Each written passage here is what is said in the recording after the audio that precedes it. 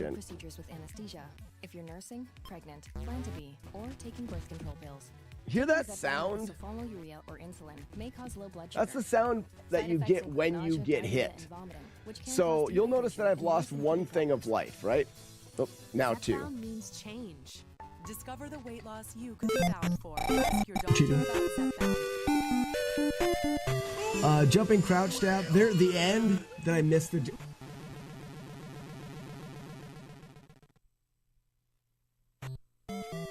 How does it... Double. Back over. Weeblo, thank you again for the bits. So many bits, man. What is going on with the frames? Sorry for exploding and losing my cool right there. But I've got frame issues again, and I don't know why.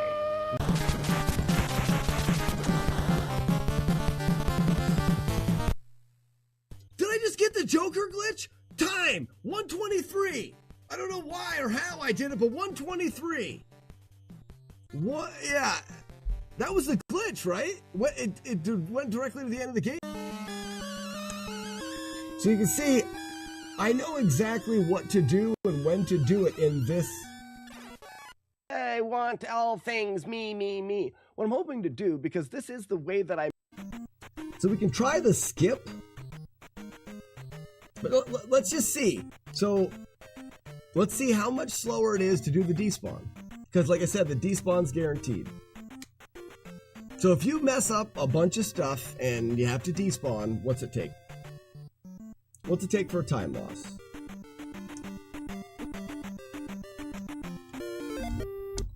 A shrubbery!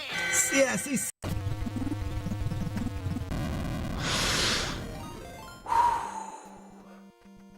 Ladies and gentlemen, we did it. As long as I can make the climb, this, ladies and gentlemen, is our flawless playthrough of Metroid on the NES. I feel like I've got that rush that all the kids get when they get here, and they're so worried about making these jumps and being able to get here before the timer runs out. Good thing that we've got a lot. All right, we're back here.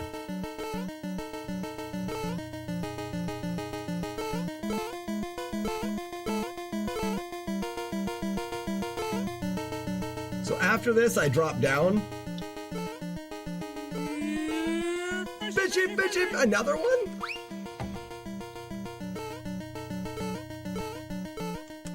Eat me! Good. Got to turn the overlay on. Good morning, everybody. I need a number for a would you rather. Bum, bum, bum, bum, bum, bum, bum, bum, bum, bum. 119. Got it. Thank you so much. Thank you so much, Zero. Load.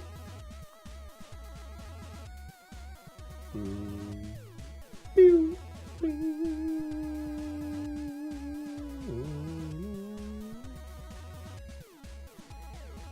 119. Is it a good one? Oh, this is an interesting one. Interesting one. Oh,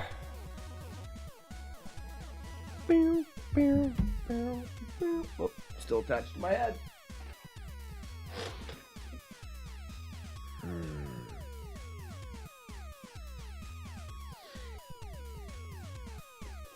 Buckets versus spoons is 125. We just had that one.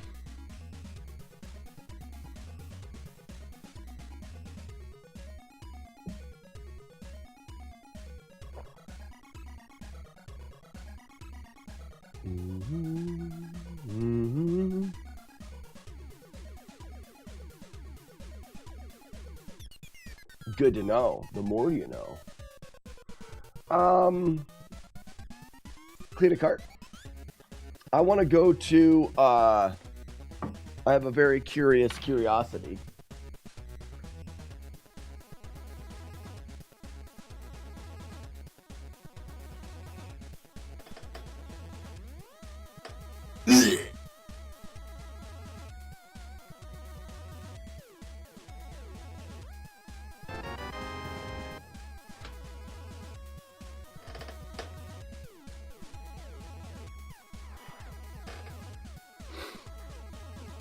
Real quick, I want to see. I cleaned Legendary Wizard, and it was so clean, but it wouldn't play in that other console. I want to see if that could also be a pinpoint of why that other console was so wonked up, if you know what I mean.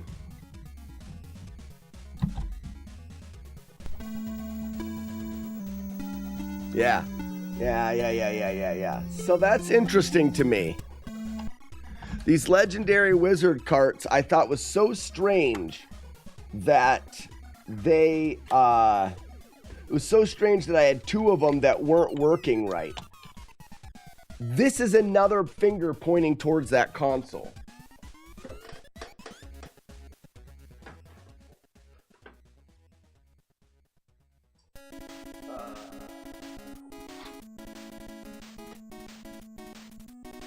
How about Gauntlet? Let's do this. Brew Cam.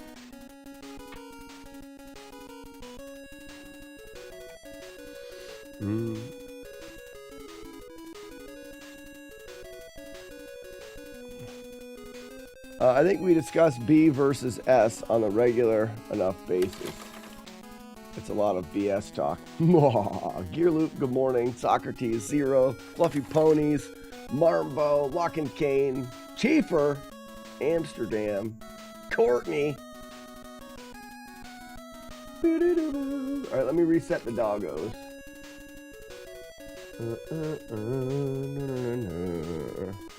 I haven't done both Gauntlet. I mean, I have both Gauntlet games, but I haven't cleaned them.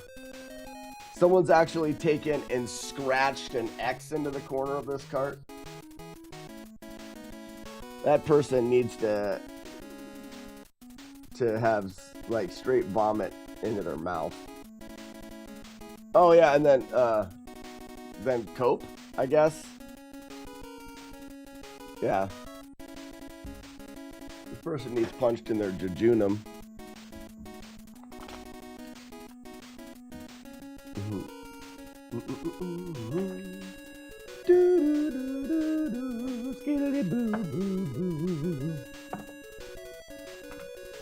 Yeah, this cart's seen some stuff. I already have a cat with a dog's personality. All right. Oh, I also wanted to do this because I noticed, and I don't want to touch anything afterward. So,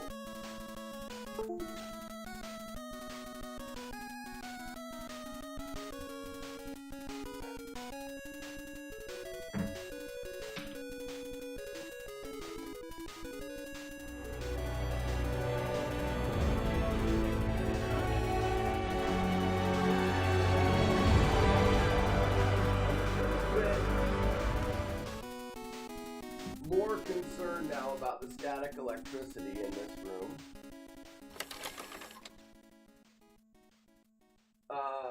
So yesterday, I had the humidifier on because I was at 35% humidity, which is a bit dry. So I had it on, and it took it to 40, and then by the time the stream was over, I think we were at 45%, which was pretty close. So I'm like, I'll fill it up and leave it going overnight. And I did. I came out here this morning expecting to have it be high, if anything. Like I just reached over and shocked the thing over there. After wiping the CRT off. Expecting to have it high, if anything, right?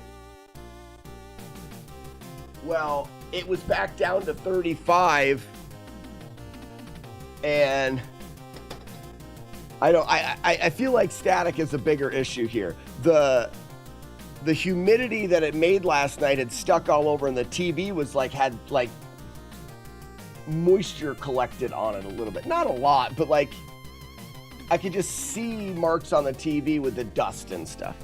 So I wiped it off. I guess what I need to do, maybe it'll be a fight, a little bit of a fight here the next couple days, where I have it going all day, and then before bed I make sure it's going again, and see if I can, because I want to be not at 35 to 40, I want to be at 55 to 60 and cut down on the static electricity in here. Can you cope with the pain of that marker on the cart? No, it's coming off. I'm not gonna cope with anything. Actually, I am gonna cope with things. I have to cope with the fact that I fried in that Zelda cart yesterday. Ben. What's up, Blitzbin? Hey, Ben. Stay a while and listen. So, two things that we're gonna do today. I'm a bit hesitant. That's all right, Buzz. You're just warming up for the day. I understand. There's always room for a warm-up joke in there. I'm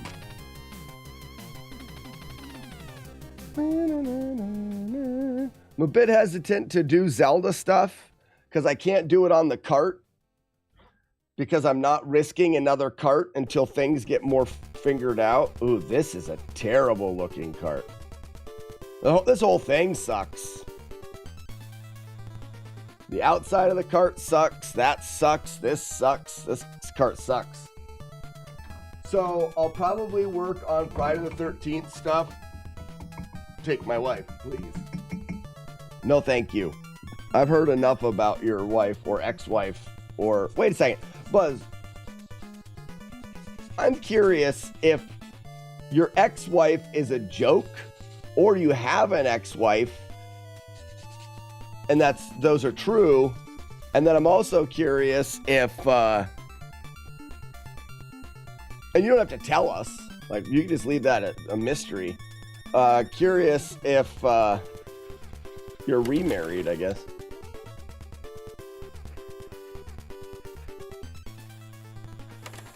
Many people are curious. Aha, good. I love the mystery. I love the mystery.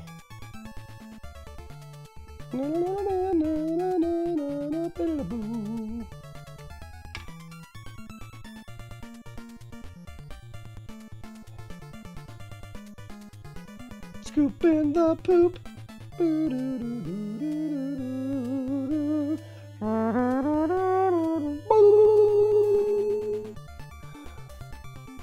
Just the one. That doesn't answer the question. So there's just the one ex-wife? But you said take my wife, please. If it's an ex-wife, it's not your wife. So how can I take your wife if it doesn't exist? She doesn't exist.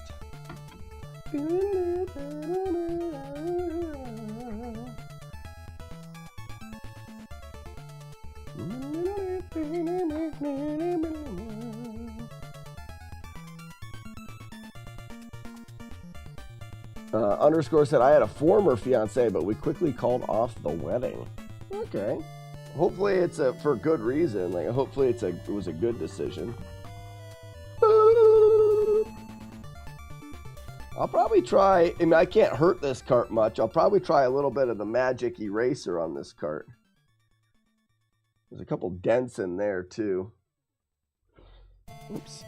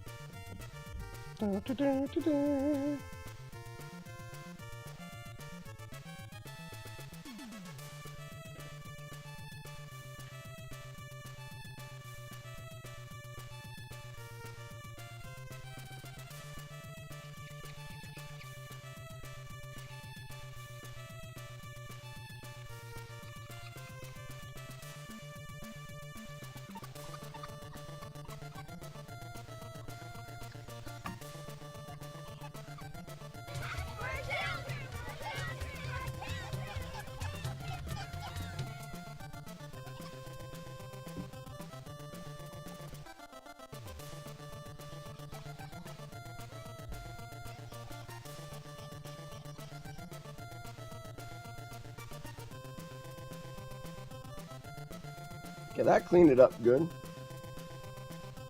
We're gonna go back in with this. How are you feeling today? I feel pretty good today. I had a really nice walk this morning. Had a fun day hanging out with the family yesterday. It was all good. It's all good. I got over the whole ruining cartridges. Warlord Zen seems to have done some communication and helped out in trying to figure out the equipment upgrades that I'll need. Still got a little bit of a stain there to the stream. Let's see if I can get this off. Like I said, I'm not too worried about hurting this cart.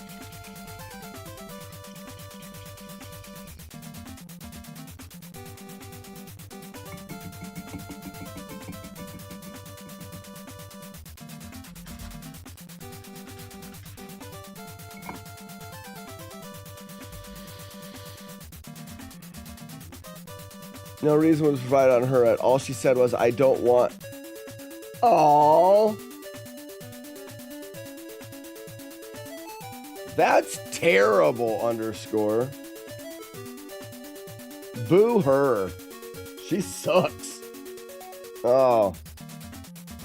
She sucks in the worst way.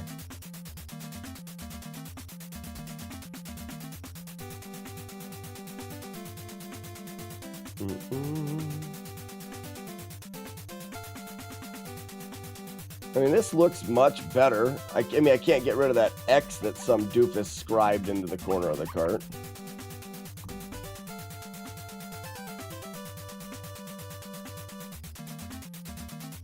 Hey, that's CEO Guy. What's up, Guy? I'm just going to go with Guy. Oh, I like that. Yeah. I think I've said that before. Have I called you Guy before? I think I have. I'm starting to remember. Hope we're having a better day today. And are not nuking carts. So here's something that, in addition to yesterday's fiasco, this is clean enough. In addition to yesterday's fiasco, a couple weeks ago, I was cleaning a cart in the morning like I normally do. And I cleaned a legendary wizard cart. And I put it into that console. And it wouldn't play the cart at all. It was gray screening the cart. And I had to really move the cart around and find like the perfect spot. And it would play. And I'm like, this is weird because the cart looked really clean. So I took that cart and switched it out because I happened to have a double of Legendary Wizard. I switched it out for the other one, which was even cleaner.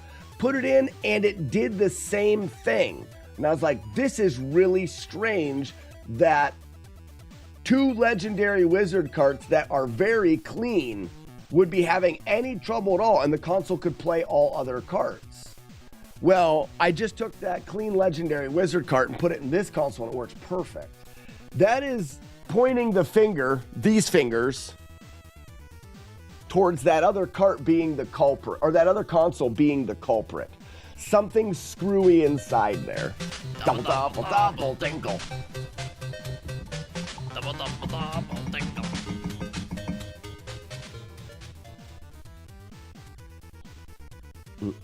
Can't wait until Slack finally snaps and starts using body putty to fix carts. That probably won't happen. I don't care that much. I'll replace carts before I go through that.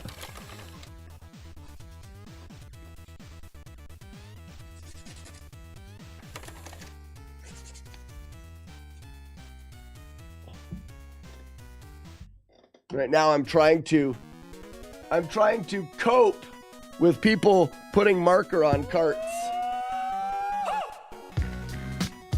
Just goosing in here, Ugly Owl. How we doing, bud?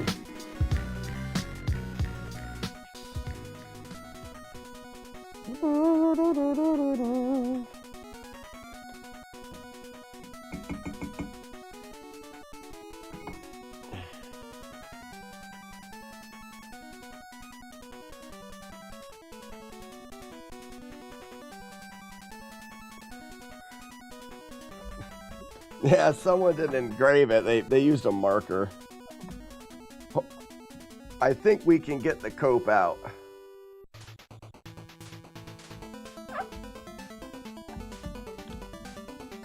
This cart's seen some bad weather.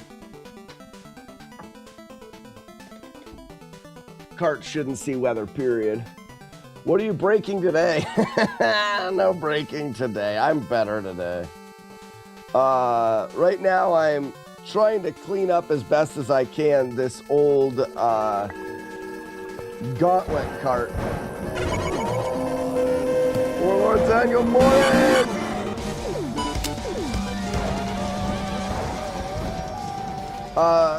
Big shout out, thank you to Warlord Zen for trying to get equipment lined up for the upgrades to the stream. Hopefully we can do. I'm going to keep with the old stuff for now until we get the new stuff. What is a mummy's favorite type of music? Rap music. Good one. Silver Rock, thank you for the 100 bits and the yoke. What is a mummy's favorite type of music? Rap music. That's funny. You're funny. All right, so that's the standard cleaning. No, didn't cope with that. Let's see what just a bit of an alcohol soak will do. Just for a second. Most likely I'm just going to go directly, now that I've got some Magic Eraser stuff, I'm going to go directly to that. Ooh, it looks like it's working.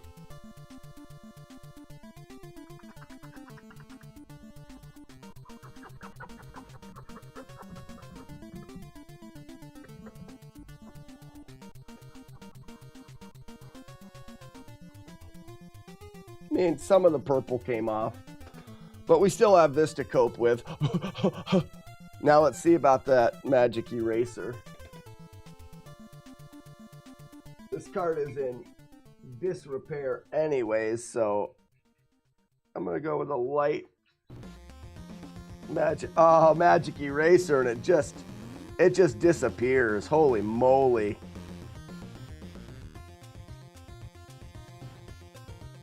Yeah, if you guys were wondering,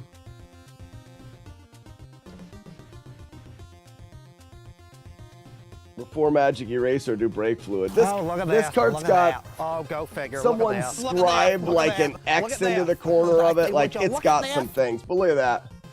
Very, very lightly Magic Eraser. I'm talking very light, and it's gone instantly. So that's good. I can cope with that.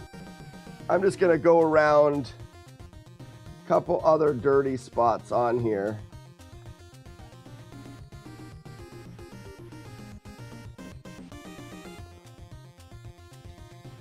Exclamation mark Corum.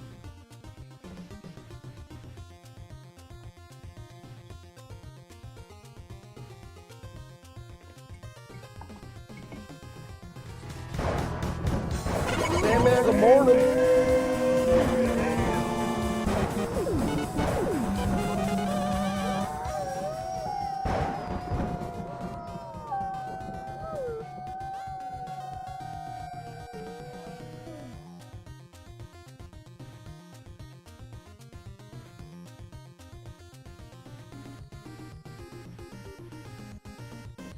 Perfect. Perfect, perfect, perfect. But wait, there's more. Is there, Marbo? So we're going to talk a little bit about Goosen. That's a little bit about Top Gun today. Mick Monkey has taken some dives into Top Gun, and he's clarified something, at least in the code, that I was wondering back when I was running that, and that is there another extra life in Top Gun? You see, when we're speedrunning Top Gun, it takes a lot of time to land the plane, and it takes a lot of time to refuel the plane. Crashing is much faster, but you're limited to the 3 lives at the beginning of Top Gun, and you can't crash more than twice. But there is an extra life, at least in the Japanese version. What's up, Jader? It sure smells good. That extra life in the Japanese version we use to crash again. And there's always been a rumor that there is another extra life. See, the first one you get at 50,000 points. Cats on Her Head used to run Top Gun and made a statement years ago that she had got the elusive extra life in a kill everything playthrough where she just tried to kill everything. Nobody's ever really researched it to find out if that is a possible extra life, where it is, how you get it, that kind of stuff. Good morning, Slack. Just swooping in while working. Did you know why Dracula murdered his doctor? His doctor was trying to get rid of his coffin. Ah, that's good. Thank you, J Dirge, for pooping in, bud. Thank you for pooping in.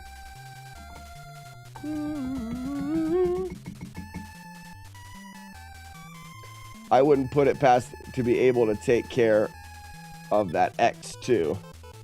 The X is actually scratched in. It was able to lessen it and fade it a little bit, but I mean it is etched in. Someone took a knife and cut an X into it. So I don't think, I mean, I guess if I scrub it with magic eraser long enough, I mean, I guess technically. I'm not going to. This cart's fine. And in fact, I may even just keep this cart, even though it has that X in there, as long as I can clean the board up and it works well.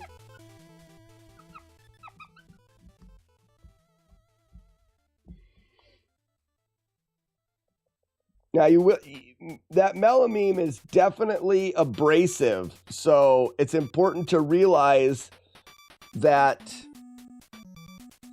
if you sit here and focus in one spot on your cart, you will notice where the melamine has changed that one spot on your cart. Anytime I use it, I try to use it equal amount on the face that I'm using it on so that any of the discoloration or change to the plastic from that abrasive is kind of spread out over it, and it keeps it from looking like somebody sanded something off of it. It's important to do that. But this cart is in really good shape, minus somebody has dented the focus. Yeah, there's like a dent across these, which I can't do anything about. And then top corner X.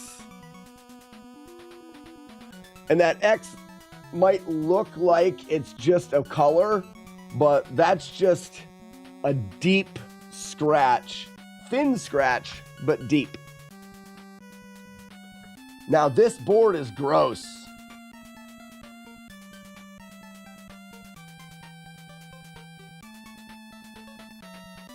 You see the pitting?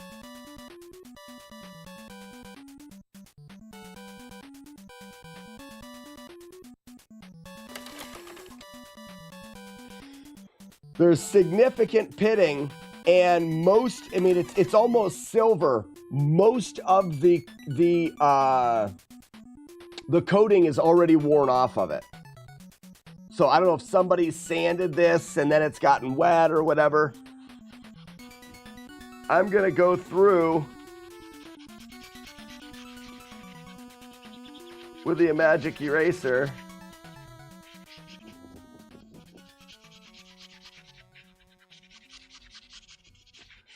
Warlord Zen has assured me multiple times that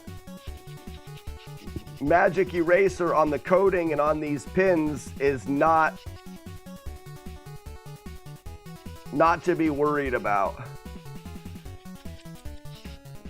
Pretty sure Warlord Zen goes magic eraser first.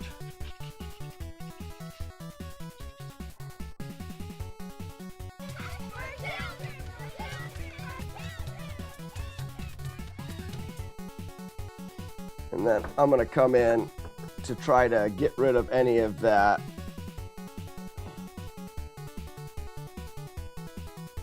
residue with rubbing alcohol.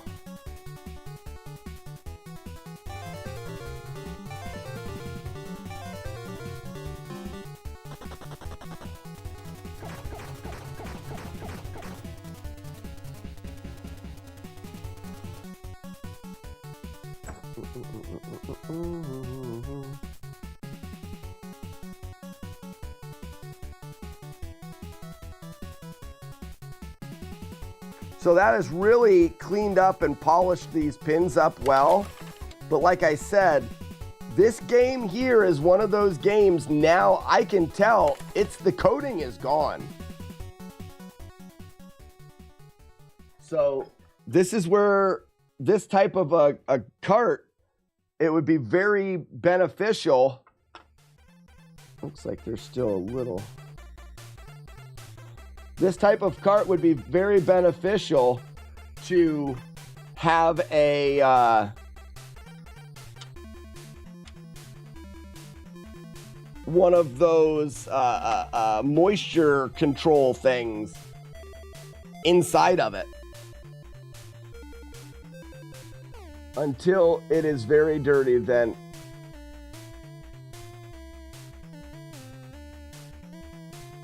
it's very dirty, then isopropyl alcohol first, unless it's very dirty. Yeah, okay, unless there's visual. So this isn't that dirty.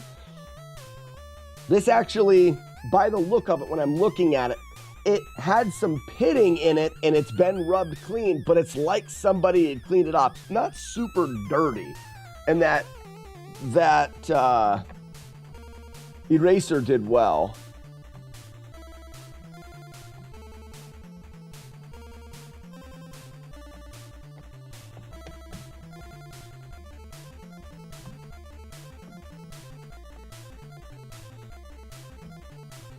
This game is so hard. Donkey Kong Country 2.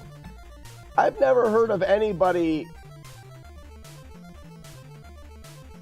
that has said, you're talking, Leatherface, talking to straightforward playthrough? I've never heard of anybody talking about the Donkey Kong Country games as being like super difficult games for like your normal playthrough. Speedruns are pretty high tech. I mean, this cartridge actually looks really nice. The sticker is in good shape. It doesn't have any of those like common little scratches in the sticker. The only problem in this cart now is that X. These dents that are right there, and then some minor little things, and then depending on whether it plays well. Oh, I guess there's this too. In the bottom corner here, there's a dent. Focus. Bottom corner, there's a dent, but whatever. All right, let's see about a first try.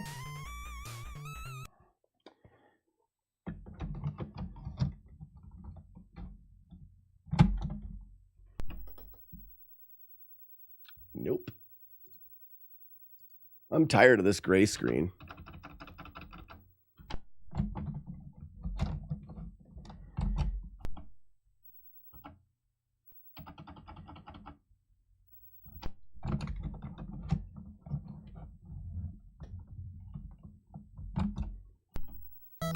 Okay.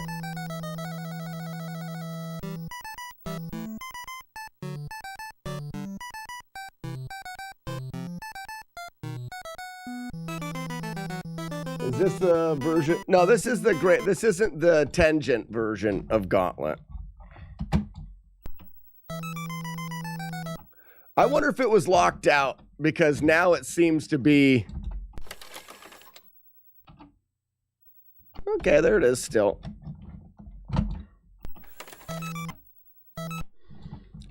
I'm okay with this, knowing how bad that, you just got to get it positioned right. Knowing how bad those pins were, I'm okay with that not being a direct, perfect thing. Another voice says, everyone talks about how hard 2 and 3 and maybe sometimes 1 are.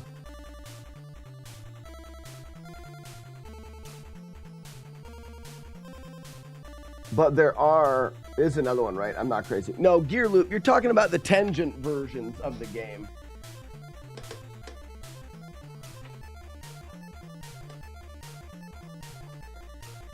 So I don't have many Tangent games.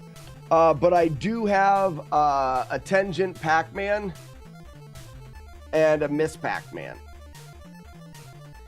But there is a Gauntlet version of this as well. I don't normally go after them because they're not Nintendo releases. Tangent, what's the difference? Different manufacturers. So Nintendo made Nintendo games. And before they had a, I don't know, and this is the way that I understand it. Before they had like a solid grip on Nintendo games, there was other companies, Tangent being one of them, that made games for your Nintendo. And then there was a time where Nintendo put a stop to that and made all the games need to be made Nintendo games. Tangents, people still made them, but I can't remember how it works. Whether there's a lockout chip in the Nintendo that keeps you from being able to play the other games. Maybe someone in chat has a better understanding of that. But there was definitely because you can see this is a Tangent game.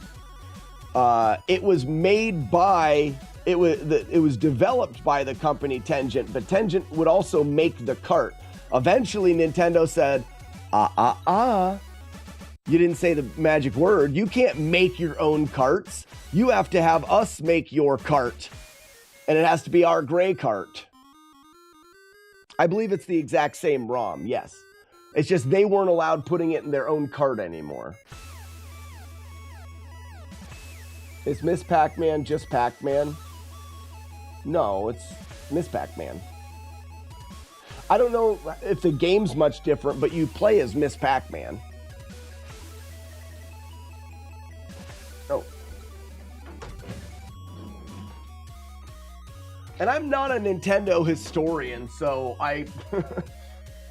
well, I could be wrong on some things. I'm just regurgitating the way that I understand it.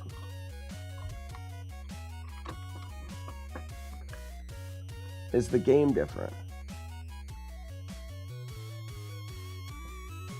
I don't believe so, Leatherface, but I don't know. But I mean, yes, the game is different. You play it, your character looks different. If you're talking about, are the boards different? Does it play any different? I don't think it's dramatically different. I think it's Pac-Man. So you still have the levels and stuff. Are the levels the same? I don't know. Okay, Silverhawk says slightly different maps. And Leatherface, I wasn't trying to avoid your question. I don't know. The random of Ghosts is different as well. So it sounds like it is probably strikingly similar, but a different game. Also, Pac-Man wasn't that popular, if I remember right. Miss Pac-Man was the popular game. Like, I remember the tabletop arcade Miss Pac-Man being in bars and stuff like that.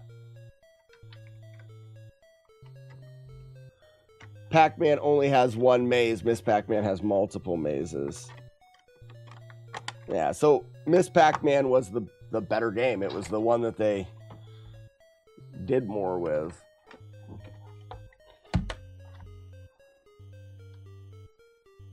I wonder, you know those little moisture absorbers?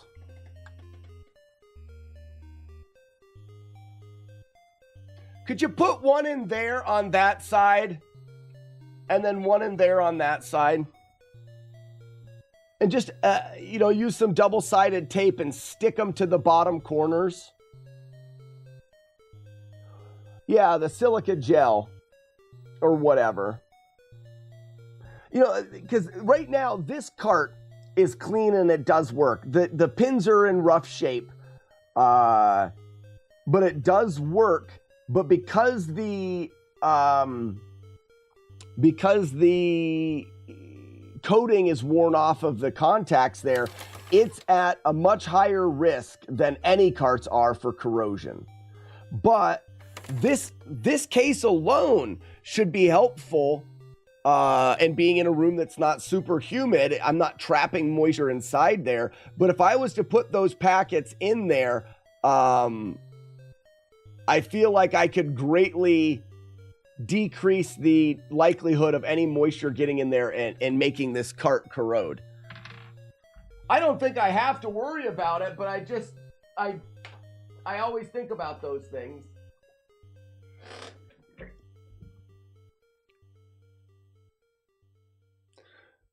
So Ugly Al, yeah, see, the only reason why I'm saying it now, is for that cart or carts like that in particular that have somebody has sanded off, or over time through cleaning, the coating is gone. That gold coating on your board is to protect the metal from corrosion. Well, now that the metal's exposed, that one is much more at risk of corrosion.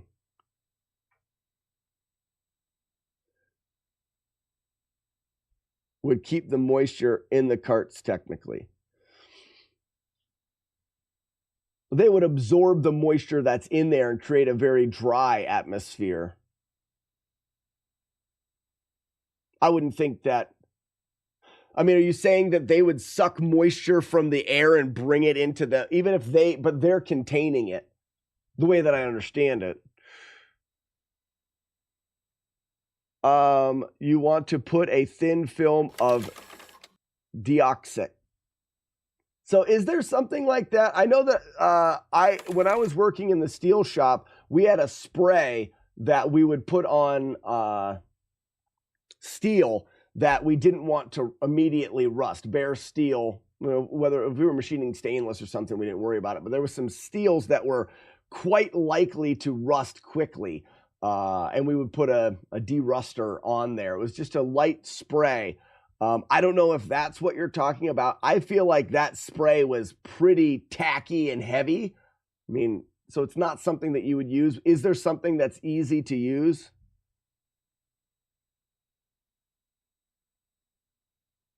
So, Ugly Al, I thought the same thing, but we're wrong. I've got a humidity thing in here now. The brewery in here is at 30 to 35% humidity. There's low moisture in here. I don't understand it. I've got a creek behind the house.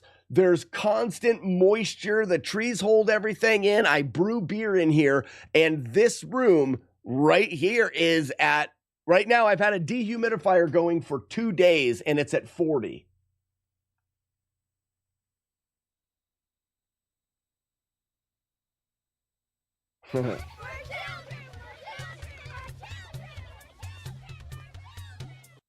Yeah, Warlord said, it sounds like I need to get a little bit of that. And then as I'm cleaning these carts, now, is that going to, how are you heating the room? A little electric baseboard heater. Maybe that's driving the moisture out? Courtney, I'll check next time I brew. But when I brew, I have a big fan in the window right in front of the brewery. So as I'm brewing, all of that shit's getting sucked outside. Mass majority of it. But there's water on the floor from rinsing things and... My NES has been absorbing the humidity for 5 years. That's why it's breaking shit.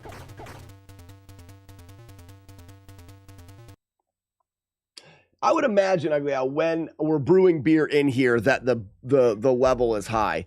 But we'll know now that I have the way of recording it. So I don't know if oh, there's McMonkey there. I confirmed this morning we can hit 150K before the end of the game and that you get an extra life right away. So right there, ladies and gentlemen, get out your get out your Top Gun, because the record can go much lower. Mission 4 is definitely tricky, trying to find the right balance of missile types, what enemies to kill and when to drop altitude to be able to kill ships. All the other missions are pretty straightforward. So that's interesting. We need to let the Top Gun community know that that elusive extra life that Cats on her head got is true. That's a mystery that nobody's put. So unlike some communities where you talk about the Zelda communities, talk about these communities with tons of players that research, when you get a game like Top Gun that's niche and not very many people play it, the Top Gun community. Now, there's a small one that used to exist on speedrun.com. It doesn't anymore. I guess you're right. We are the community now.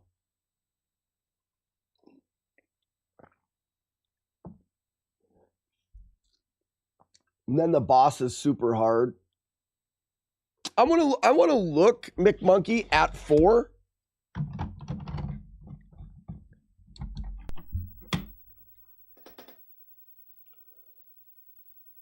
Half a dozen attempts. Goosen. Japan. Select only. And I believe my third save states are for the run. Nope.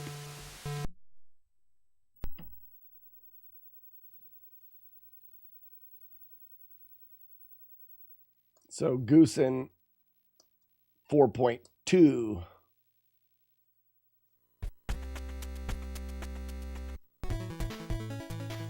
All right, so yeah. Tigers make it better.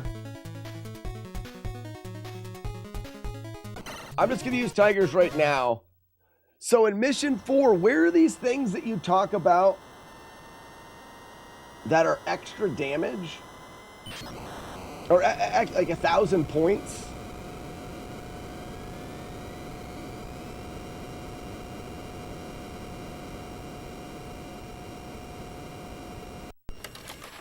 No shut up juice on Mr. Clean right now.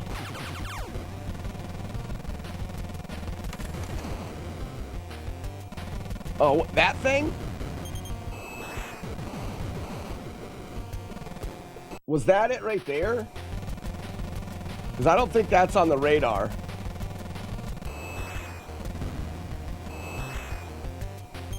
I guess that was on the radar.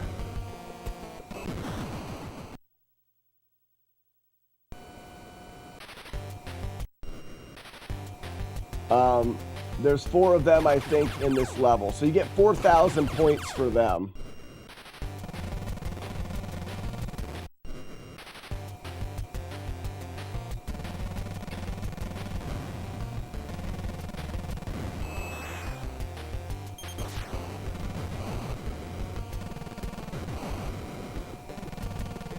Oh, this game is going to be so much harder. So the interesting thing, guys, is it makes it skillful. It makes this game now, it actually makes it cool. Because before, the route that I came up with, McMonkey, there's no skill involved in it. Very, very little skill. I avoid all of the things. I just crash on refuels. The majority of the skill is landing, and the landing is predetermined.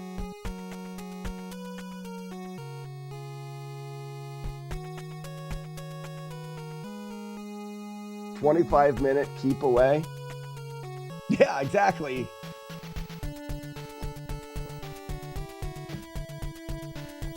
Possible to gun down, but it's hard. I would use missiles on them. If there's 4 of them, that gives you 6 missiles for the boss. But then you don't have any missiles for anything else, though, right? How many points did we need for this? So start off, go left, up. Gosh.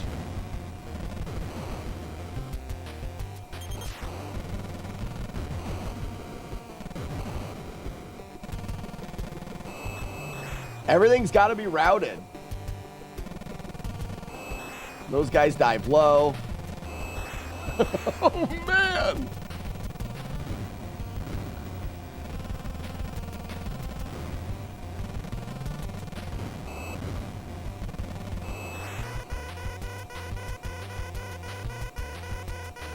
Oh, come on.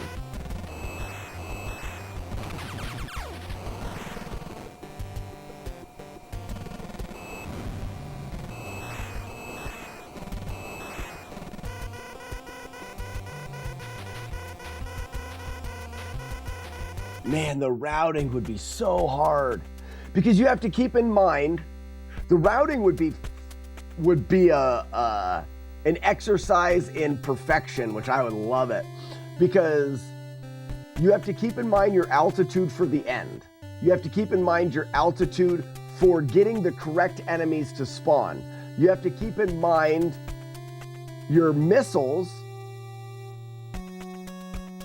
which enemies to kill so they don't come behind you, which I don't think that really matters, except because like when an enemy locks on you,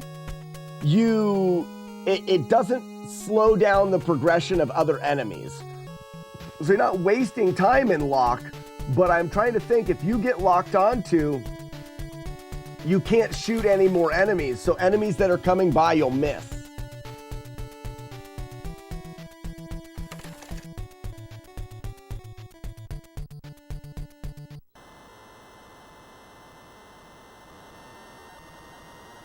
So here's the thing, McMonkey, I'm wondering if it makes sense to not have missiles for those, but to shoot down their 3 bombs instead.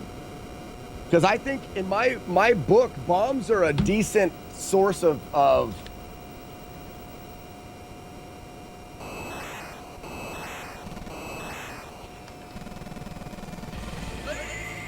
poise. What's up, Toasters?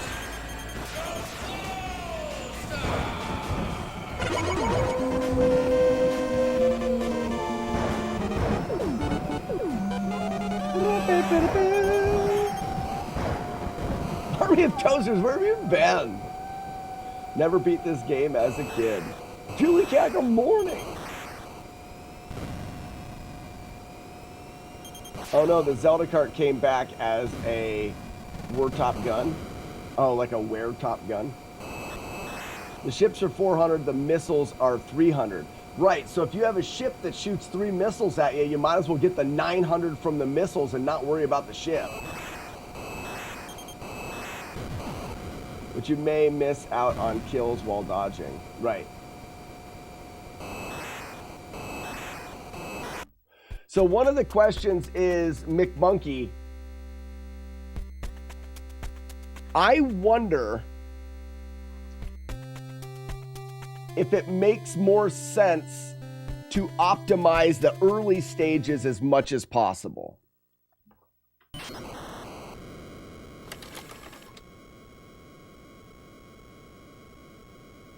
So you could go after all 3 missiles. Oh, you were thinking 2 missiles and the ship. But then you have to dodge a missile.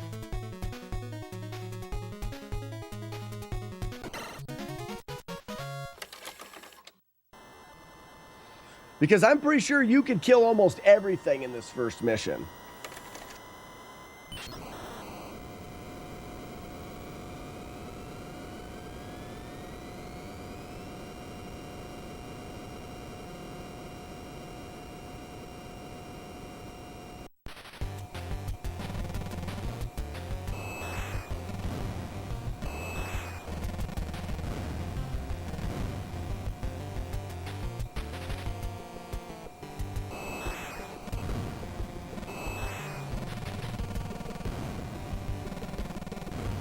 Jeepers creepers. Not easily.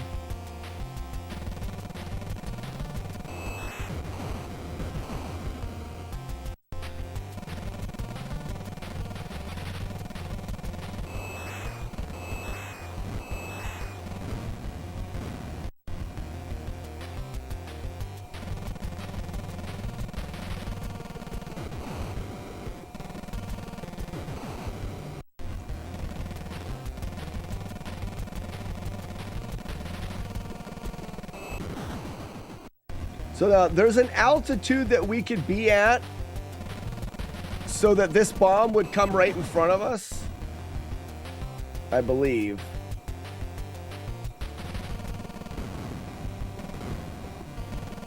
Oh, I almost got him.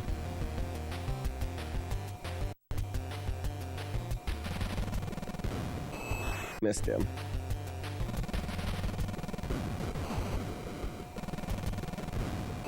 Nice. All right, got all of them.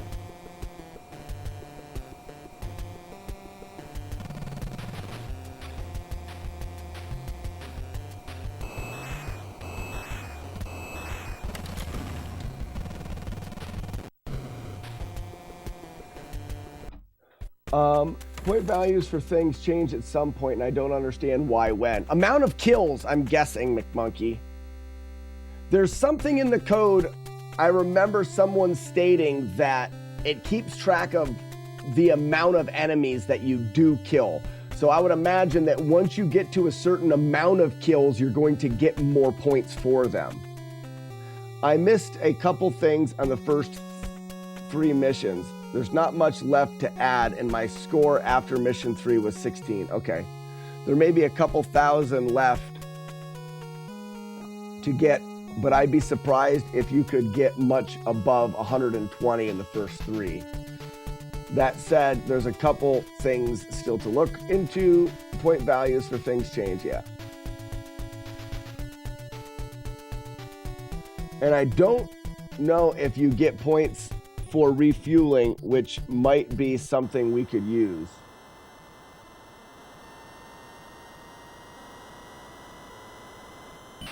No, because refueling, we're wrecking on purpose to save the 45 seconds of refueling.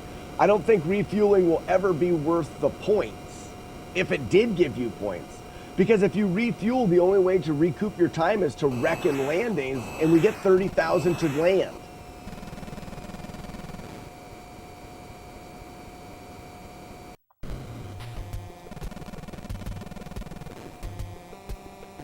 Oh, it's only 10K for landing. Okay.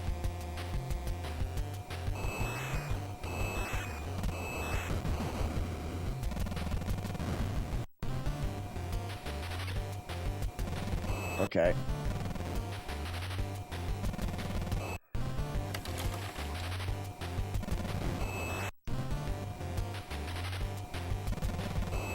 No. So I gotta shoot him first.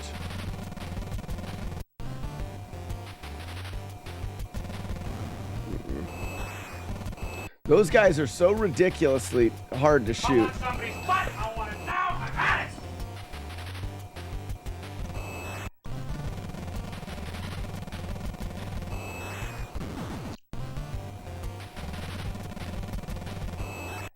I just want to see if I can hit him.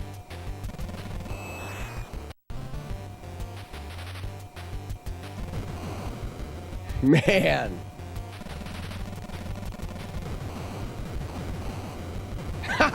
Strategy unlocked. That works.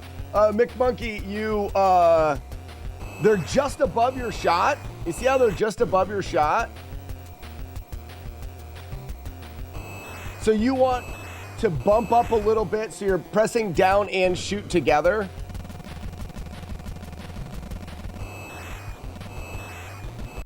It worked in the other one. Maybe it's alternate them.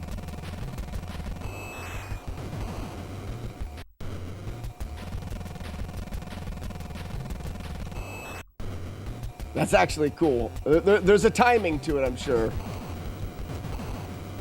Yep. Okay, so those, you can take them out. That's really nice.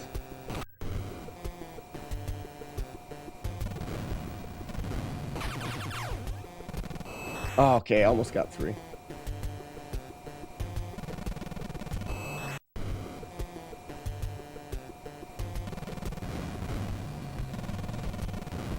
So things like that. That last section there, those enemies are coming at me. I held down until the first one lined up, and then the first and second lined up, and I went down the other direction at an angle, and the third lined up. You have to route all of that. The enemies appear so fast, you already need to know how to get yourself into position for them. Sweet though.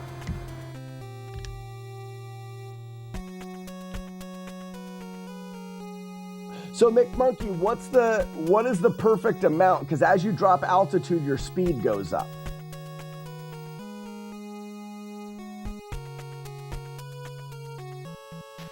What is the right amount?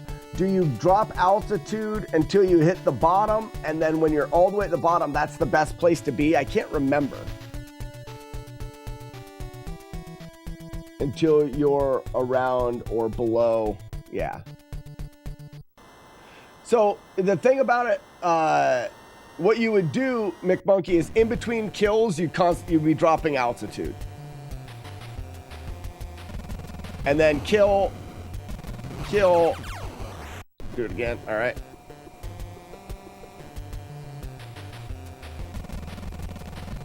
Kill, drop altitude. Up. Where are they at? Okay, they're high. So I gotta go drop altitude. Pull up. I gotta go right then left.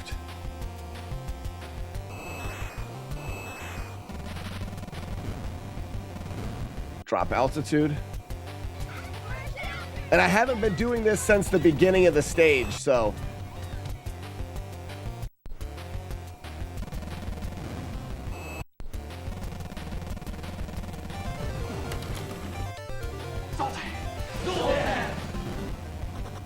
Zoltan!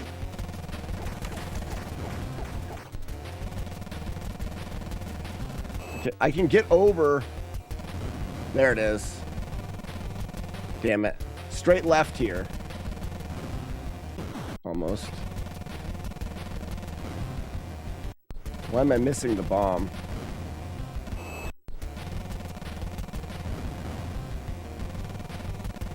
Ah, almost.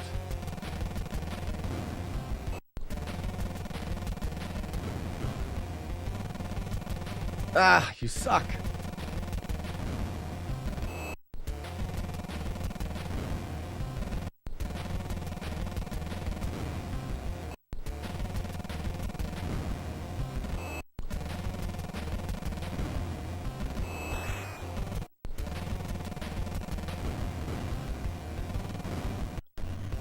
Down again.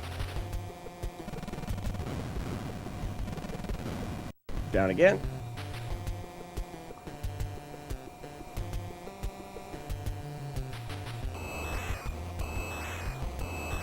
Where are they? Oh, they're way up there. All right, so I'm curious too. I'm going down. When do I need to hold up? So as soon as I touch my butt, right? There, up.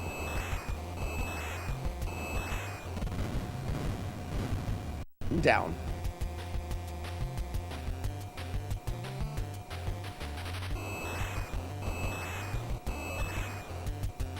All right, so those guys are above me as well. So right now.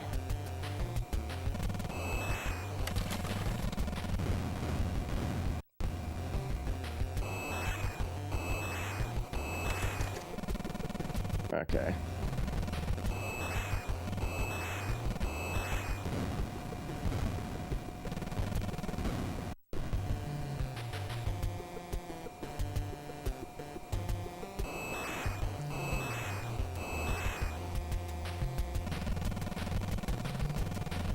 So maybe I need to start actually sooner. So right now I go up. Oh, there we go. Those guys are low. So, up. There we go.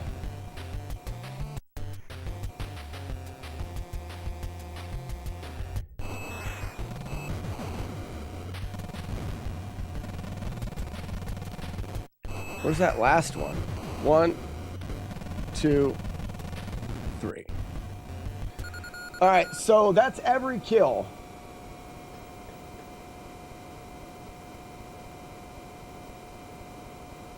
And I wasn't close enough to the landing, so that's fine. All right, up. 1, 2, 3, 4, 5. I believe this is the same landing sequence as the other one. There's no reason not to use the weakest missiles. Oh, that's true. You could do that and you could make a lot more. I was also thinking you could use the altitude change as a way to time things. Oh, for sure, for sure.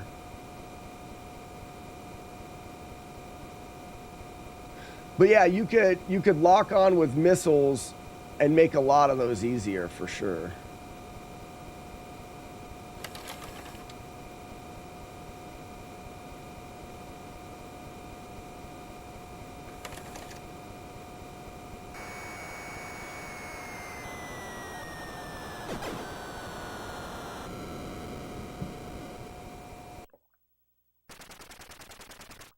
So score is 61,000. So, no, it wasn't. What was my score?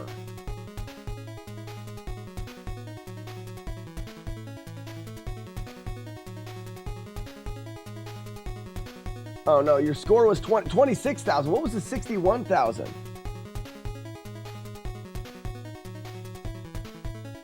Which matches my notes as the theoretical max.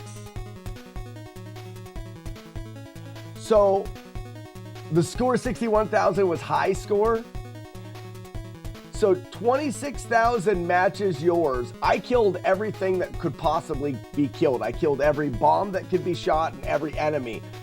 Do you remember doing the same?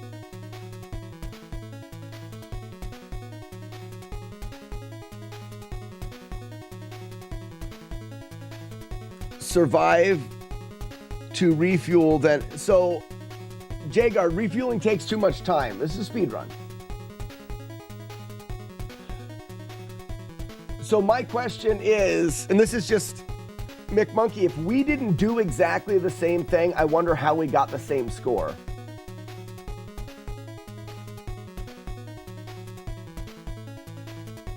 Oh, okay. So you're then that's great. That's great. That means your scoring system, your theoretical high score, is perfect. Why'd you say, oh no? You said, oh no, which is good. It's good then, because that means your scoring is accurate.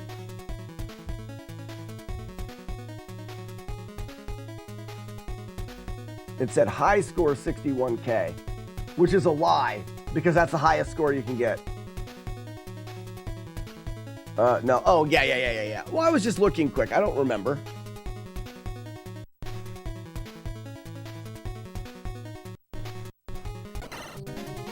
Welcome to his Top Gun Is It Anyway? Where the differences are made up and the points don't matter. What's up, Julie Cat?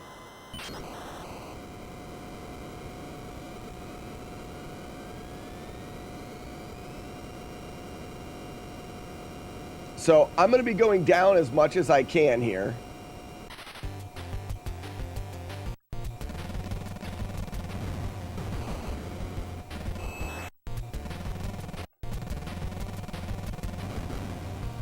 I got to go left first. Did I get them all?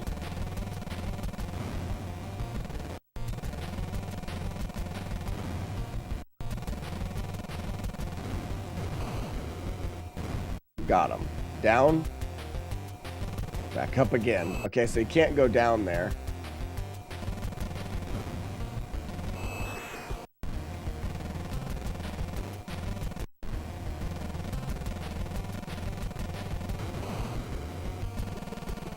Okay, so you can't even kill all these unless I missile on that low one.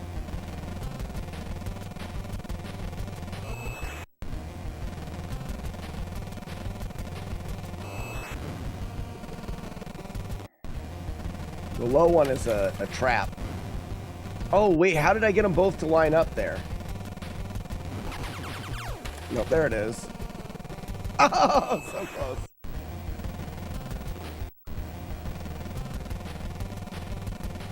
You gotta kill that first one really early before he pulls you up too high.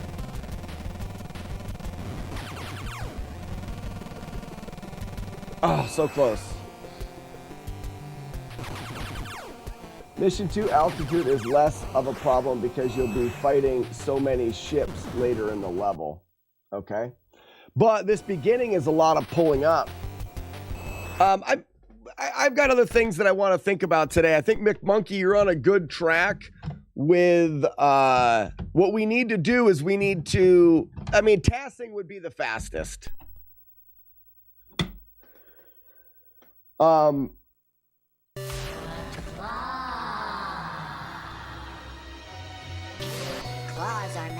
Tassing would be the fastest for us, perhaps later tonight. I mean, I guess tassing's not, that works pretty well there to be able to go through. The only reason, McMonkey, the last piece of the puzzle that we need is the point discrepancy. Go Wolves! Is the point discrepancy between those, the value of the ships. Sometimes they're worth more points. Is it a maximum kill? Yes, let us get rid of the garbage game and play something better. Oh no. Yeah, until we get things figured out, I'm not risking another Zelda cart. So we're not playing Zelda. I can't. If I play Zelda with my complete in box Zelda and I burn up another Zelda game, no thank you. No thank you. What happened to a Zelda cart? Joey, it's crazy the amount of Joey, how are you? Welcome, Joey. We had a terrible day yesterday of stuff, and it's interesting to see how many people come in on different days and at different times and stuff, because I've had to explain the Zelda cart thing so many times. And you don't want to play on the EverDrive. So McMonkey, it's not that I don't want to play on the EverDrive. We could do that, but we don't have to. We've got another game that we're routing, and I like to beat them on the actual cartridge. So why not play this game and then get these carts over to Warlord Zen, have him figure some things out. We've got things in motion for new capture and things like that. And that would allow me to play on the cart. I just don't want to risk it right now. Yeah, Zelda can be done with the EverDrive. It's not a big deal, except for I like to play them on the carts. So, Joey, the Zelda cart thing, we don't know what happened. I have, it's kind of annoying. I have had in the last 2 weeks, 2 or 3 weeks, since putting in a new capture card, it's the only thing that's really noticeably different. I have had 2 Zelda carts die. PSSD, hey Slack, you need the gold cart? I know a guy. I can get you all the gold cart you can buy. His name is Andy. His name is Andy. Julie Cat, what do you mean his name is Andy? You got a free game, congrats.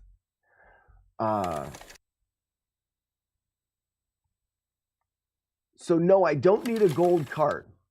I have one, but I don't want to risk another cart. You know what I mean? Like, it doesn't make sense to just, if these carts are junk now, I'm hoping they're not, but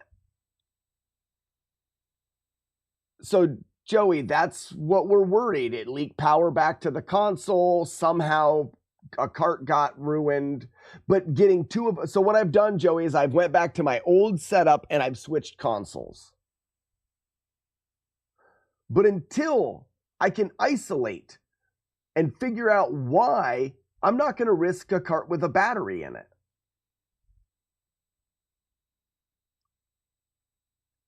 Joey, the only thing that makes sense as for why the Zelda carts are the ones that are getting affected and other ones aren't is the battery. But again, we're not going to solve it in the chat today. So we talked about it so much yesterday. We're not solving it in the chat. But you can understand why I'm not risking putting another cart with a battery on my system. Yes, I've went back to the old capture and I've went with a different console. Hopefully nothing is what I'm pointing at. This is how I'm pointing. The new capture card needed to switch from my audio video cables to HDMI. I have a powered HDMI thing to converter, but it's the cheapest one I can find. I think something is wrong potentially with that. That was feeding power, that or my switcher, which switches from Super Nintendo, Nintendo 64, stuff like that. Maybe something wrong with the switcher. The problem is I've been using that switcher for years. The new thing that's cheap in the system is that. I'm feeling like somehow that fed power backwards or something to my console and broke something in my console, which then caused the games to get messed up. I believe it's the console that is messing up the game, but I believe that was caused by this other thing, or could be. Like I said, we're not going to fix it now. There's no way to know. I want to send those carts to Warlord Zen with the console, and maybe he can figure something out with that. I can get rid of the HDMI converter thing by getting a RetroTink. A RetroTink will do it and does it in a better way. So I get a RetroTink, that'll take the signal, convert it to HDMI, and I can use the capture card. And then with a new system, with RetroTink and the television, I should be back to a system that I don't have to worry about.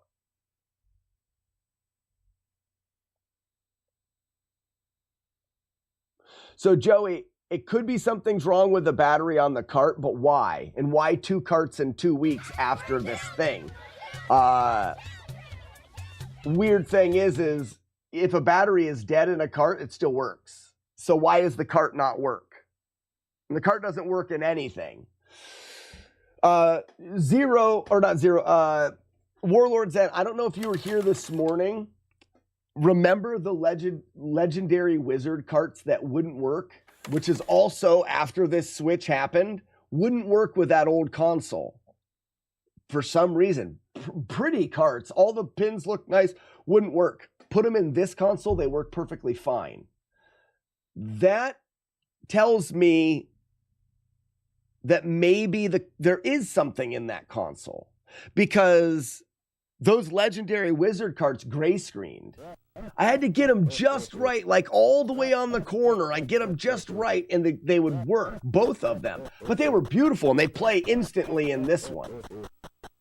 It's just another thing for me to point a finger at that old console. I'm not saying it has anything to do with it. I'm just saying if I can try to figure out weird things, that old console has another thing that makes me go, what the fuck's wrong with you? Bad power on other console, maybe. The power board are the weak link in the NES. So maybe the bad power board sending the wrong amount of power to cartridges, causing maybe over the period of the last 5 years with getting static shocked every once in a while. Are you, Warlord Zen, are you going to be able to test that? Is there a way for you to test that if I send you that console? Because now we're using a different console, every time I look over here and there's steam coming out of the dehumidifier, I feel like something's on fire. It freaks me out. Okay, so you'll be able to test that. Good. Matt D is my friend. He is. Let's play some Friday the 13th.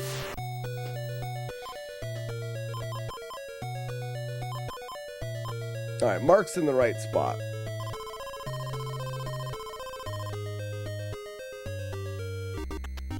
The EverDrive is hard on the... Oh, I got hit there. Which... Yeah, let's just do that again.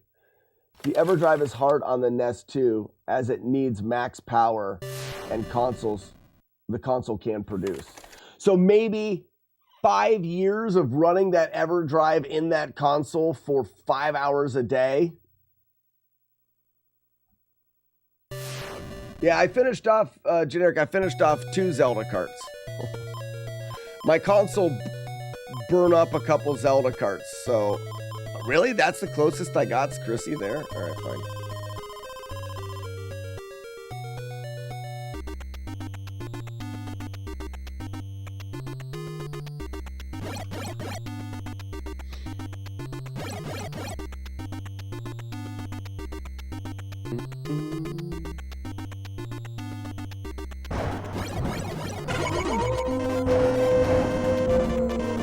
Who makes the wolf howl? I love that. Good morning, Iron Monkey. I am Klaus.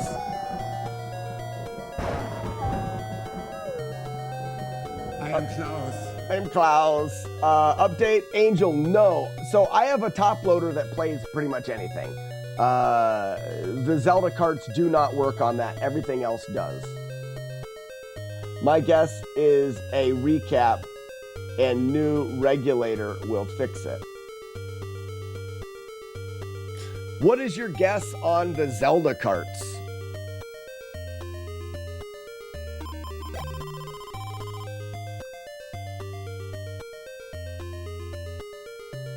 I don't like that. I use my EverDrive a lot.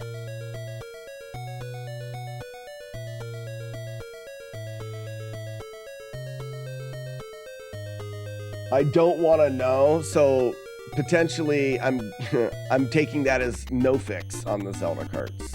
That's why I'm not risking playing Zelda right now, because until we figure out why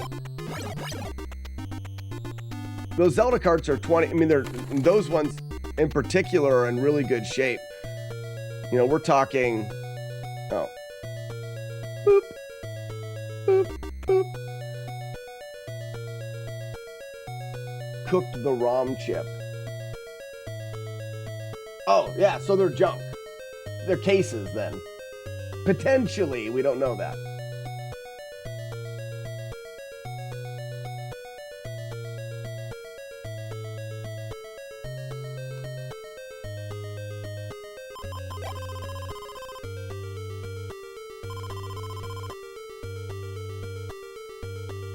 My theory is damage to the power cord from the desk going up and down. Everything is plugged into power strips that are attached to the desk, so the power strips go up and down with the desk. There wouldn't be any damage to those. It is but they are a bit hanging on oddly though. But they do go up and down with the desk, except for the one that's underneath here, because I replaced it with a bigger one and I was too lazy to attach it to the desk yet. That one does not, but that one doesn't have the NES on it. Gloria, you're a Gloria. What's up, Lula? Oops, we gotta have that on.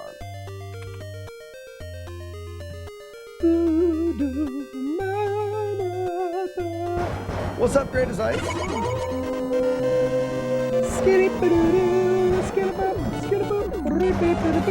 I love how it's so fun.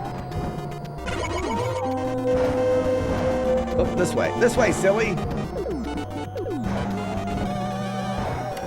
Great Designs, I fried 2 Zelda carts yesterday. Not 2, I fried 2 Zelda carts in the last couple days, and I don't know exactly why. So until I find out why, I'm not risking playing Zelda right now.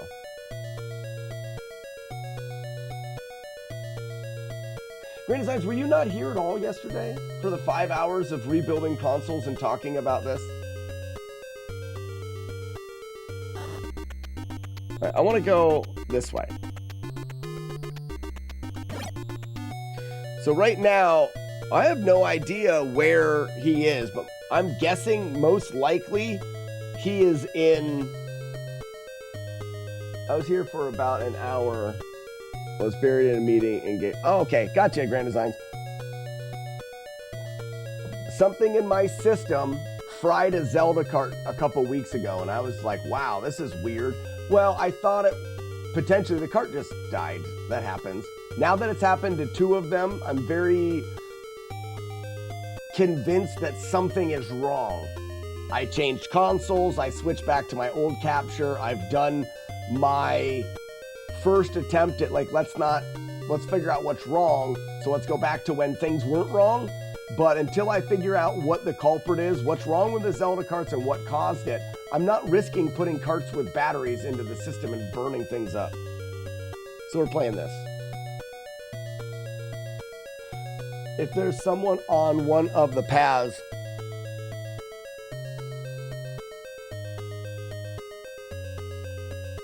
oh, you can look at the others and have a good idea. So he would have attacked Laura unless she moved. He would have attacked Laura if he was on the cave route. So if he was on this route, he would have attacked Laura immediately. Right? Unless he was on the forest route, he'd already be to the kids.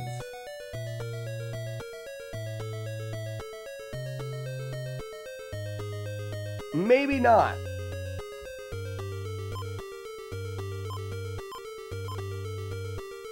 So he's either going to hit Mark or the kids really soon. He's either going to hit Mark or the kids.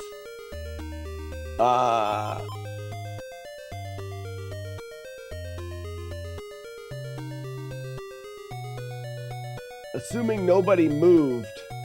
So yeah, which means he's going for kids.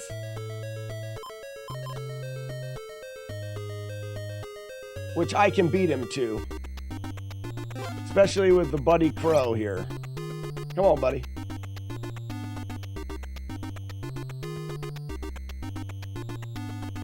Since Paul would have been hit if it was the cave route.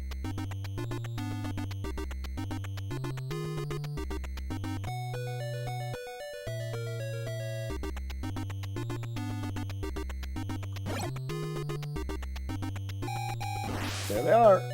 Identify Good call, code Zero. 187 MDK. So, murder, death, kill. what we murder, did death, was... Kill, murder, death, kill. And to be honest with you, I don't really care about the gameplay mechanics. I think the consolers move funny.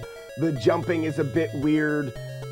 I think that you shouldn't be, when you're fighting Jason in the cabins, you should not be able to move left or right. Pressing left and right dodges. The fact that you have to hold down and rotate left or right, I feel like is a bad game mechanic.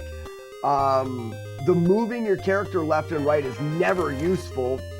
Technically, I guess it could be, but I don't think so. But what is great about this game is the problem solving. But it only happens when you know how the counselors move and you know how Jason moves, and there's no way to know that. But once you know that, this game is fun because every time you start up the console and every time you start playing, there's a problem to solve. And we've solved that problem by looking at where counselors were and what the options were and how long Jason had been out, who had been attacked, who was where. We could realize that the best case scenario, or the most likely scenario, was that Jason was in this cabin.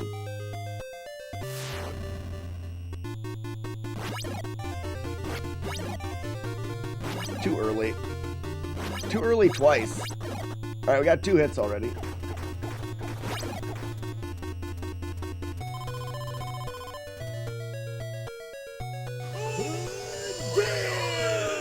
Zero, congratulations, ladies and gentlemen.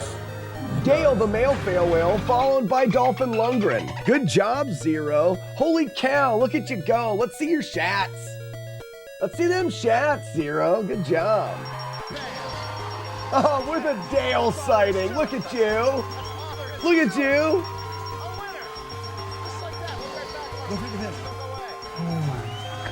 is an air dicker. He is. Dale flying through the air. Air dicker extraordinaire. So now we know that he started with this route. He started with the cave route because he just went, and now he's going to exit the right side of the lake with this route. We know that there was someone in the upper right cabin. If they've moved towards the cave. That's where he's going to attack next. So we're going to exit to the right. Well, we want to get Buddy Crow. Wrong Buddy.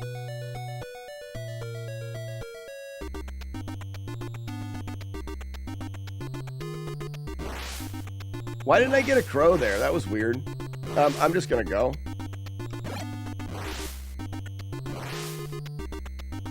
Oh, it's night now. Okay, it's fine. I didn't get hit. It's got to be this cabin because of how fast it happened.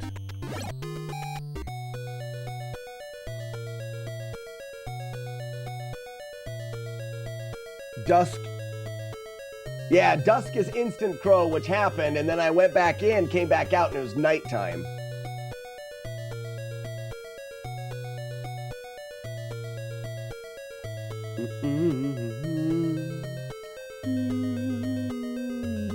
Hey, Julie Cat, I just want to say thank you for the couple hundred bits that you dropped there. I'm looking through the stuff now because I'm a terrible thing. But Julie Cat, 3 in a row. Hey, can someone check daily bits to see if they're accurate? We should have 300, 400. We should have 500 daily bits. I just want to see if they're accurate.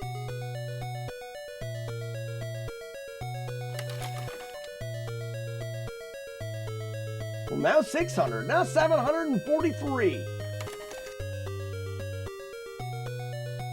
They're working. Oh no, my streak. Thanks, guys. Holy shit. Oh, that was cool. Now it's 607, 843. Let's see if it works.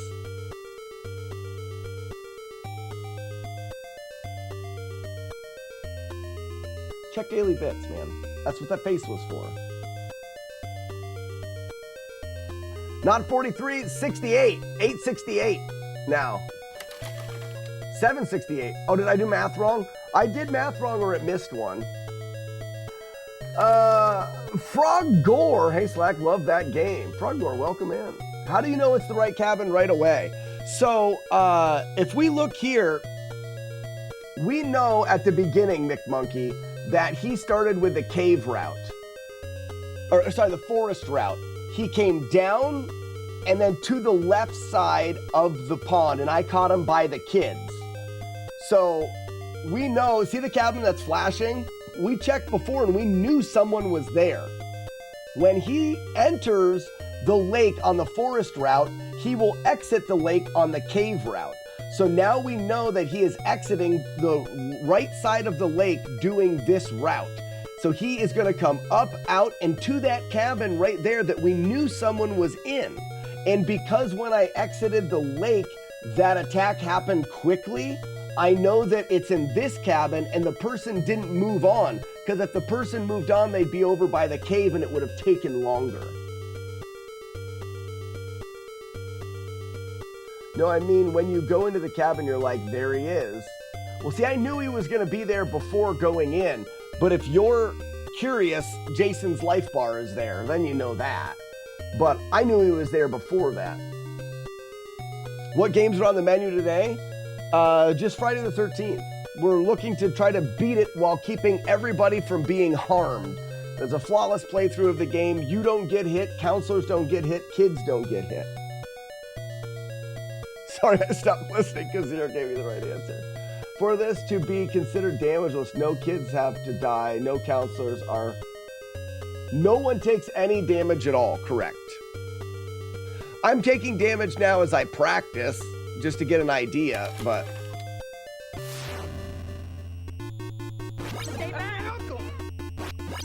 That's your uncle? I think we need hi, I'm Klaus, or I'm Klaus when you fight Jason. What about Jason?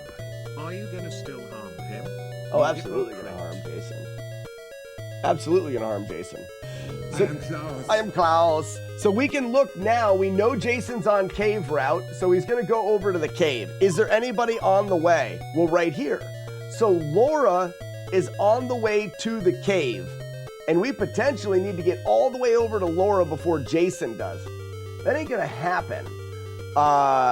Laura may move. If Laura moves, she'll move inside of the cave to this cabin where Mark is, and then Mark will move around. Mark moves over to the bottom right, I guess.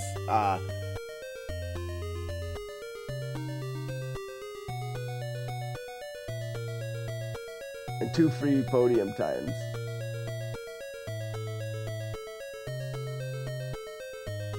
So you can manipulate the lake, but here's the thing, Grand Designs, even better, I know when he's going to the cabins and the kids, well before he gets there. I can slowly row my boat across there and I wait in front of the cabins. When he's attacking the kids, the majority of the time I'm waiting for him. So in this case, I don't think I can get to that cabin before Jason gets there.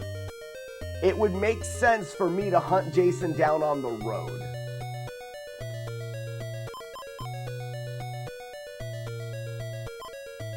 Or could I, if I kick Debbie out, she goes there. What's up, Nick? Nick Tokoff? Nick Tokoff?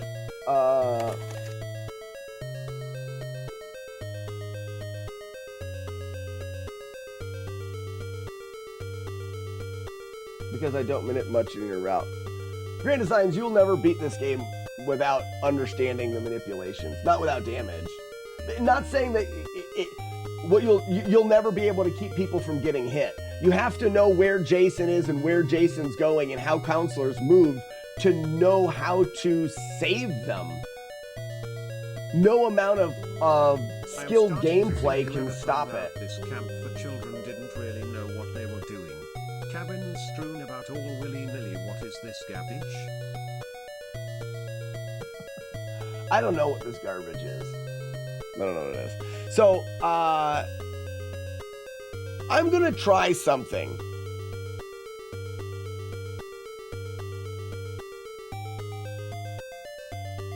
I'm gonna try running there. Oh, sorry. I'm gonna get hit there. I want to see how close we can get before Jason attacks that cabin. All right. I can get there. So even, I've got 20 seconds to get to that cabin. I should be able to get there. I'm risking knives, but.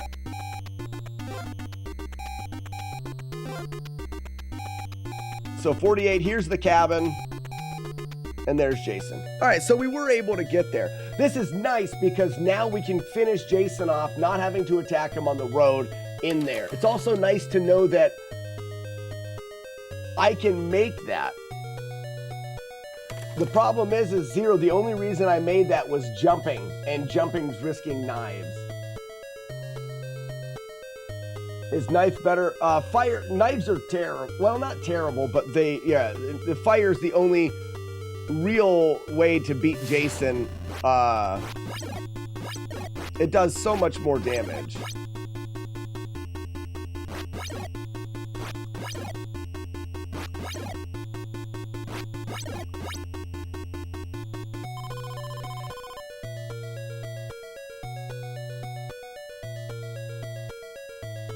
So if we look, we're in this cabin, we're Chrissy, and we're in here with Laura. What we can do is, we're in the cabin in the outer loop, northwest or whatever. There is Mark in this cabin.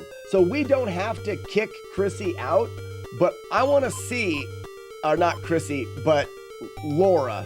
I want to see if we switch to Debbie, it's going to kick Laura out. Now we're in this cabin and Laura gets moved to there. Interesting. And Mark is still there. Zero, I think, because did Laura not go where Mark is because Mark was there? Or wouldn't that have kicked Mark around? I think that it goes from the cabin I'm in, and they go to the lower left cabin in the cave loop, then to the lower right. No, because they go from, I don't know. Okay, she skips Mark's cabin. So right now is very nice. Jason is going to attack Mark, and then he's going to attack her. All I have to do is wait here. Allow Jason enough time to get into that cabin. I don't have to move. If I move, I risk getting Jason on the road. I can move after a little bit of time here. I shouldn't get Jason now. I don't want... All right, so there's the attack. He's going to be over here.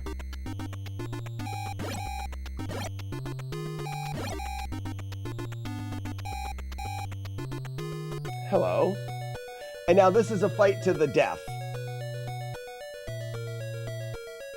We know it's a fight to the death because of how much life Jason has left.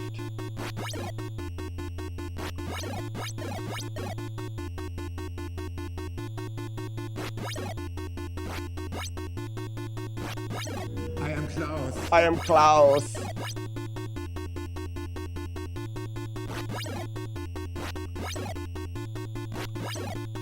Path fights are possible to do without damage, but they're a lot. So path fights are great for speed. Damageless with speed. Grand Designs. The reason why I'm choosing to not fight Jason on the paths is because when you jump in the overworld, once you've killed enough enemies, when you jump, there's a chance that the game spawns a knife. If you're fighting Jason and the game spawns a knife, that knife is very difficult to avoid Jason and the knife. So what I'm doing is I'm routing for consistently beating the game. Zero goes path fights, they're faster, but he's going to have more resets.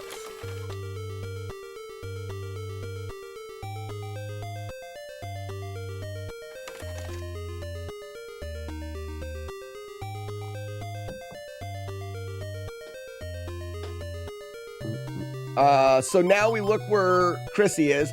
Chrissy's all the way, so Chrissy's got the torch. Chrissy's all the way on the other side, but Jason now has to go in the cave.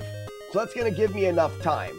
He's on the cave route. He just attacked cave route, upper right cabin. He's gotta go in the cave. He's going to attack Laura next, unless Laura moves. I would say that Laura's not gonna move. So I have time as Chrissy to just run around. I'm jumping these because I don't know if I can jump, spawn a knife, and grab it in that jump. See, the knife spawned there. I think the knife spawns when you land. So one jump is good. So traveling jump should still be safe. This game is so interesting in the way there's stuff going on all over the map and you don't directly see it. Not too many NES games are like that. Frogore, you're right. This game is really unique. The problem that most people have is the stuff that's happening, like you say, they don't know because you can't see it. Once you know, it becomes more fun, but there's no way for you to know. So yeah, Zero, as I'm traveling in the overworld, I don't have to worry about getting a knife unless I'm... Whoa. The tier 1? Let's touch tips. Oh, touch. Welcome. Thank you for the tier 1. Let's touch tips. So once he gets out of the cave, there's the fight right there. So it's there. Yep. So he's just inside. We go in, we go over, jump. So now we've got a fight with Jason in this cave. Now the shitty part is this is the part of the game I believe is the most difficult and that's Jason cabins on day 2. Day 1, Jason moves slow. Day 3, Jason has a very consistent fast pattern. Day 2, he can go fast or slow. So what we need to do is try to. All right, so this is slow.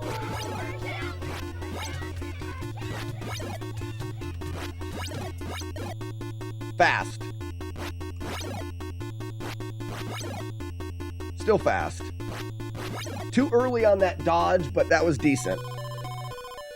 So when he's moving fast, you can either try to dodge twice, which I find to be difficult, or you can time a 4-frame dodge. That's a single dodge. That's not bad. First fast dodge. Got it. That's fine. Now, I know that Jason is leaving here. He's going to the kids. There's only one place Jason can go, and that is to the kids. We could potentially try to chase him down and get him in that cabin, but then I'm not going to be able to get to the kids. So Jason is on cave route. He's going to the left side of the lake. He's going to the kids. I don't want to run into him on the path, though this path fight is, I feel like this is the path fight to take, though.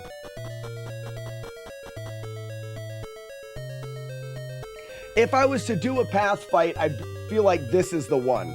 But so what we want to do now is we want to leave his Chrissy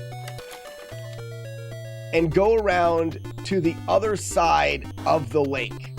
We want to get there fast enough that we can get to the kids before Jason does. It's during the day, there's less zombies. That goes to the forest. More walking. There's a cabin. This is lake, I believe. Yes. Now we're going to the lake. There's a key. And now we're going to go to the cabin. There's Jason at the kids. We've got time. We don't have a lot of time, though, because Jason's going to be here. Ooh, nice. At what time zero does Jason cruise through the lake? I think I was close.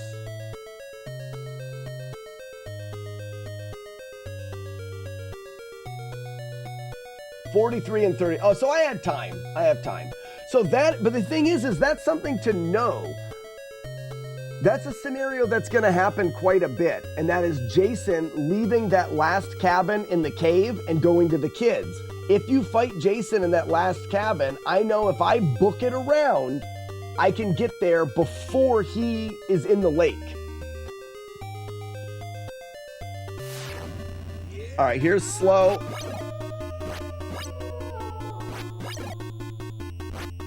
It's our second baby. Fast. Slow again. Got him. Holy cow, let's touch tips with a gift sub? No way. And Frog Gore with a tier 1 as well. What the is happening today? Thank you, guys. Shit, knocking stuff off my desk. That's great. Welcome in, you two. Have you been around long? Both names seem non-familiar to me. I'm Klaus. Marvel and Weeblo, the answer to that question is yes. Assuming his E isn't blocked by a zombie or a crow, but that's not really worth forcing during the day. It can help you out decide whether or not to force dusk and night. Correct. Yeah. Well, Touch, if you have any questions about the stream, please don't hesitate to ask. I like to say the more you know. The more you know, the more fun you're going to have while you are here. I've said that a couple times. But it's true.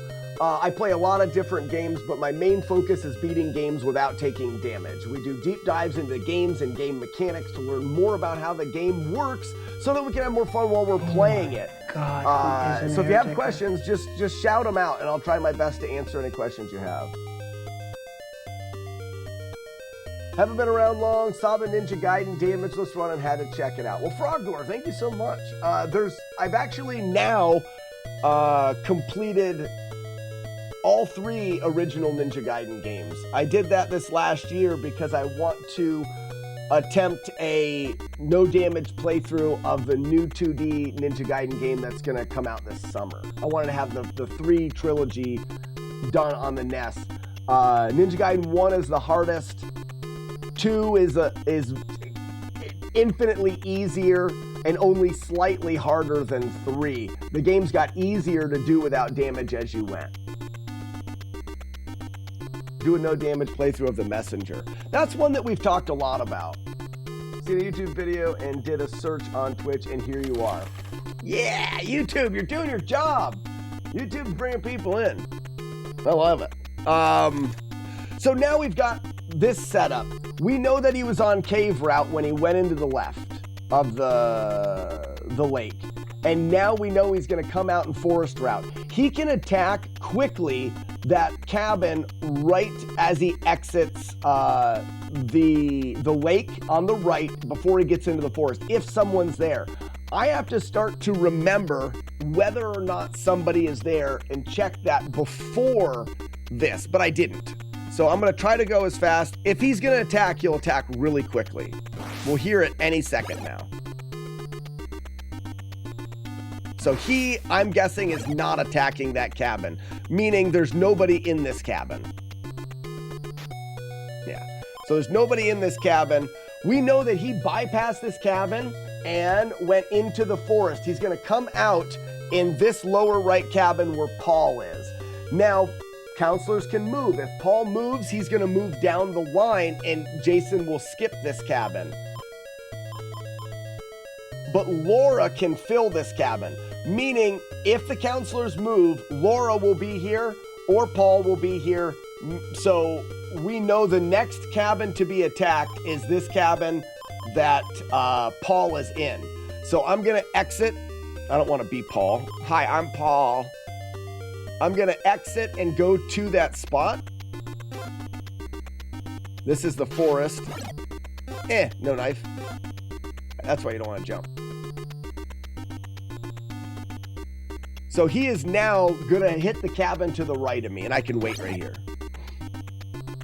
I pay good money for that one. Oh yeah?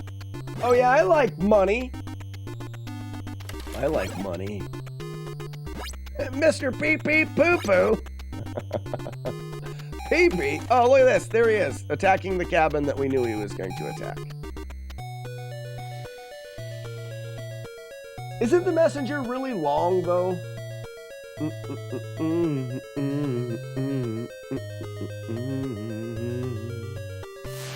All right, he's going slow. Oh, look at that. Look at that. Oh, go figure. Look at that. Look at that. Look at that. Look at and that. One fast. Would you look at that? Too fast. We got him. I am Klaus. Not as long as Zelda 1. He got him! No, I mean, there's a playthrough of the game. The Messenger, the video game. It's a great game, and I'm sure damageless has been done, or no damage. The question is it a 4-hour playthrough? We don't have to do anything. So almost any percent, just not glitches. How long does it take to proceed your way through the game? Procedure? So a nice thing that we have here is we know that he is going to attack this cabin next. We know that he's going to do it. And it's not going to take him very long. Unless Paul moves on.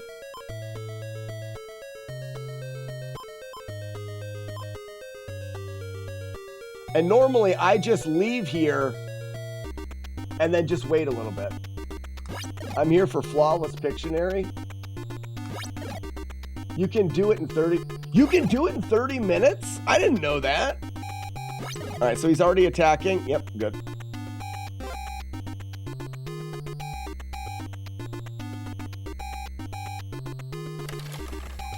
All right, this is a fight to the death. He's in here.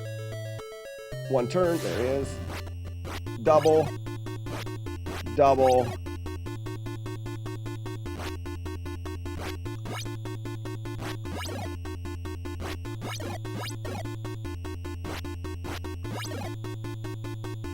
Oh, too slow.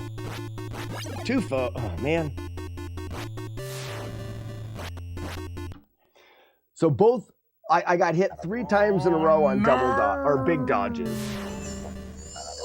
The any percent speedrun record is 1 hour and 41 minutes. How can you beat it? Okay, Weeblo says the record is 28 minutes, and then someone says 140. I was looking at 8-bit. So if the speedrun record's almost 2 hours, to get through the game and be safe would be a huge undertaking.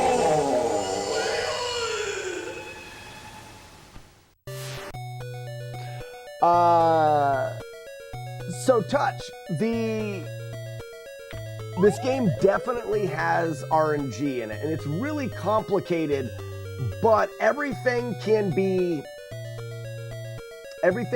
worked out. You'll notice on this screen, I've got a couple overlays with these arrows.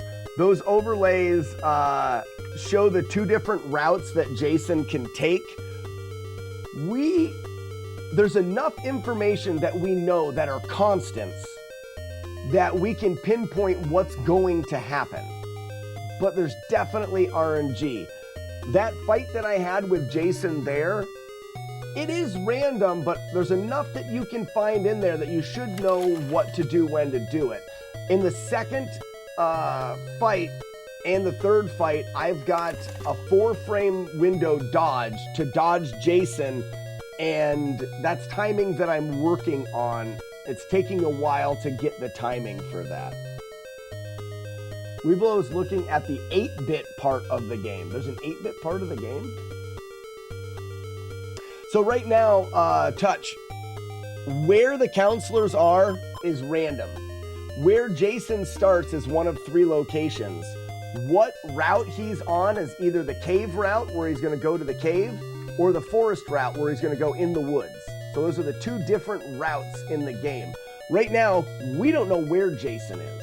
What we do know is that Chrissy is a fast character, and we want a faster character, and Mark is a fast character. In order to be able to beat Jason with any kind of efficiency, we need the torch. We need to find the note that is in the big cabin north of the lake. So what we want to do, Mark is the closest. We're going to choose Mark, and we're going for that note so that we can get the torch. On our way there, Jason, whoops, I got to kill some enemies. And Jason may show himself, giving us an idea of where he is. So there's Jason. He's in the cave. You can see that he's attacking someone in that green. So I know that Jason is on the cave route. I need to protect that guy that's there. I should be able to get... Oh, whoops, I went the wrong way. I'm going to run out of time. So we're just going to go here and then move over there. So right here, Chrissy is in the cabin with Jason. This is a no damage fight. If I leave Chrissy in here with Jason, Jason's going to attack and do damage to Chrissy. So I have to switch to Chrissy and fight Jason off to keep her from getting hit. Oh, I didn't realize that was going to be a double. So there's a hit already, but I'm not resetting for that.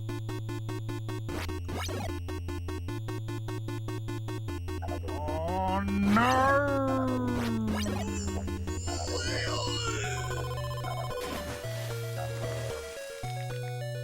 So now we need to move back to Mark so Mark can be on his way to get the torch. It's the only effective way to kill Jason.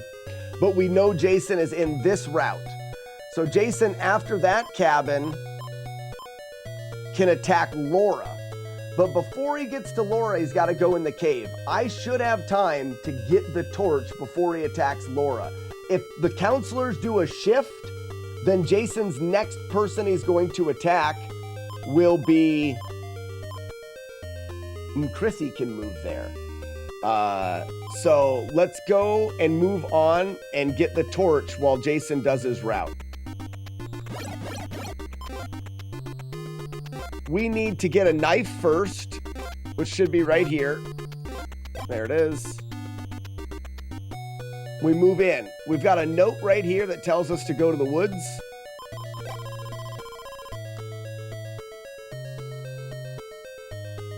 We'll go to the forest. We got to get a key, which appears right here.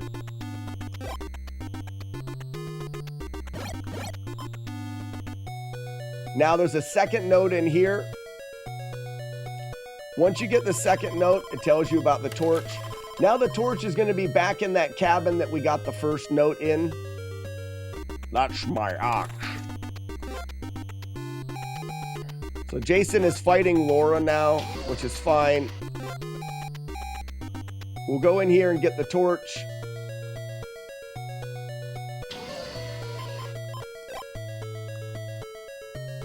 And now, after we're not going to be able to get to Jason with Mark. He's too far away. So when we leave here, we need to get to a small cabin, and then we need to get to the lake, because after this encounter, Jason will go to the lake. So we're just going to go this way, get into this. So Jason's over here fighting Laura, who didn't move. Laura, beat off Jason, would you please? Double. 1, 2. Single. There we go. Yeah, the messenger has two parts, so to speak. The 8-bit part and the 16-bit part. Okay.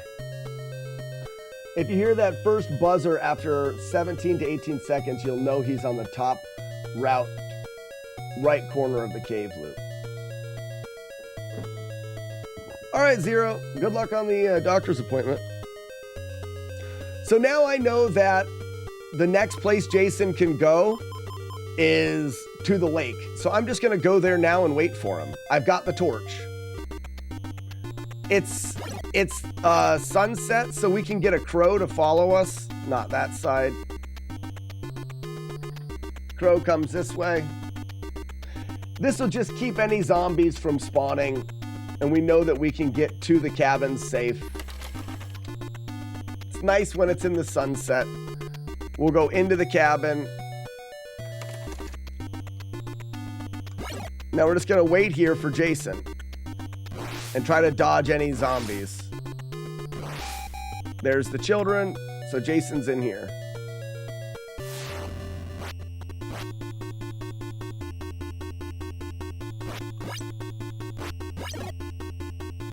You'll see I'm doing much more damage to Jason now.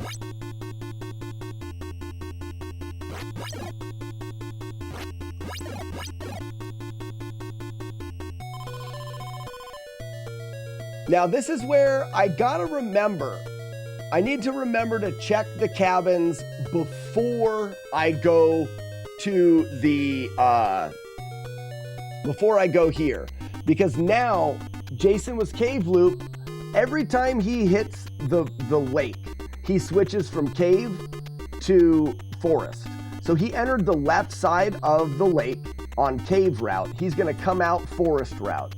And the first thing he does is take a right. He goes down by that cabin before the forest. If someone's in there, it's gonna be a quick attack and we'll know about it right now. Doesn't really matter. I think I can go Buddy Crow. Not there. And now it's nighttime, so it's gonna be zombies. Not gonna matter. I got hit by a zombie. There's the early attack. So that stinks because I'm trying to think of how I could have done better. When I went in and came back, it was dusk. I could have went slow. I mean, I've got lots of time. I should have just went slower. That's all I had to do.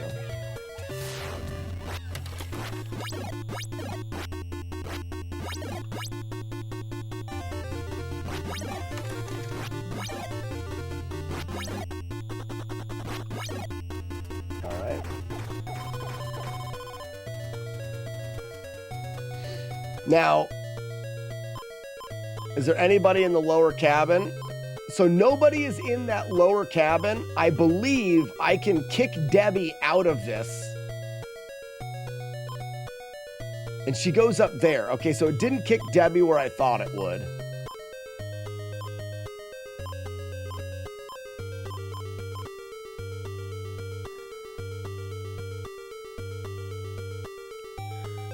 So this is interesting.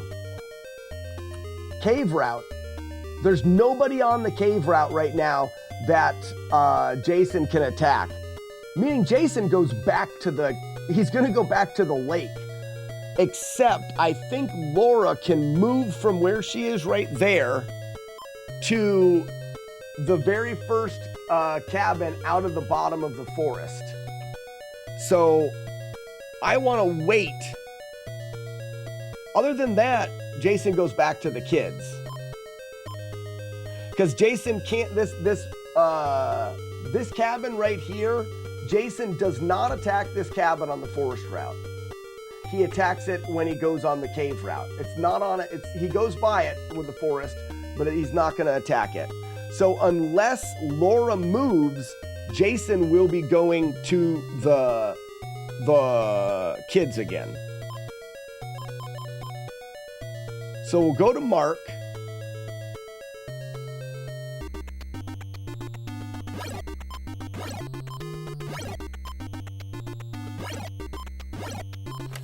Check to see if Laura moved.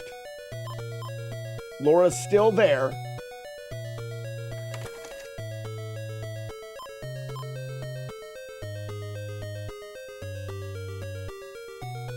Trying to think if there's any sneaky business. Like, I guess I could take Laura, move her in with Paul? No.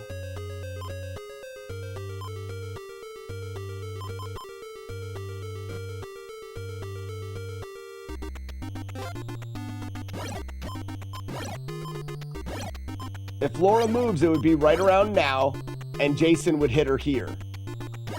I don't believe that's gonna happen. So I think Jason is on his way to the kids again.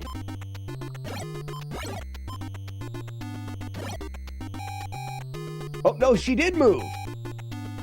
Haha, she did. I was right. Good. Laura moved. Smart, me. Just being ready for it. Single.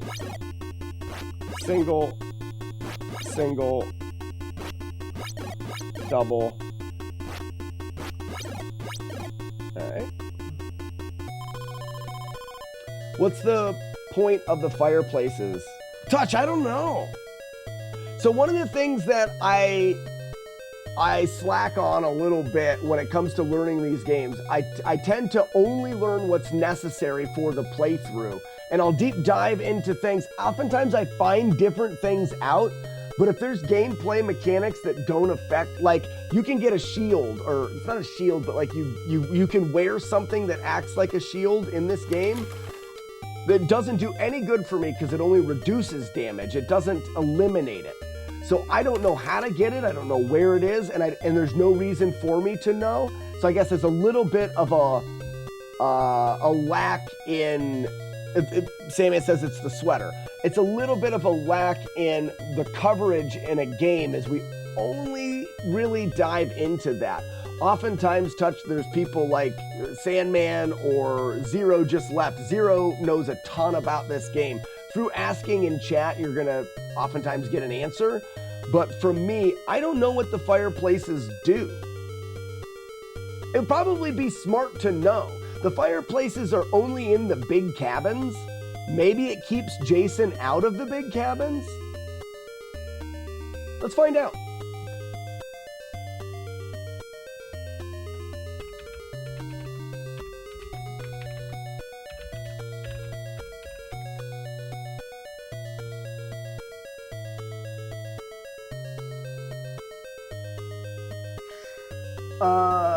Lighting the fireplaces in the large cabin is a key step to progress, as it unlocks a flashlight and a torch which are critical for navigating the game and eventually defeating Jason.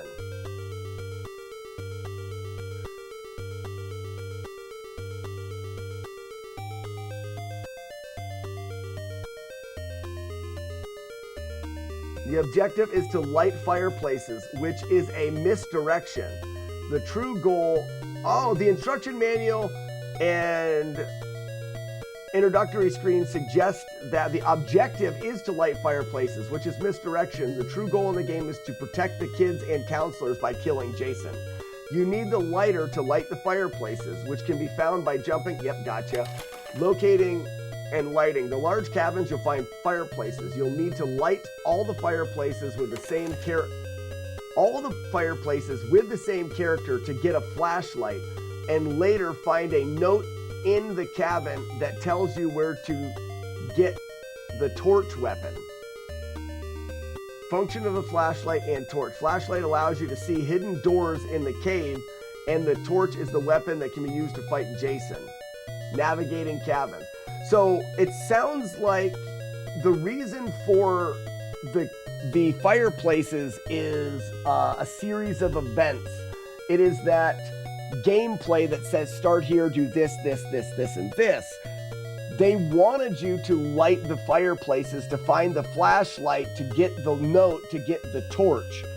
But there's a sequence break in here because you can get the note and get the torch without needing the flashlight, meaning you don't need the lighter, which means you don't need to light the fireplaces.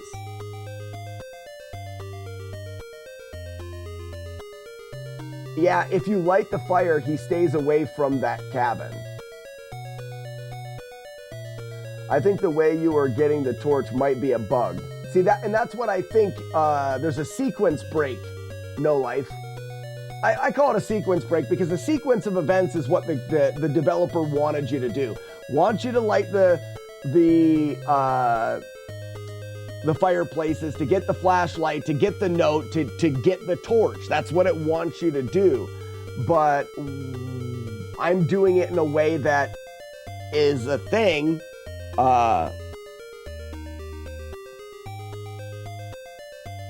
the torch is the best weapon. So hopefully that answers Touch's question. So we just got done fighting Jason in this cabin. Now, Laura is in here. We should be able to knock Laura out of this cabin. Now we're here and Laura is there. So that is going to, I see it. Don't even do it. Go ahead, I dare ya. Out of here. Was that a natural ring tape? I think it was. No one was paying attention. So for any that don't know, there's a VHS player. VHS tapes come out and have things written on them. If the VHS comes out that says The Ring, it'll play that video in my screen. If while it's playing the video, you cheer 666, Mark of the Beast, it's a really loud jump scare. You absolute silly bitch. So there you have it. Oh. And if I see it, that's good, because then you can pay the money and I'll take my earbuds out and I win. But it's scary as shit when I'm not paying attention and I'm looking at this and it happens. So we were in this cabin as Mark with another counselor. If we switch to a counselor somewhere else on the screen, the game can't leave two counselors in this cabin. It has to kick one out. And that's what we did. And it kicked Laura out to the next cabin. Now Jason will run into Laura in that cabin, which is really convenient for us. I am Klaus. I am Klaus.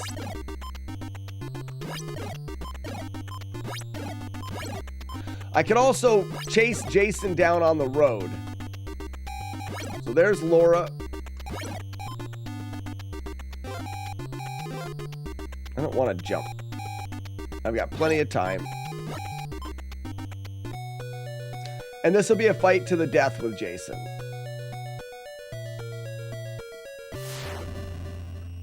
Single dodge, single dodge, single dodge, single dodge. You get 3 in, nice. I am Klaus. Single dodge, single dodge. He's done. All right. Next day, we look to find Mark. Mark is here. So Jason's on cave route. No. Jason's on forest route. Meaning Jason now has nobody that he'll attack until the kids. So all I have to do is take Mark and sit in front of the kids. And when he comes out, this is something that I wanted to do last time. I'm going to do this. So he's got a ways to go.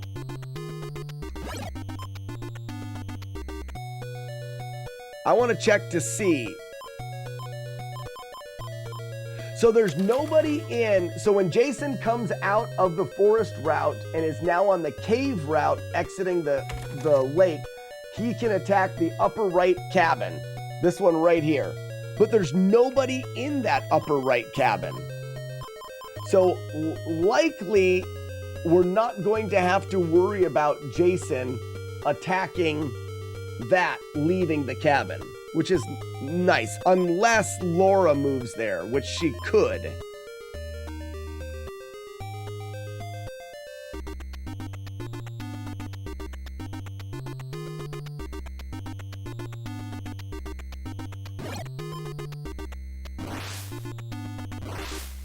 We just go slow here. We've got lots of time.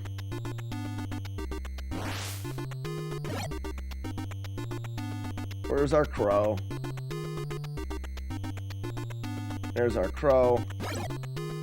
Jason will be attacking the kids very soon. Just gotta wait for zombies landing on us. He had to go all the way around and through the North Forest, so it takes him a little bit of time. All right, day 2, Jason, again, moves quicker and such. All right, so he's here. Boom. He's going slow. 1. I should have got hit there. 2. 1. 2. Here's a double. 1. Fast. That was too slow. That was good. A double. All right, so I was too slow on the 1 fast move, which is fine.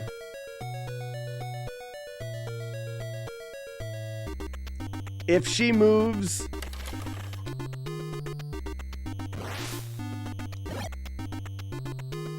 and we have to go this way just in case she moved.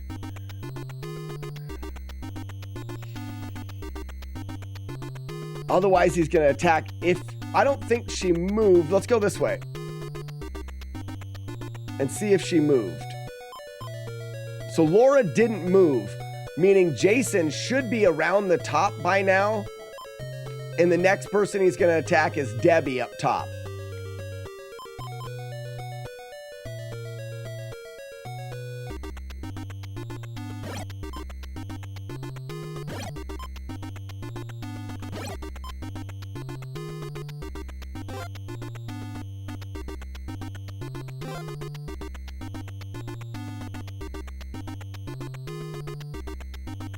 So there's that. So he's gonna attack Debbie up top unless Debbie moves, and then he's gonna attack Debbie inside of the cave. Either way, I wait here.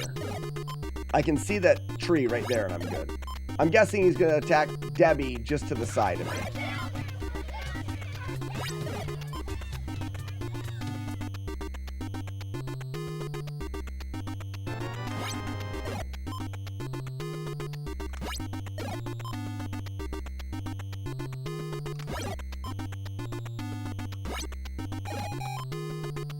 Okay, so I was just thinking it was taking too long, so Debbie moved, which is fine. Who rules? We still have time to come in here and hunt her down. Especially in the daytime, you can jump far.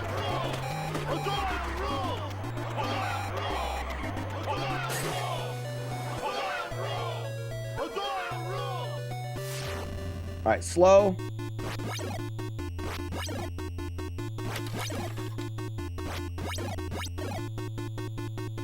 Another slow.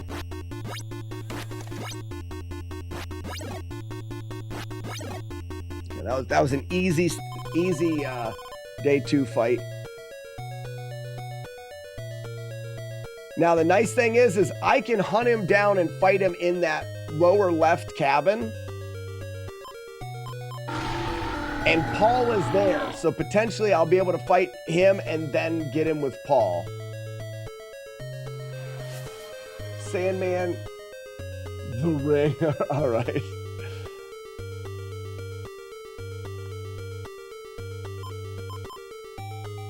So we exit here and we go directly into this big cabin.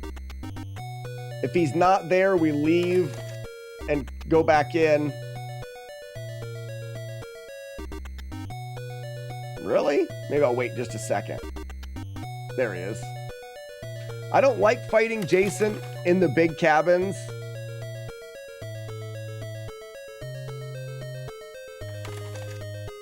Because I don't know all of the screens well.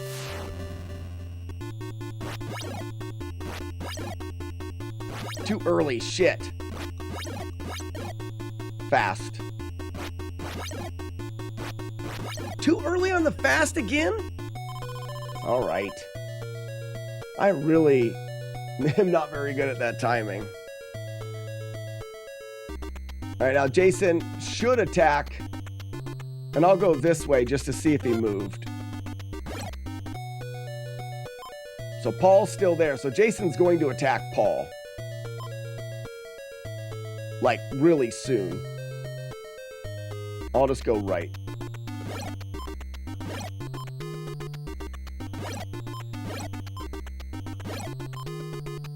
Oh, no, but he's going to be in the cave.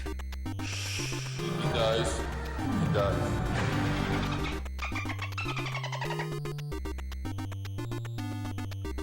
So we'll check to see if Paul's still there. Paul's still there, though. So we should get an attack here. Yeah, there it is. Oh, no, I picked up a thing, so it's over. I don't know how much damage this thing does. Let's see how long it takes me to kill Jason with this thing.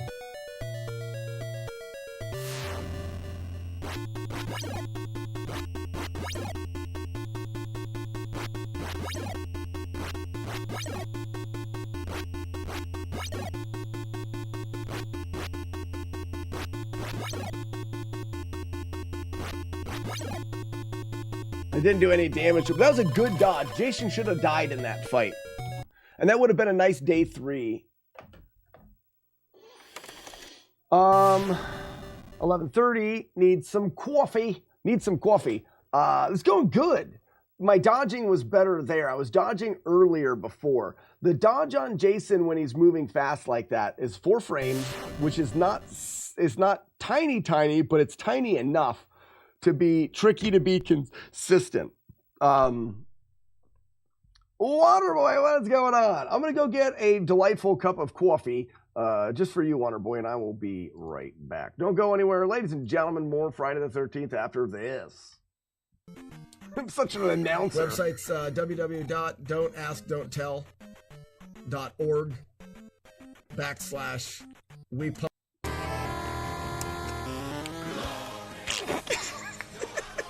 I wasn't paying attention and I jumped in the wrong spot.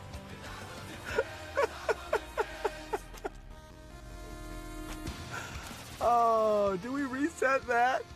Oh, it is a reset. It was a gloriously timed. Damn it. Head of the mumsy. All right, this is Bob Barker.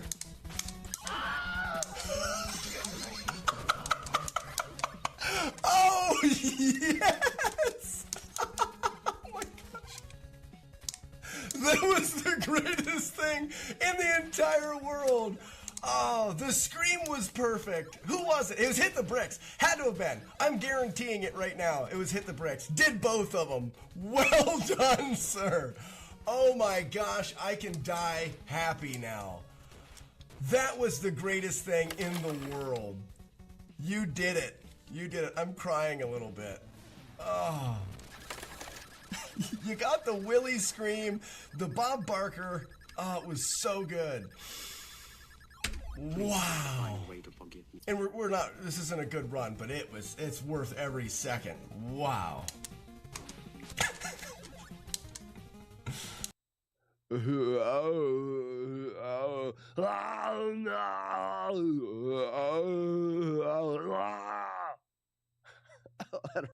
Green Things of Death, Speedy Crab of Justice.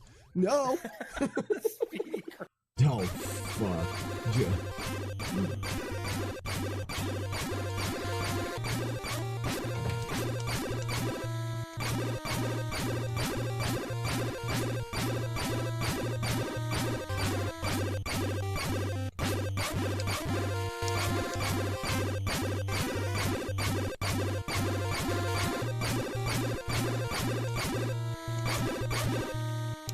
That's the best Jaws fight I've ever freaking had right there.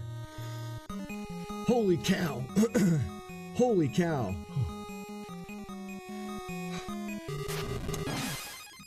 That was insane.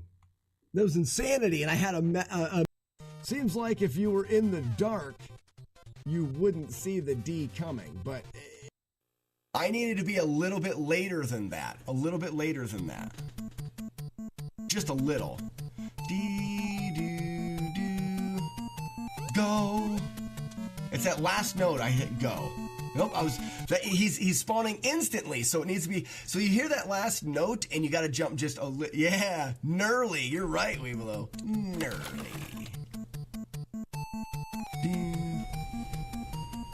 Go. There it is. That was a little bit later. Wait for it, because we only get 3.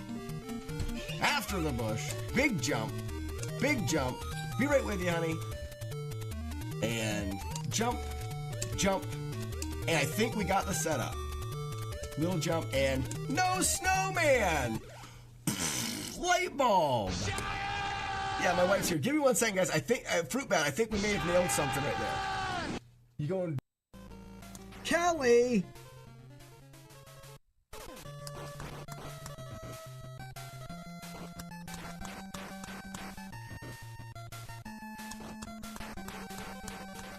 For anybody that's here who's wanted to know, Machine Gun Kelly is a terrible shot.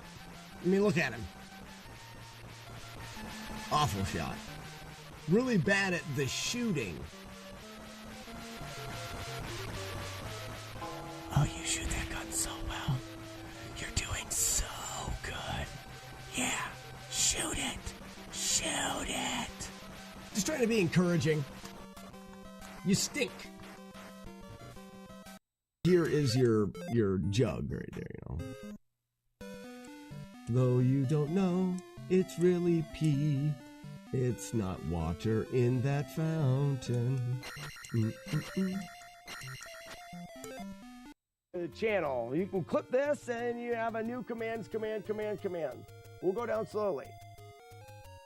We have 1 or 12 commands on the channel. These are they. This is page 1. Of 3. These are things that make sounds and stuff. Page 1.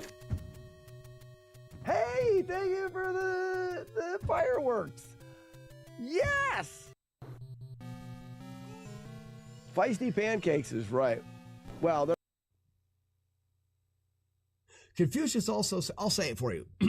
Confucius also say, man who goes to bed with an itchy ass, wake up with smelly finger. Brian, that is disgusting. Excuse me while I go hit myself. Nailed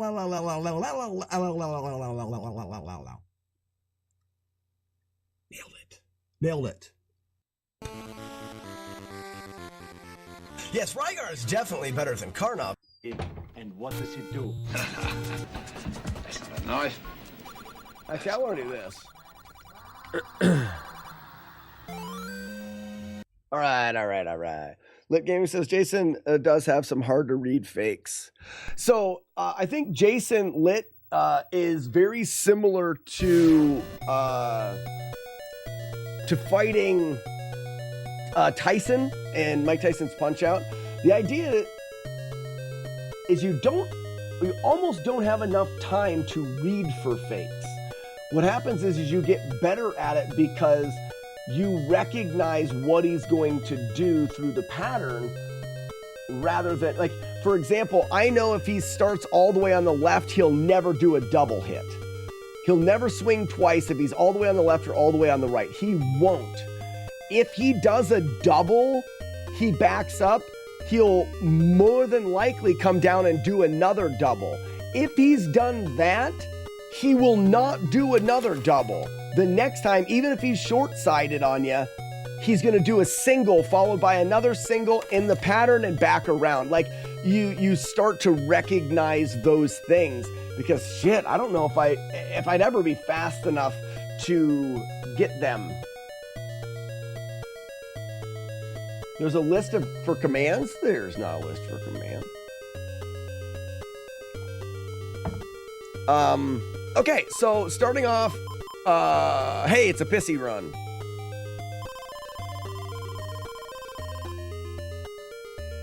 Go left.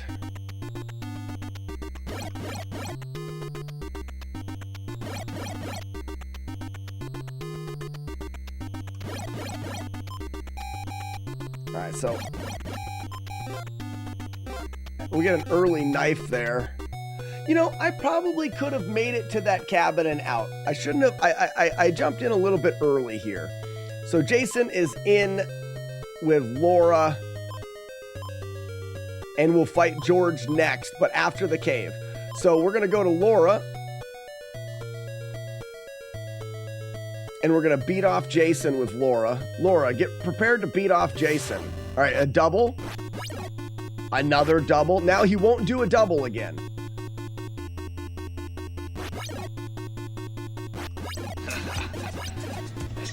And now this is a single dodge, and he's out. I guess I thought I already had enough. So now I know where Jason's going to attack next is George in the cave loop, but I have enough time with Pissy because I have the knife to get the notes and get the torch and come out. So we're going to switch back to Pissy. We're going to go left to this cabin here. Oops. We're going to turn. We're going to get note number 1.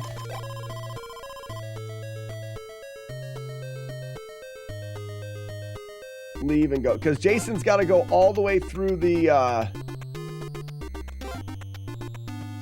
Oh, no. Oh, I don't know where I went. Oh, I know now. Okay, yeah. I guess I went down because I was trying to get the knife thing. It's fine. We still have time. Here's note number 2.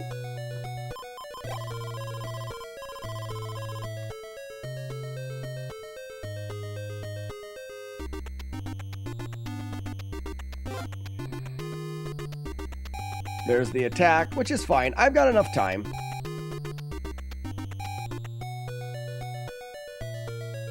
It's important to understand that as soon as you hear that attack, it doesn't mean it's bad. So I'm going to have to switch to fight off Jason. I'm going to go right from here to switch here. Like, the timer was at 53. It goes all the way to 40. So I've got lots of time. He's doing cave loop. So when he leaves, he's going to... Because like right now, once I beat him off with George, once George goes hard on Jason, Jason's going to come back around and go for the kids. When Jason leaves, he's going to be on forest route. So I'm going to check that bottom right cabin. Nobody's in the bottom right cabin. So that's actually kind of nice. So let's go with Georgie Porgy here. Hey, Georgie. Go hard on Jason, would you please? Single dodge. Another single dodge. Another single, and then try to get 3. 1, 2, miss the 3. Here's another single. So this will be single followed by single, and he's out. Yes, generic. No children die, no counselors take damage, nothing. So now we go back to Pissy.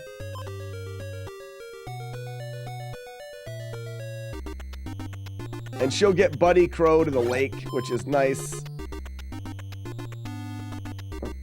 Buddy Crow.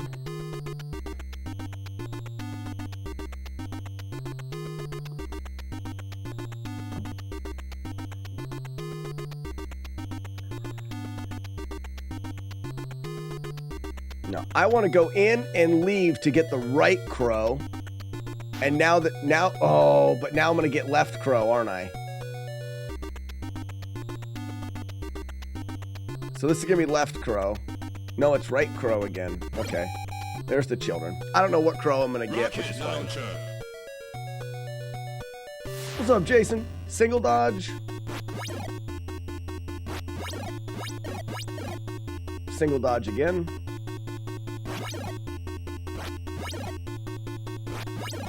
Got him. Now, there wasn't anybody in that cabin. So I'm going to see if I can get a crow to help me out here.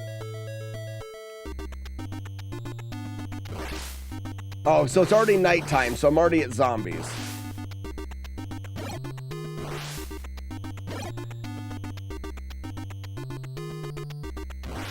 There we go. That's good.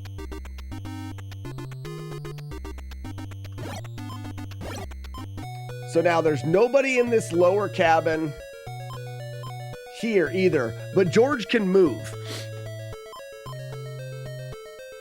Wow. That's crazy. So if George doesn't move, which I feel like he's going to, George will move and then I'll get a Jason attack and I can follow Jason out. If George doesn't move, Jason's coming all the way back for the kids again. Just because of the setup.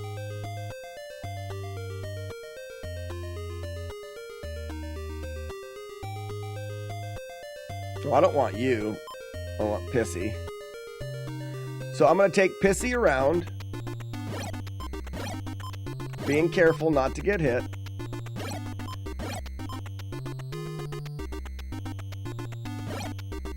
And we'll give George some time here.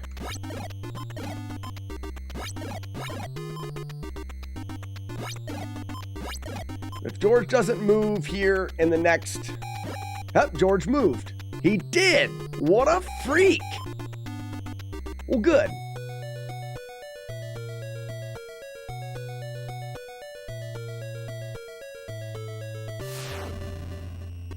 Single dodge.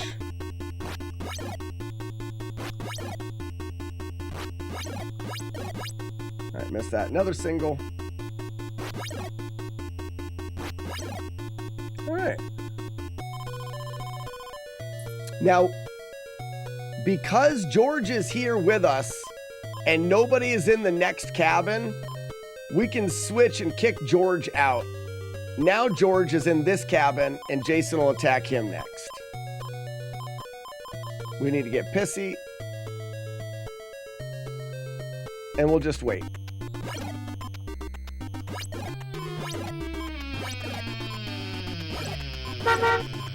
All right. I can start to slowly walk towards that cabin. There's the attack.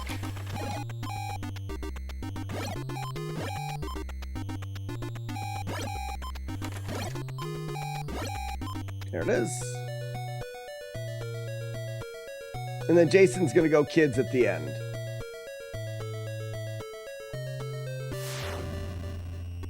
Single. Double attack. He'll come back to us. Oh, nope. So this will be a single. All right, good.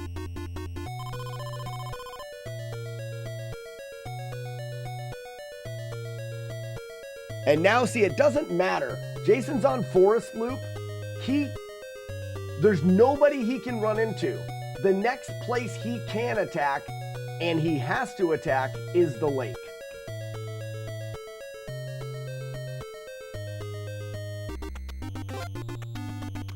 And we've got time because he's got to go all the way through the forest.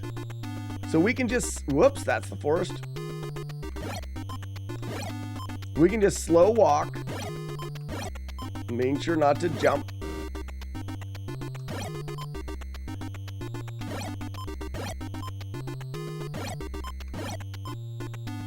Go slow here.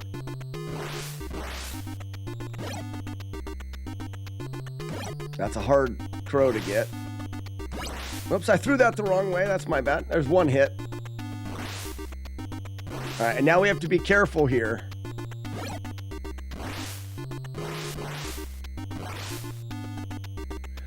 Wait a second. Can you continue to go around the lake?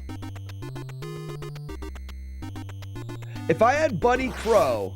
Here we go, cape analysis. The whale is wearing a cape for a cape. That was a good cape analysis. Reset, check match. Could I just go around the lake? Oh, okay. So, Zero, if I get there, I knew I had lots of time. If I get to the lake at night, I can get a crow, and then, so if I've got the children's cabin, I would go right dock, left dock, children's cabin, and I can just use crow, and then I don't have to dodge anything at that point. Because you could probably do a loop of the lake before Jason ever, if Jason started attacking the kids and you had a Buddy Crow and you're on the lake, no matter where you are, you're gonna get to Jason before he attacks the kids. Because they go down to 30. I am Klaus. That's good to know. I think that's a really good strategy, is to get to the lake, get a crow, and start doing laps. Buddy Crow laps. 1, 2, attack. 1, 2, attack, attack. This is a single, back with another single, back with another single, back with another single, and then 1, 2, 3, missed it. Here's another single, boom. And he's dead. So there's a good example of what we were just talking about. Lit was saying it's hard to dodge. He does some tricky fakes and stuff. With enough practice in the patterns, the fakes don't even exist.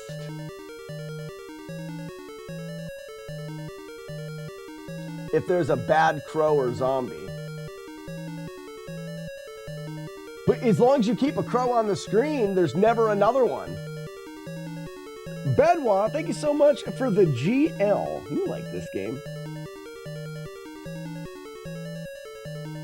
I thought going around the lake provokes his water attack. RAO, he attacks in the water at 43 on the timer and then 30 on the timer. Something like that, he attacks in the water. So you don't provoke it. It's if he's attacking the children and you're on the lake, he can also attack you on the lake. If 43 and 33, so Zero's clarifying that.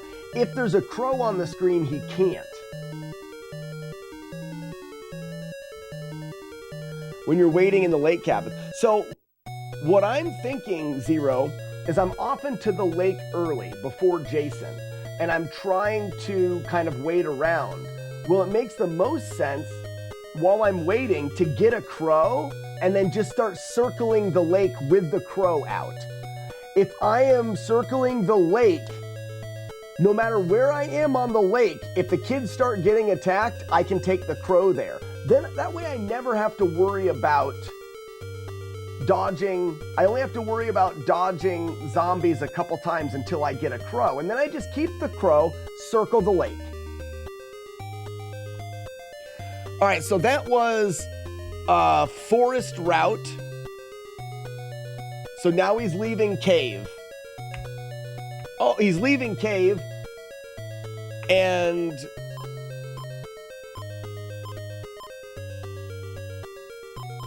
going to attack Paul.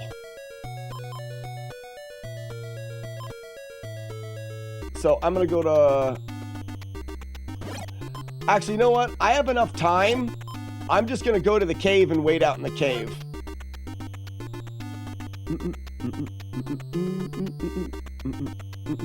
That way, if Paul moves, I'm fine. Yeah. This way, no matter what he does in this corner, as soon as I hear it, I'll check it out and I'll get there. Because if Paul moves into this area, I don't want to wait. I guess I could wait before or after. It wouldn't matter. So he's at Paul, so we leave. And because it's during the day, we can jump a little bit freer and we move a little bit freer. We're fine.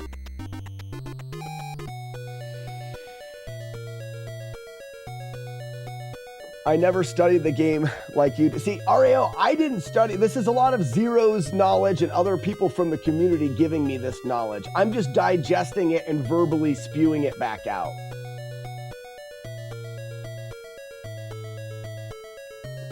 I just throw rocks at Jason until he dies. So RAO, you're doing low percent, right?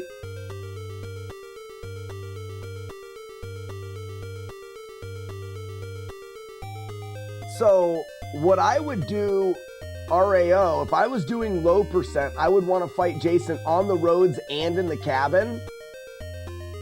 So I would kill 0 zombies so you never had to worry about picking up the knife. Because I'm guessing in low percent, if you pick up the knife, it's over.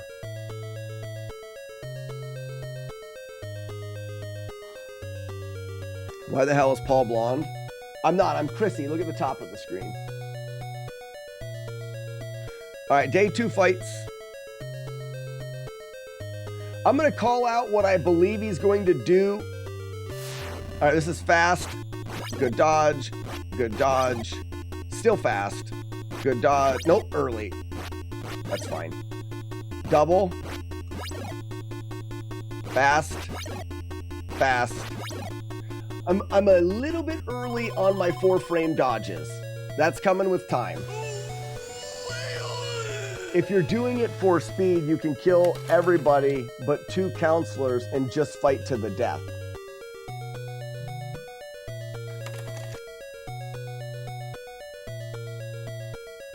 Oh, I didn't realize that. So if you're doing it for speed, if Jason will fight you to the death if only 2 counselors are alive.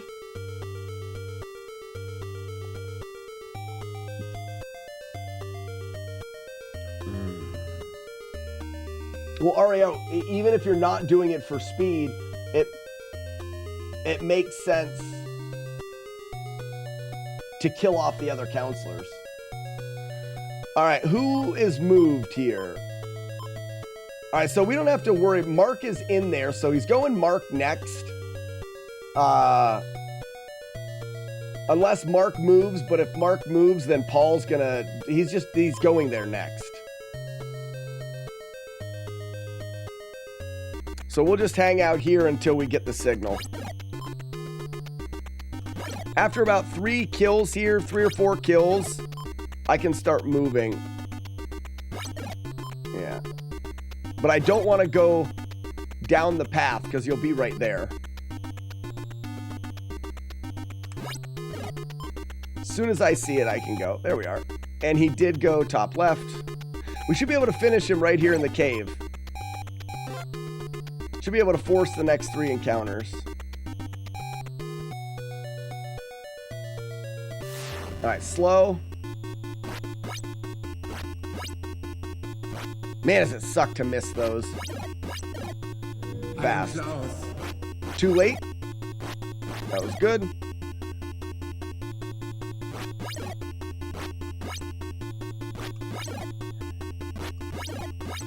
It sucks to miss those.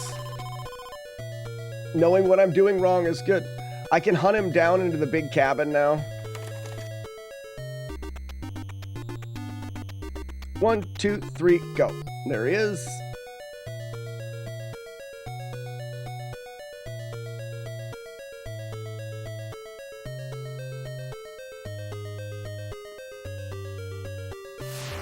All right, he's going slow.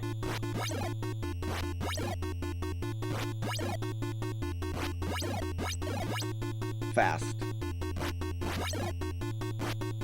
2 good fast hits. That's a good fight. So, and I missed a shot. If I get that pattern, which you get quite a bit, I should be able to almost take him out. What I need is I need to save state Jason's patterns in level 2 here. if you don't move. Because I get that one quite a bit, where he starts out slow, and then I can predict 1 hit, 2 hits, 3 hits, 4 hits, 5 and 6 hits. And if I get all those good, if he turns to speed at that point, I only got 1 left.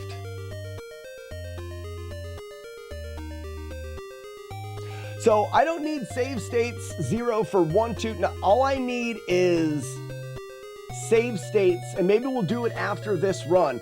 I need save states for cabin fights for all of day 2. That's it. The rest of everything else you make up on the fly. I don't need to move or anything. I just need to be able to load the X different numbers, and I bet you I can tell you what cabin fight I'm going to get in 2 based off of the first 2 moves or something like that. And then you know the route. As long as you stay in the middle, I think if you move side to side and dodge differently, you'll get different reactions out of him. All right, so this is where I'm gonna go right.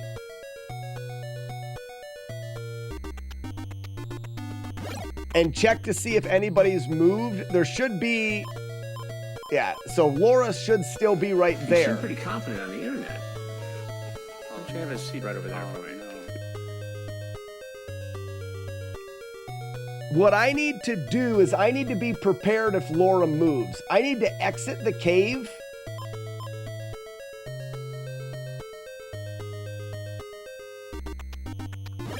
So what I need to do is I need to come out here.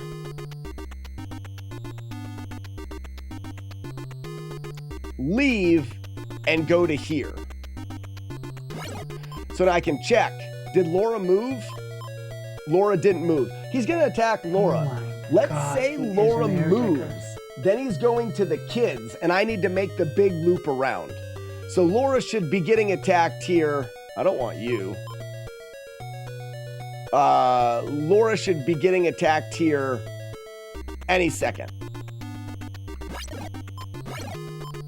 There it is. Okay, so I know Laura's attacked. If I didn't get that immediately, I would go for kids. And this is a fight to the death.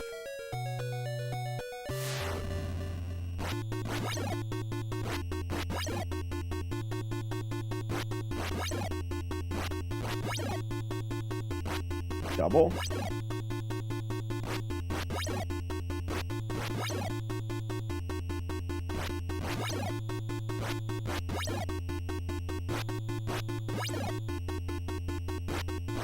So that's a hard pattern. I don't know how many of the double dodges I had to hit. A bunch. So that pattern there starts off fast, and then he does a couple fast passes, and then a double pass, and then goes back to fast. And he'll continue to do that. Fast, double pass, fast. And that one's important to know how to do the double. I bet you there's only 3 different patterns in day 2. The easy, slow, the hard, fast one, and then I think there's 1 more pattern in there. All right, so this is the first time I've ever been to day 3, legitimately.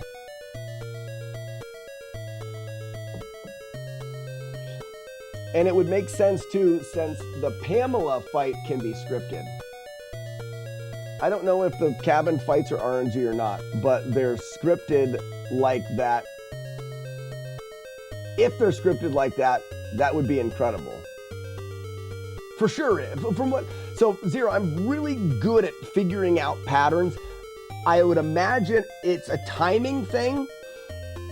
And if you move to the side and he wants, so for example, sometimes he moves right or left a certain distance. If you move to the side and he tries to move to the right and he tries to move right a long ways but can't, you interrupt that pattern, and there's a timing there. You've interrupted the timing and forced him into something different. As long as you stay in the middle, so because I would imagine by going left or right, you can manipulate what he's doing. As long as you stay in the middle, his timing, he never hits the walls and forces himself to do something he doesn't want to, that he wouldn't normally do. For example, if he's going to move to the side for 16 frames and then move back, but you're closer and he tries to move 16, but he hits the wall at 8 and then moves back, now his pattern's off. For selfish reasons, that's part of why I was looking forward to you doing this, Flawless, so much, since you have a unique ability to figure that stuff out. Well, good. I'm glad that we're mutually beneficial here. So, in that sense, you should be also able to, if he's in a slow pattern, bump him to the wall and force a change. We could research that. Let's once I'm done with this route, how many hits have I taken? Has it been 4? I think it's only 3. I took an early one and then I took 2 hits in the second. Either way, let's finish this out. He's going to the kids.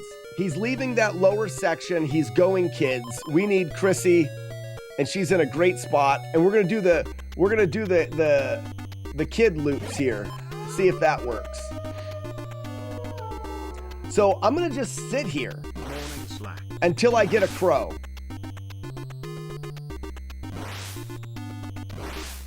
Because I want to see something. So we get a crow now, right? Hit the bricks, 32 months? Thank you, hit the bricks. So there's a crow. Uh-oh. Can I do it? This is a perfect test. This is the farthest I would have to go with a crow.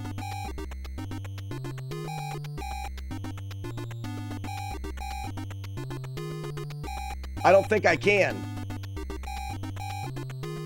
I gotta go. Go, go, go. 36. I left the crow behind. There's Jason. Kids are getting hit. So did a kid die? Yeah, a kid died. Okay, so that, I needed to test that. That theory doesn't hold weight. If you get attacked by Jason in the worst opportune time, you can't loop. You can't make the loop while keeping the crow on the screen. So the crow loop doesn't work. It's gonna work for a lot of the spots. Dead kid percent.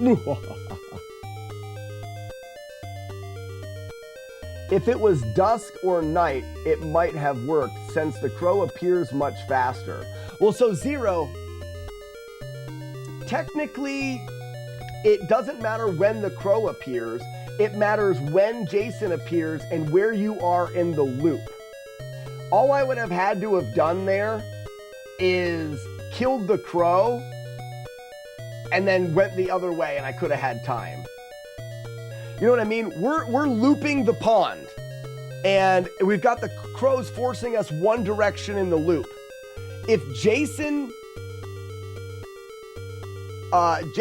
literally that time entered the cabin when I was the farthest I could have possibly been away. I needed to loop all the way around.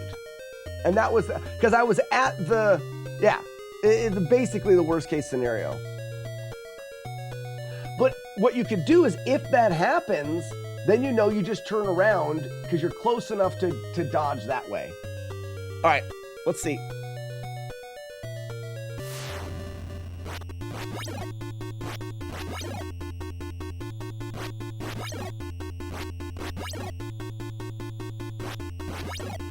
I thought that one was a little early. All right. First round of Jason's done. But we got hit with Jason and a kid died, so there's like 2 more hits for that guy. Finished cave. He's coming out forest. I should have checked to see. There could be an attack right now.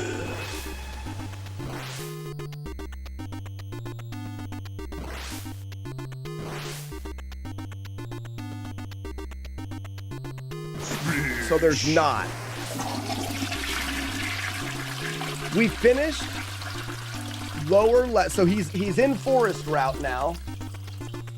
And there's no one in the lower cabin here. There can't be, otherwise he would have already attacked. There's nobody here. So we've got Paul. He's going to attack Paul He dies. or George, even if they move. Even if they move, Laura's gonna move there. The next attack is in Paul's cabin. Guaranteed.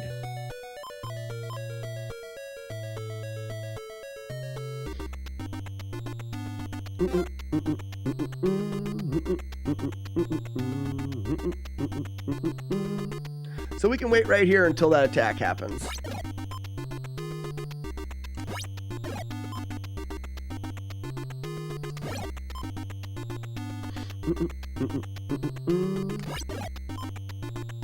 So Zero, I think you should practice the long dodge. I really do.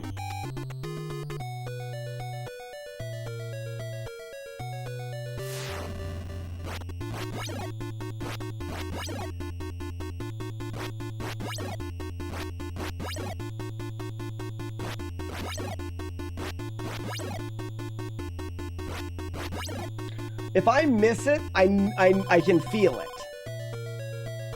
And like I said, the accuracy, Zero, that you're accomplishing by hitting him after all of the double dodges, so long dodge, double dodge, the accuracy that you're hitting to actually get that torch after the 2 double dodges is just as precise as that. You just have to do it more.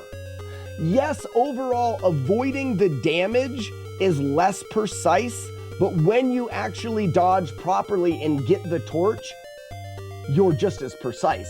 So if you simplified the process and just did that, you'd be so much farther ahead.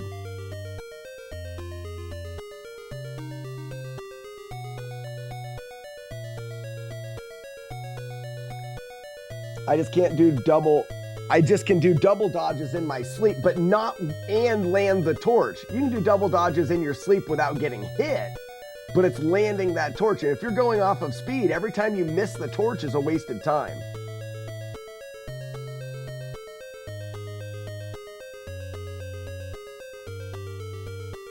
Cat with a dog personality. I had a cat in HS. High school? That would fetch a ball and a piece of paper. I had a cat that used to fetching cat. Christopher Leathers, what's up, Slack? I just wanted to pop in for a second before my lunch break ads. Love the videos and the stream. Christopher Leathers, thank you so much for pooping in.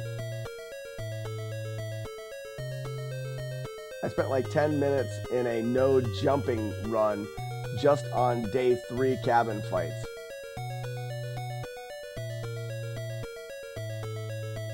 It's funny you guys have done this game in 100 different ways. So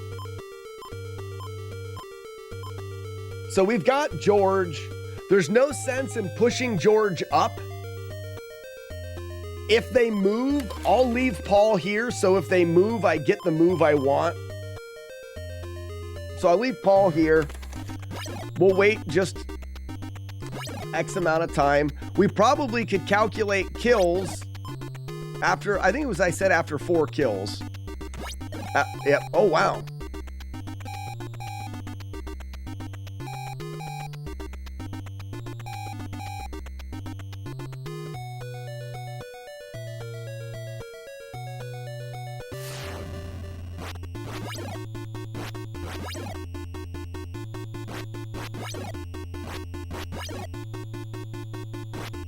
Too early.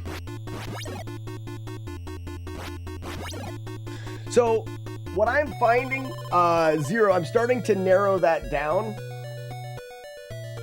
You need, when Jason comes in front of you, he is going to stop moving, and you can watch his right or left shoulder when he comes across. Oh, I can actually show on my screen now because I forgot I have this.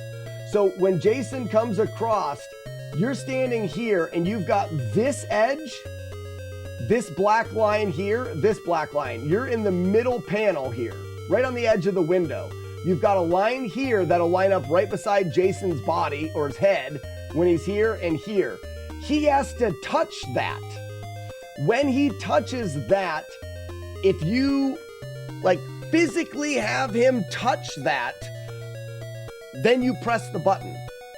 So depending on your reaction speed, your natural reaction speed, you'll be developing this a little bit differently. But for me, if I'm leading him, so that I feel like as he's coming across, I'm going to press the button when he touches it. I'm too early.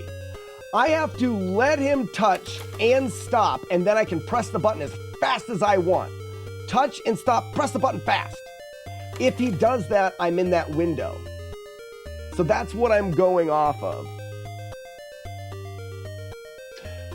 What's important, Zero, is that you maintain the exact location in the middle, and double dodges is where you start messing up. As soon as I hit the Jason fight, I'm tapping left or right to move the screen.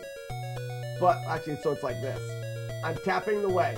As soon as I see it's a Jason fight, well, you can't see. Tap. As soon as I see it's a Jason fight, boom.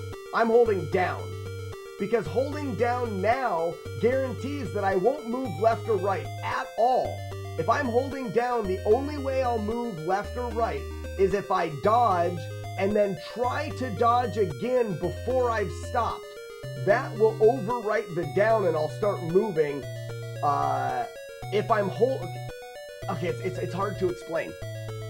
This is from my experience. If I dodge and I'm holding down, when I return to center, it'll register my down input and I can press the dodge again and I will immediately dodge. If I'm holding down and I dodge and then I press left early while I'm still dodging, when I resume the dodge, or when I finish my dodge, the game doesn't register the down, it registers the left and will immediately start moving you left. That's why I think double dodges is difficult, because if you try to dodge too early, if you try to dodge quickly so that you can get the torch out, you're risking holding the left or right button early and moving your character a little bit. So with this setup where you're only dodging once, you will never move your character. You initially realize it's Jason, hold down, and then from there, you're waiting for him to hit that visual cue, pop out, fire, and everything stays consistent visually. I found it really hard to double dodge because every time I tried to double dodge a little faster so that I could get that torch out, I would be dodging before finishing a dodge and I'd move the character a little bit. All right. I think we got one more fight on Jason, and it's going to be at the lake. Jason comes all the way around. We'll finish Jason off with the kids. I don't want to chase him down, so we'll go out, and we're going to go to the lake. Oh, I wasn't looking. There's another hit. There's the forest. He dies. He dies. Now, if I played this enough, I would recognize now that whether or not, I think I can do a loop with a crow. I'm going to test it just for fun. So I'm going to come this way. Where's the third? Now, I should be able to get a crow in here. Where's the crow? Now, Jason should be doing the forest loop. It should take Jason about the amount of time it takes me to loop the crow.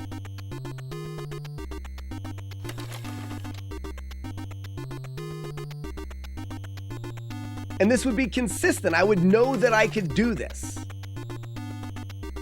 So I'm going to start. I don't have to dodge anything. Jason will probably hit the kids now, which is fine. I have time now to get to the first dock. I can't get hit by anything. The kids aren't going to die. I'll get there on time. Jason won't attack me. Here's the first dock. I've got 15 seconds to buddy crow my way there.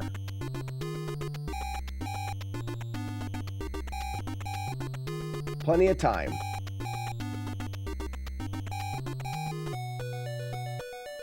So this is where extended playthroughs of this game will allow me to know, okay, when I fight in the lower right cabin and I end, Jason will do that next and he will do the forest. I know that I can go in there, get Buddy Crow. I could probably not move left or right, get Buddy Crow and start my loop, and I know that I'll have enough time. I know that I'll have enough time. All right, last fight with Jason. All right, he's gonna be here.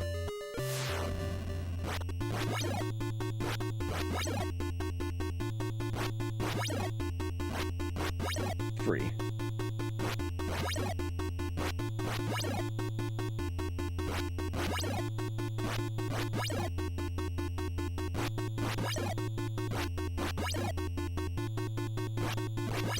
Zero, it's not that visual. You know what my visual is? When he stops. When he stops moving. Hey, that's a release the doves. That's the first time I've ever beaten Friday the 13th in my entire life. That's the actual part. That is number one. I have beaten the game now. Wow. I got hit 7 times or so. That's not bad. I got hit once in the end Jason fights, a couple times in the cabin from Jason that I ran into. And I tested out the forest loop, or the loop. So Zero, I think it's roughly 155 for Jason to do an entire loop if he doesn't get stopped anywhere. Oh, okay, that's interesting to know. Thanks for the GGs and the doves, everybody. Zero the 14, thank you for all your help. Sandman, Potato Fish, Jingo, True Den, Game Breaker, Ugly Owl. So it takes you right back to the beginning of the game. Yay. Is anything different this time? I think it probably resets everything. That last fight, Zero, I noticed I was starting to try to look for those visuals, and I realized my visual is Jason's body stops moving. You're not trying to lead it and anticipate it. I'm waiting, and as soon as his body stops moving, I'm flicking my thumb. That's when you want to do it, for me. Now, if your reaction time is faster than mine, it may be too soon. You may have to anticipate. When I'm thinking about timing button presses, I think about 2 different ways of doing it.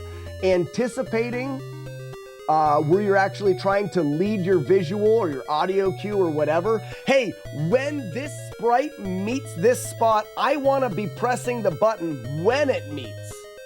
As opposed to when this sprite meets this spot, then I want to press the button. I either lead my input or use that input for the timing. And in Jason's case, if I lead the input, so I'm trying to press the button when he stops moving, I'm too early.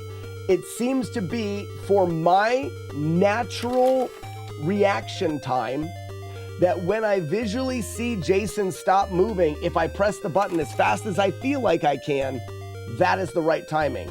If you're faster than that, you may have to adjust it a little bit, but that's what I feel like is working for me.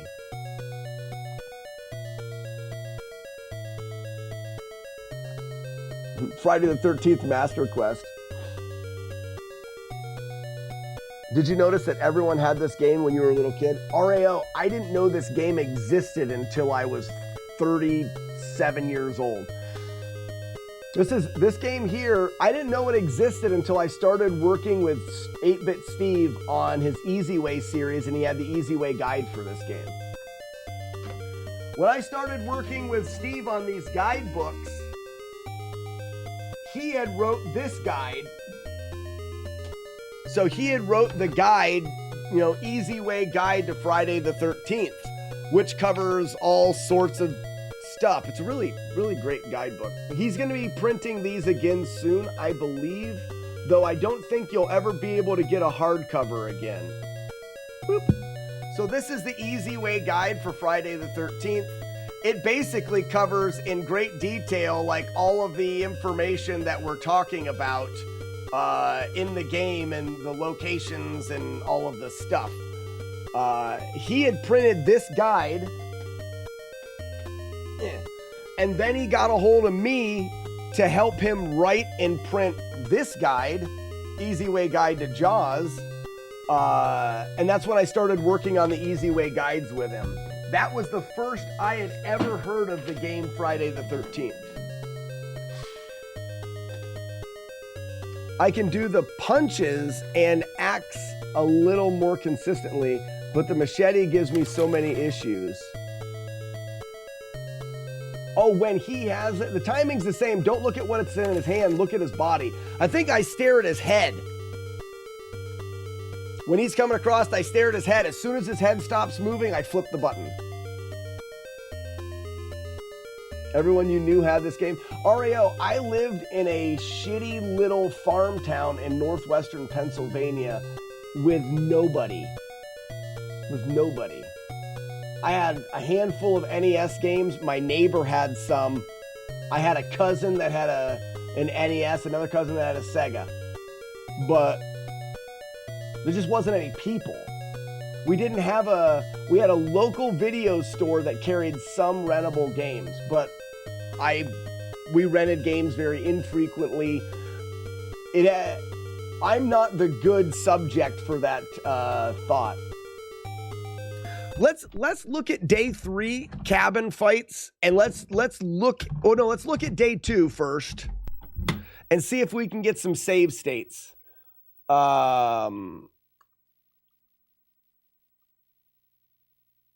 This is the last system in Slacks County. Yeah, this console itself.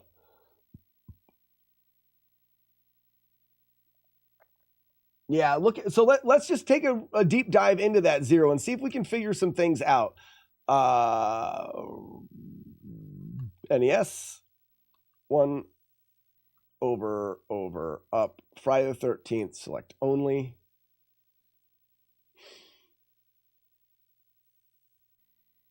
Back, blank saves. I've got a save for day 1, day 2, and day 3. What I'll do is I will start on 12 and work my way backwards for different patterns. And let's see what happens and what makes the pattern change. I would imagine that it doesn't matter. You know what's funny? Zero, if Jason's, like, his path is predetermined, yes, at the beginning it changes, but really everything happens the same way.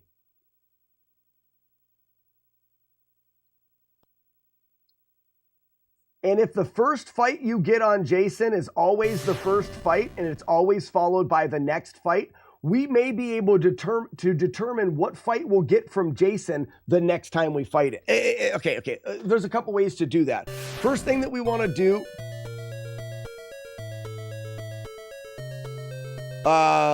is it Chrissy that has the torch? I wonder if Jason is going to be... Yep, okay, he was coming. I didn't know where he was. Okay, so right now we have Jason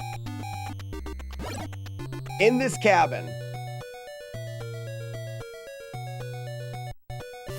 Oh, this is great. He's on pattern 2, slow fight. So this is a pattern for day 2 of Jason. So let's go to blank saves. We'll start on 12. We're going to save this here. Now I'm going to go back here. I'm going to see if going in and out of a cabin, doing things can change that pattern. So day 2, load.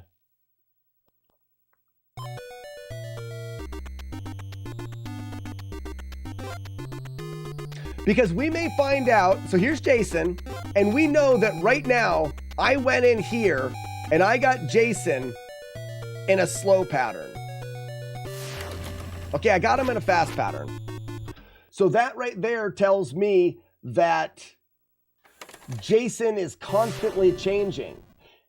Let's find out if it's how many moves in the cabin. So starting again.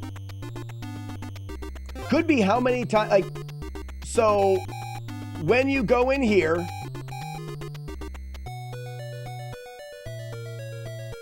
is Jason in the same spot? I went here.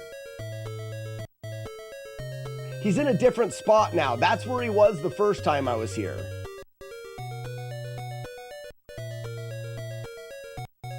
So he's in a completely different spot.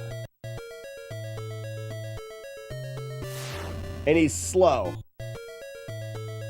Can I rotate in here? And he's slow. Pretty sure it's based on the frame you enter. Okay.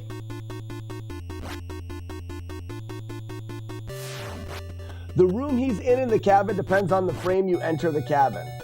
All right, well then I would imagine so does his pattern. Okay. So this, where I'm at now is gonna be a slow pattern. No, but this is a double. So this isn't, I moved a little. Oh, wait a second.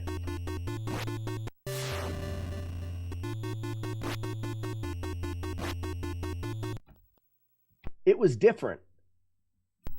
His pattern is based off of when the frame in which you summon him. Room is when you enter. So that's going to be really hard to track. We're going to only know his pattern once the fight starts. Because it looked like I got a different one the second time. Let's test that again quick. Up.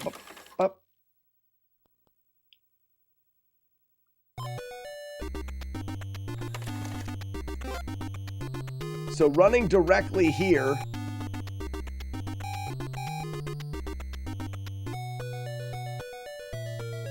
All right, hear me out. Beeps. Boop, boop. Boop, boop. If those are created at a certain period, you may be able to audio cue beeps to know where he's going to be and as well as know what his pattern is going to be. You know what I mean?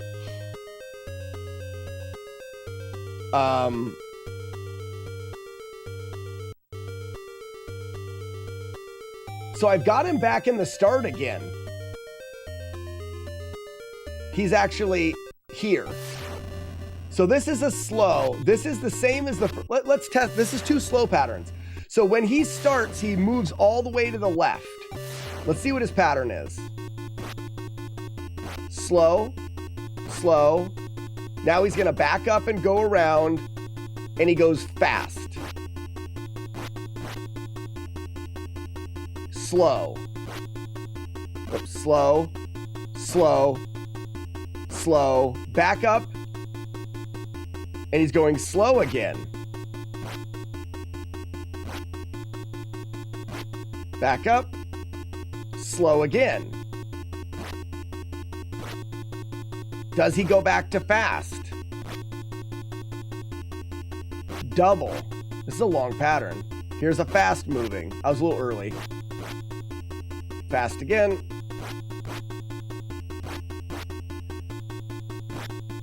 Double. Fast. Fast. So starting this pattern, we got this slow movement for one. We should be able to get 4 hits here, 5, 6 hits there, and then 1 to finish him off.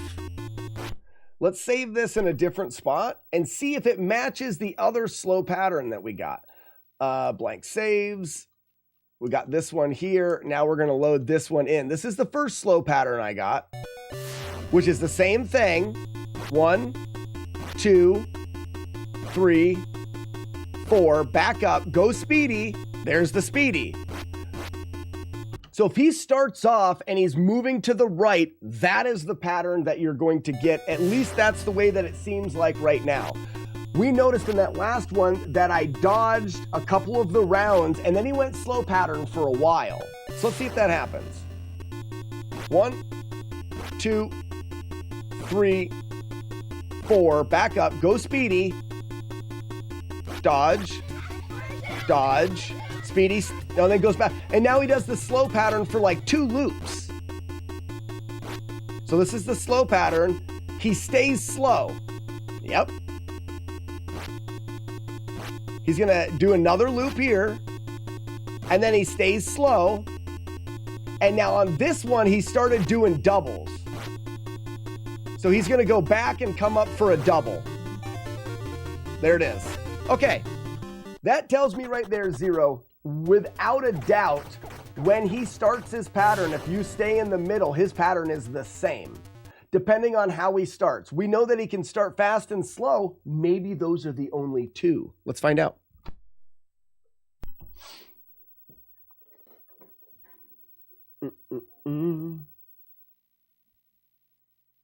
So let's go back to blank saves.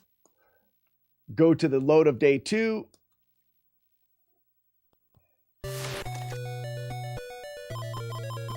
Pissy.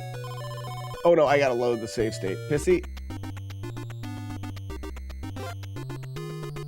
I want to see if I go directly there. Okay, so he's in a different spot, but this is slow. So slow. Let's see if the pattern recognition works. He's gonna go fast. There's the fast. He goes back slow.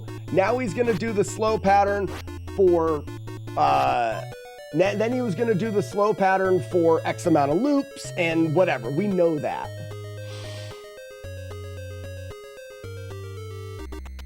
Ba-da-bum, ba-da, ba-da-bum. I want to see something here. Beep, beep.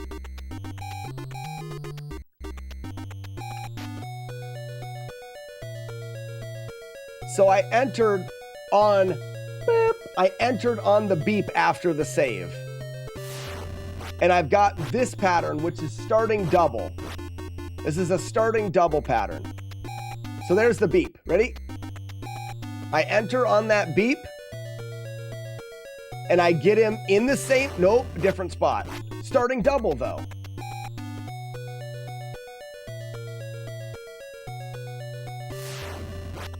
Starting double.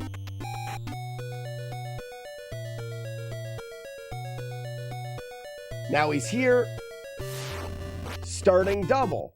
Now can we use that beep, wait around,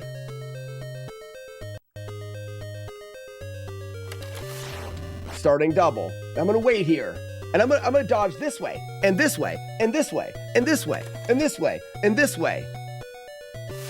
Faster. Okay, so we know that movement will cycle him in the thing. So right now, let's see if it's time. I'm gonna move to the right once.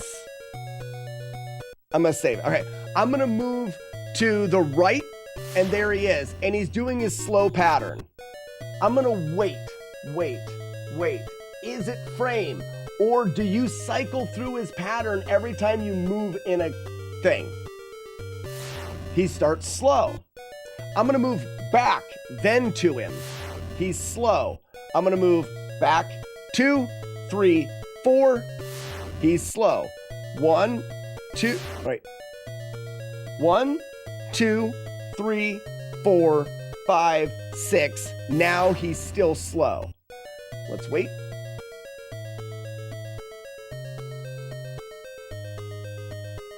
Wait for a long time.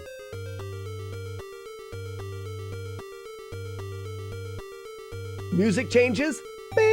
Now move. He's still slow. What causes him back, still slow? Move out, turn around, move back, turn, still slow. Step up, move back. Turn, double. Okay. Okay.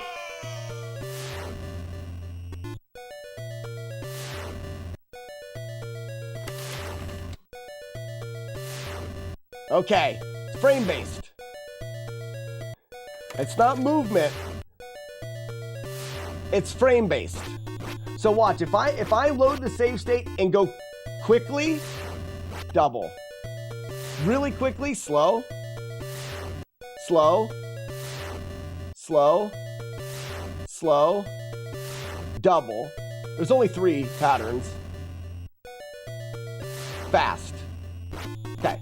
So, let me try to get a fast pattern. That's gonna be tricky.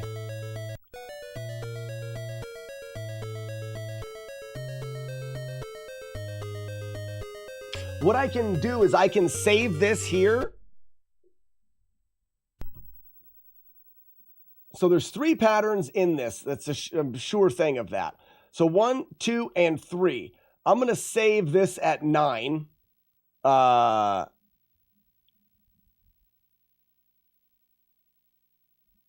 no, this is a temporary. I can save it at 10. So I'm going to save it here. And what I'm going to do is I'm going to load it and then save and move. That's a double. We already have that one. So now I'll go back to 11 or 10 and I'll load it, not overwrite it. We're going to load it in and save. That's a double. We already have that one. I got to do this until, so 0, his placement is the frame in which you enter the cabin. Makes sense. He doesn't move while he's in the cabin. Once you load it, the game chooses where to put him. When you load him in, the frame tells you what pattern he's going to be. It looks like there's 3 different patterns. I would probably say there's also 3 patterns in the first one, but there's only 1 pattern in the third one. Blank saves. Let's load this. Let's go again.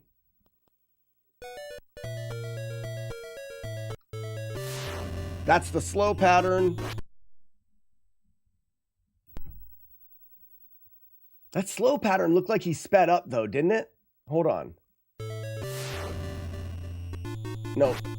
Still slow, slow, slow, slow, fast. Dodge, dodge, slow down. And then you've got all the time in the world to just sit here because you know he's going to do 3 slow patterns. Oh, look at this. We know he's going to go slow again.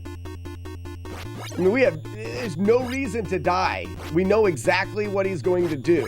He's going to go slow again. Like, we have all the time in the world. If he starts off slow, you know that you only have to dodge 2 fast ones. And you could do that slow if you wanted on that stage. You could start off slow and say, all right, we're going to do this. We're going to do this, this, this. We know he's going fast. Let's double dodge this and double dodge this. Now he's going to go slow and we'll finish him on slow. So in this case, we don't ever have to do a fast dodge in this particular spawn. I gotta get the fast start spawn. When he was moving fast for too long on day 2, I'd do a little shuffle back and forth to reset in the middle, and that seemed to help slow him down. Well, 0, once we get our first 3 spawns, we'll be able to figure out the manip. Best thing that you can do is get him moving fast, right? If you want to go for a faster kill, you want to do long dodges and have him move fast. Well, you could say when he starts moving slow, we need to move him to the right, move him back to the middle, and he'll do all fast. He'll be in that pattern. You know what I mean? Like, we can potentially do that. We'll figure that out, but I need to get the final save in there. Yes, I need to load it, and we load. Now, hopefully we get a fast spawn now. Nope, double dodge.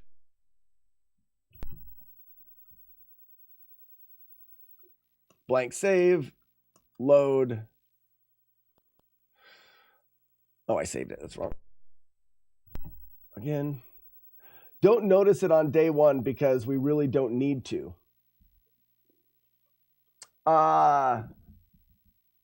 So correct, but isn't there a better scenario?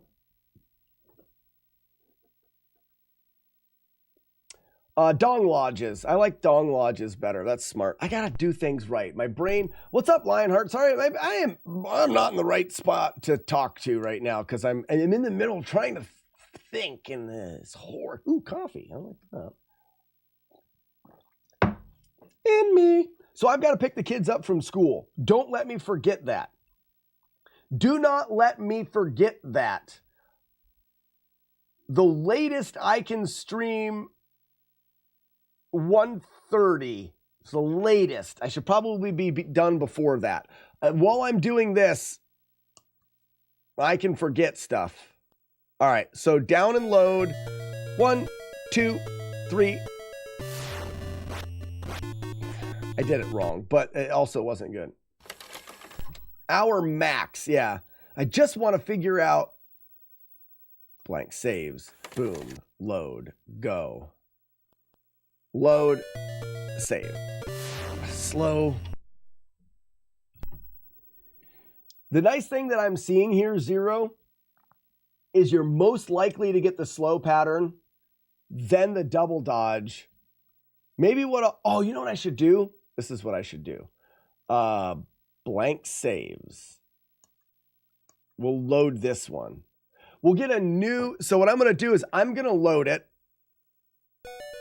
I'm going to go back. I'm going to save it again here.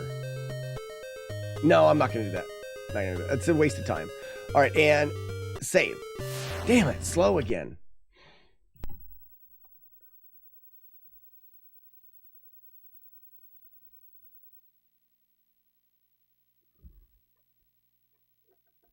It's got to be frame-based. Let's see. Blank saves. So let me try to think of a better way. If I load it and buffer right. Ooh, he's fast. All right, load it, buffer right, slow.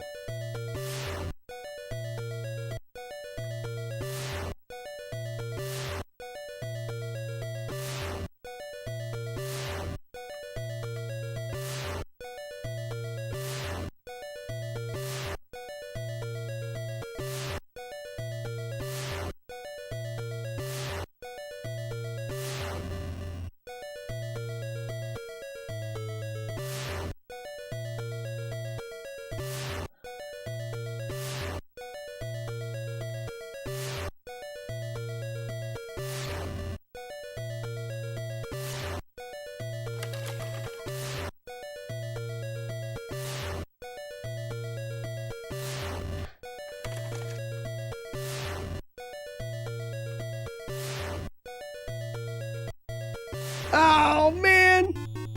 So I'm listening to an audio cue to try to get the frame perfect that gives me the fast spawn. That's going to be the best way to do it. Yeah, Zero, you're like, he's listening to music. All right, so blank saves. It's not going to work all the time, but it'll work for me to get the save. That's the thing. And if we can figure out all 3 starts, we may find a simple movement that gives us the same pattern every time. We may be able to eliminate fast dodges from the second one, or at least a good portion of them. So we're going to load this save state, start. If I go dee-doo-doo, so dee-doo-doo, dee-doo-doo,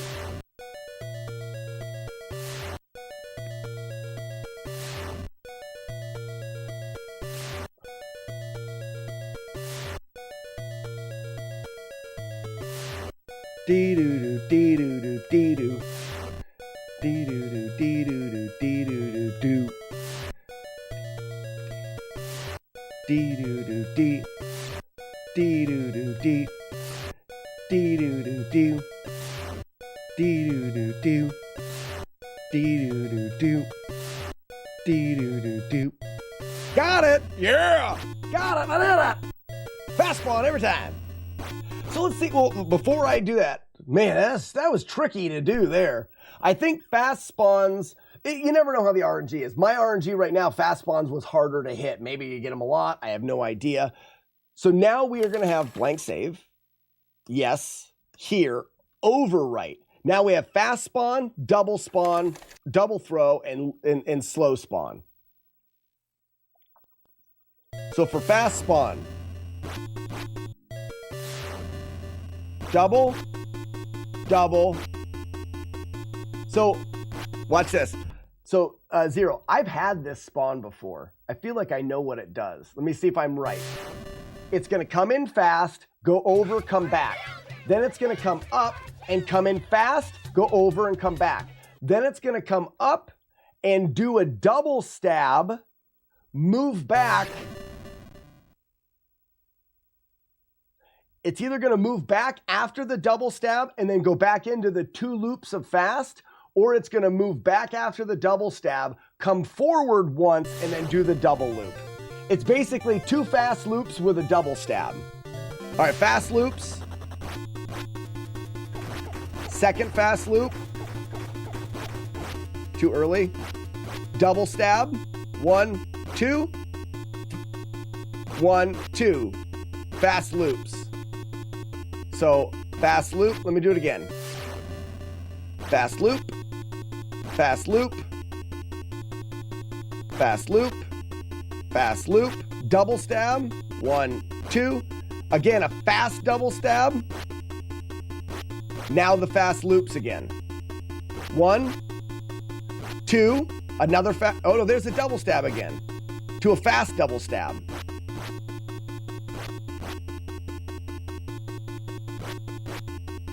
Is this a double stab? It is. Fast double stab. Fast loop. Fast double stab. After this, fast double stab. Fast loop. Double stab. Fast double stab. Yeah, that was too soon. Okay, so it essentially does fast from the right, fast from the left, double stab, fast double stab, fast from the right, back over to fast from the left, fast from the right, double stab. It does that loop, except for when it starts, it gives you an extra fast one.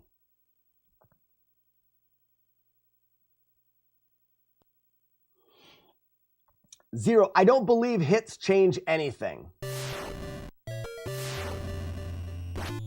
There's a hit. I'll see if I can predict. We're going to go fast left, fast right, double stab, fast double stab, fast right, back over fast left, fast right, double stab, fast double stab. And that's with a hit at the beginning. Hits don't matter. He's going to continue that pattern whether you hit or not. So here's the question. Can I move left or right to affect this pattern? So I'm going to move all the way over to the right. So he does 2, and now he's slow. Hold on. So move right, dodge, move left, and now he's in a slow pattern. You absolutely change his, okay, and now he's in the slow pattern? Oh my gosh, you can, and when he's in the slow pattern, he just does this.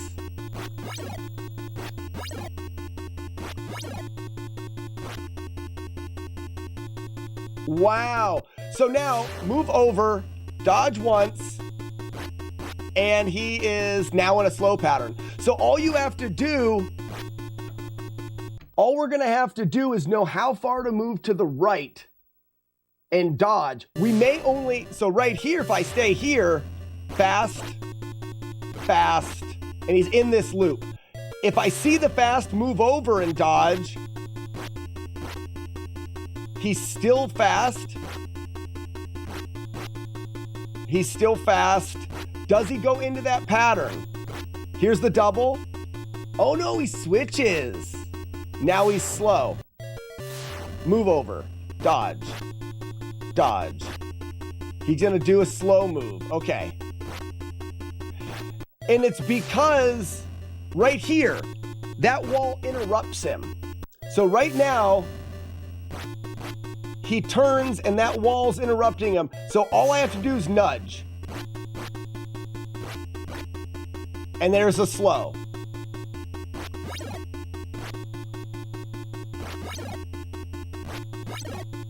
And he stays slow.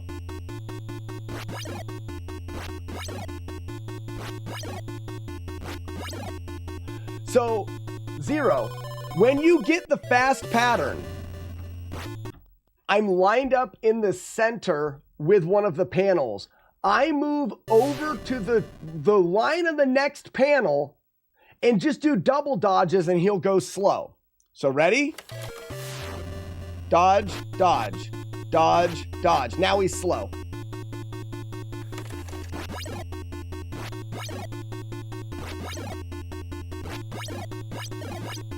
Doesn't matter, Jason's free. Day 2 is free. So the secret to that, now let's work on the second one, which is the double dodge. All you have to do is move over one line and do your normal double dodges without having to attack. And now we've got him in a slow fight. So let's look at slow fights first. If we go to blank saves, this is the slow fight. With a slow fight, obviously see slow. We're gonna attack here, attack here, attack here, and then get 2. Now we'll do, he's gonna go fast, we'll do 2 easy double dodges, and now he's slow. We attack here, and he's gonna be slow for a long time, so if we fight to the death, that's fine. Easy fight, all slow. If we get the fast one, just to remember, we move over and do the double dodges, and now he's in a slow fight. Ooh, why not? Hold on. Too early.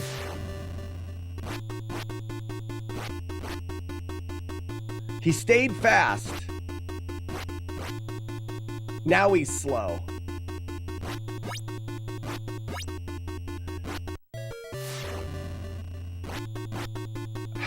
How precise is that pixel? Ooh, hold on.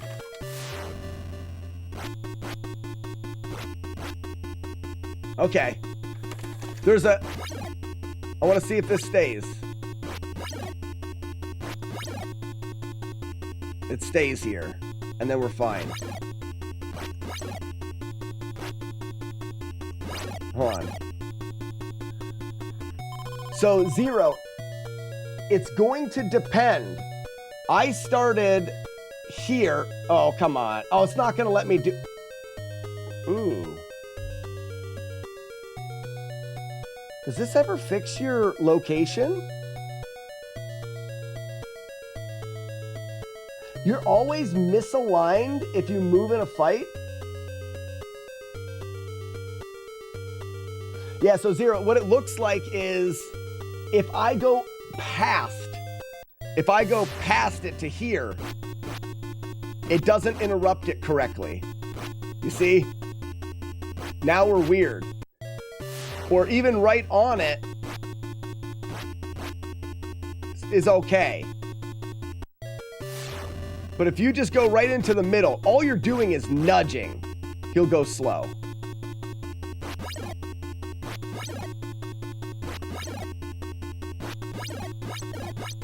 And he stays slow. You keep on the same sideways area. Is there any benefit to that? Does it? And it recenters you when you enter the room, so it doesn't matter. Okay, so now let's look for a slow manip for the double pattern. Let's actually figure out what the double pattern does. I don't know what the double pattern does.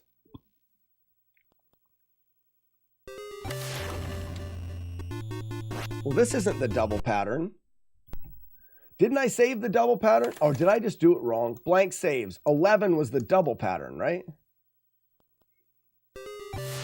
Oh, no.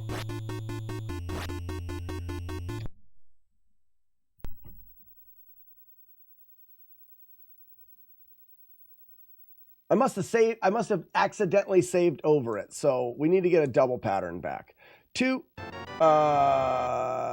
Yes.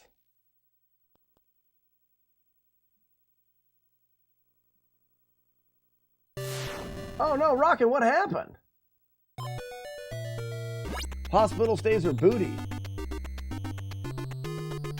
Yeah, we're glad you're back and not, I don't know what happened. Okay, so he's gonna be here, which is fine. D. D. D.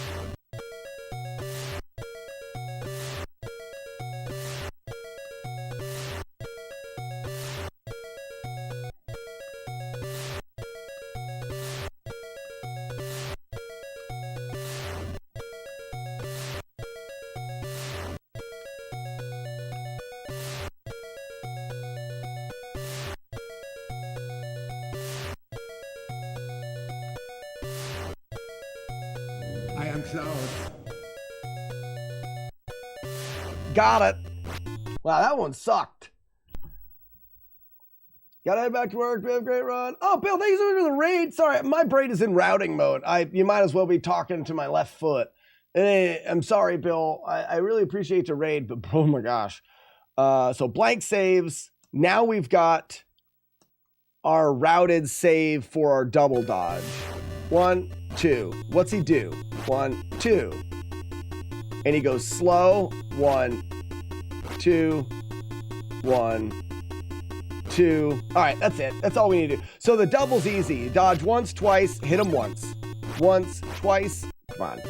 Once, twice, hit him once. Once, twice, hit him once. Maybe twice. Dodge him here. Dodge him there. Dodge him here. Dodge him. 1, 2. Let's follow the pattern. Hit him.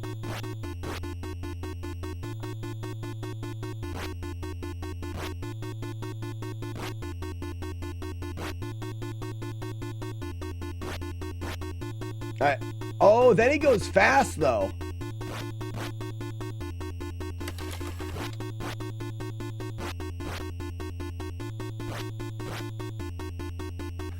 And then he's stuck in the fast pattern.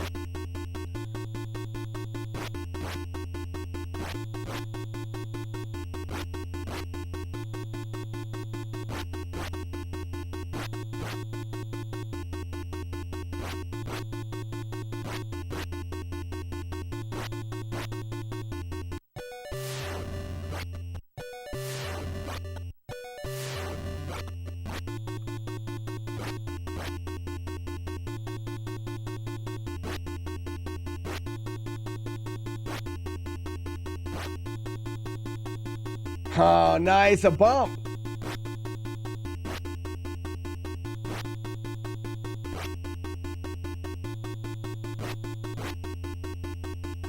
Well, that doesn't seem to really help much though. Hold on. Dodge, dodge, throw.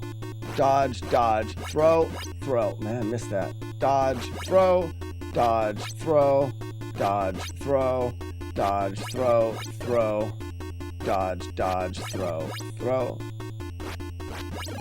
So the problem is if you miss those a little bit,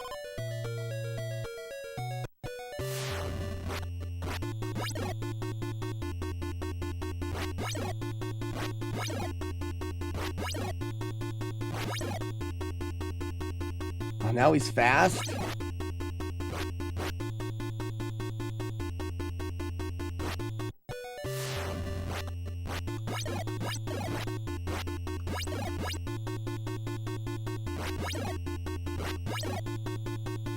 Too early.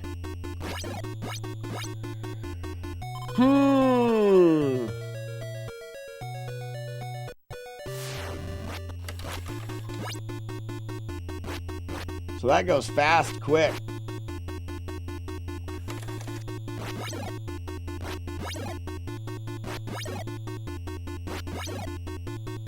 Oh, but it sets you in a low pattern.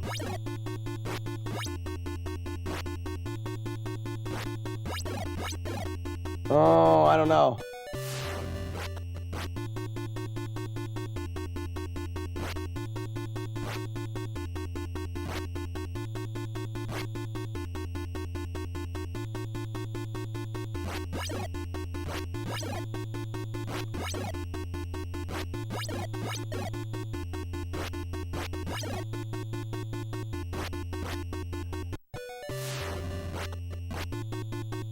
So I think in this case, the best thing to do is actually try.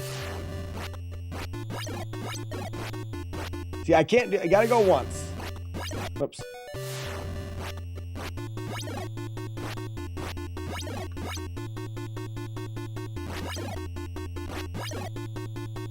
Too early.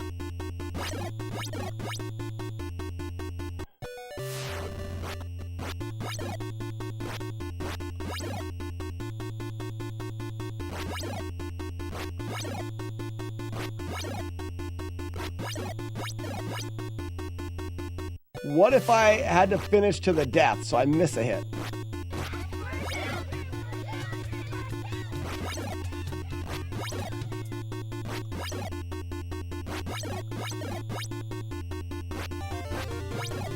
Oh, then I get a couple hits there before he goes fast. I should be completely fine with that one. All right. Let's practice these and then get a full run in. We'll have just enough time. So slow pattern is very easy. He starts moving slow. We get this here. We get this. He'll go fast here, and we'll double dodge. He goes slow. Now it's a slow to the finish.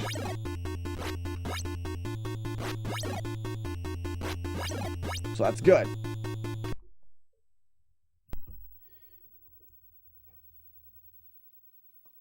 The fast pattern, we're actually going to notice at the very beginning the fast pattern and just nudge a little bit to the right.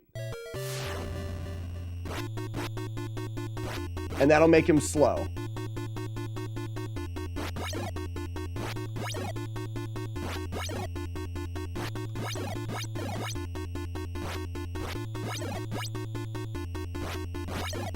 So that didn't do what I thought. There's the slow.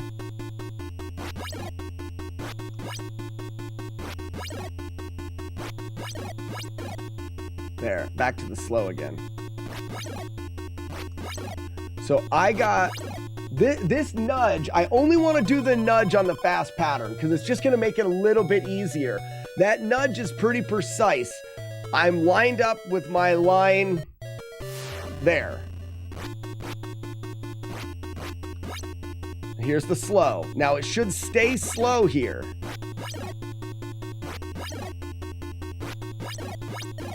There's the stay slow. If I don't go enough, which this is a little bit less, there's the slow. Does this go to a double? It does. Okay. So this is not enough. Is this too much? Slow.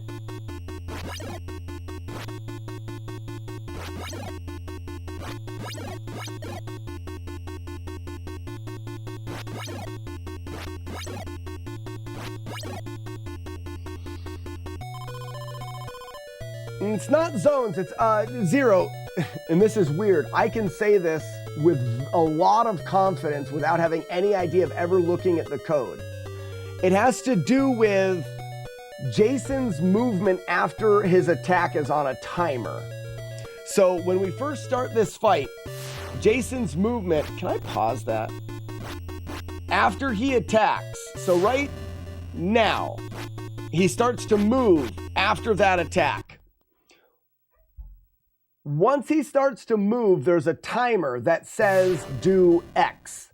But that timer is going to be interrupted if he hits a wall.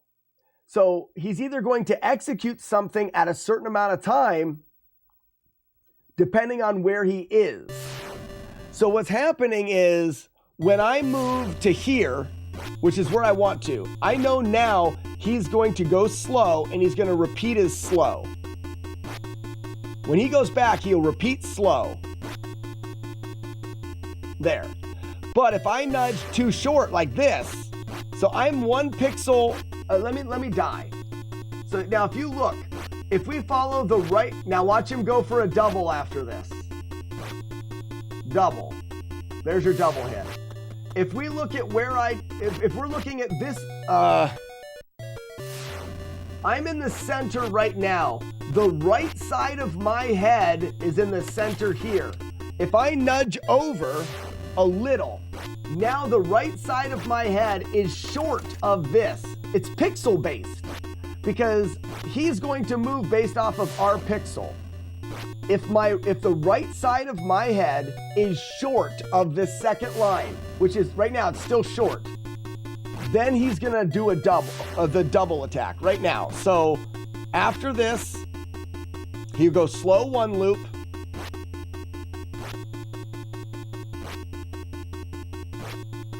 And then the double. If I move a pixel farther, now we're going into a good spot. Now our right side is lined up directly with it. Now I know single, back to a slow route, back to the slow route. Now he's stuck in this slow route. Because of this pattern, all of the signals are hitting at certain spots. He's got a timer that it's saying, all right, now do this, now do this, now do this. But that timer is telling him to do certain things based off of his position.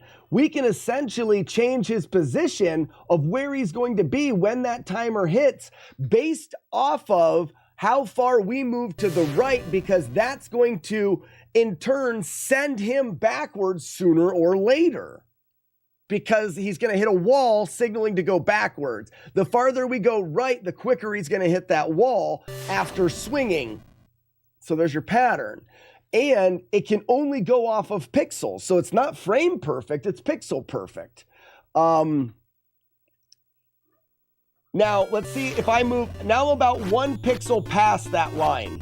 I think he's still going to go slow, slow. Ready? After this slow route, he's going to go slow again. No, he goes fast. Okay, so there is a fast one in here, about a pixel after.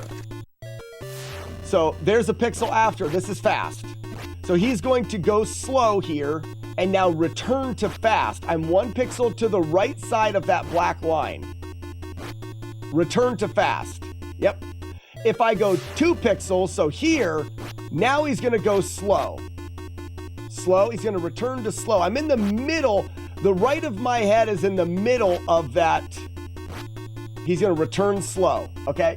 So the right side of my head is in the middle of these lines.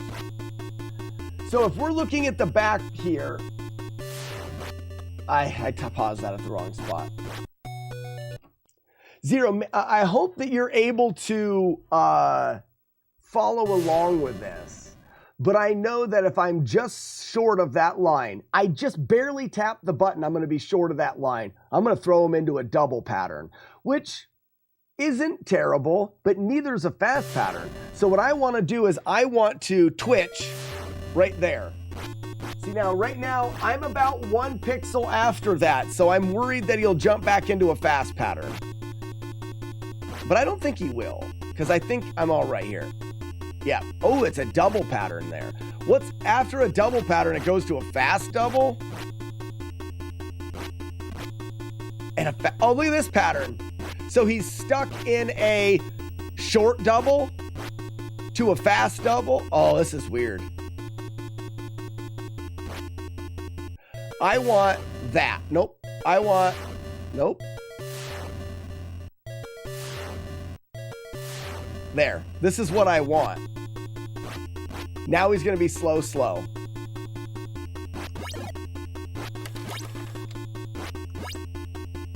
Doesn't matter. He's going to go with another slow pattern.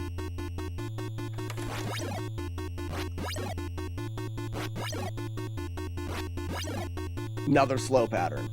This is what we want. Because now we've broken him into these slow patterns. But I need to be here, and it is pixel perfect. That sucks. I'm 1 pixel too far. Can I fix it? Oh, I can fix it. All right, that's nice.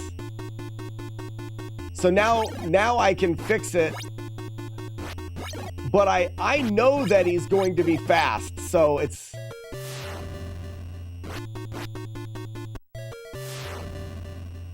I'm not far enough. There we are. Can I fix it? I don't know I can't.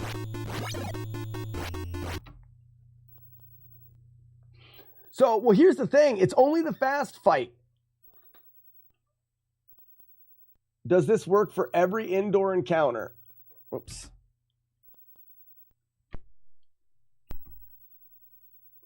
So, Buzz, the encounters are different depending on what day you're on. Day 1, I'm assuming day 1 is going to have 3 patterns as long as you stay exactly in the middle. What if it's just 1 tap? What if I just do 1 like baby tap?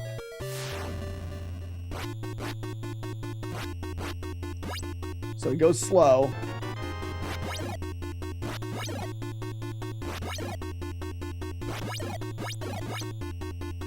Oh, okay, it's a baby tap works.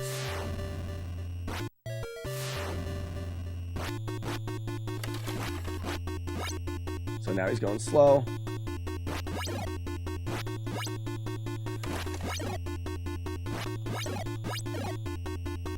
Okay, that's what we want to do then. So the first pixel off of center throws him into a slow pattern. That's what we want to do. So if we see this, we want to... Oh, that's too much. There it is. 1 pixel change. Uh-oh. Oh, that sucks. 1 pixel doesn't work.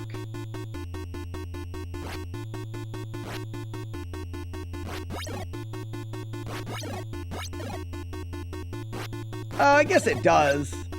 No, it doesn't.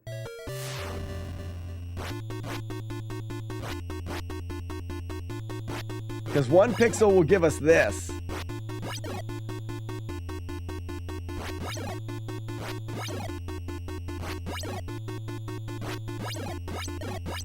You know, it will. Oh, that's too much. Come on.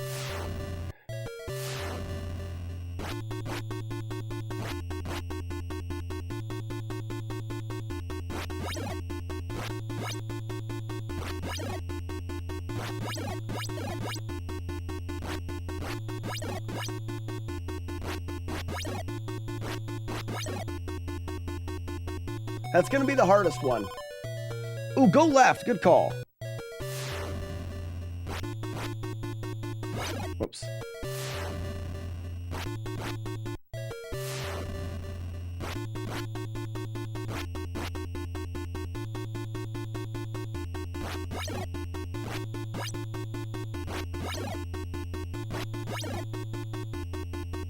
Two slows.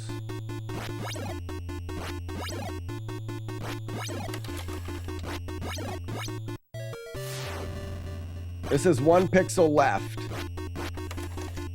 Now he stays fast 1 pixel left. And switches to this. Yeah. 2 pixels left is all right. Because he'll go slow. So the challenging part is the only consistent thing to do is not mess with things, or to move left or right pixel perfectly to guarantee. I know that 1 pixel to the right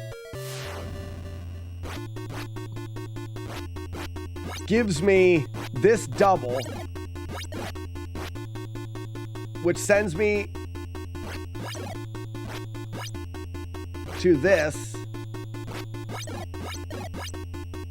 with another double and then to a fast. So, oops.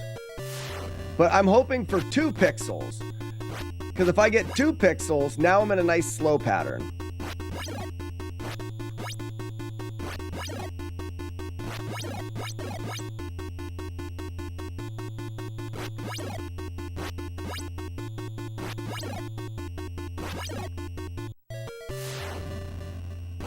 Now this is gonna be I went 3 pixels.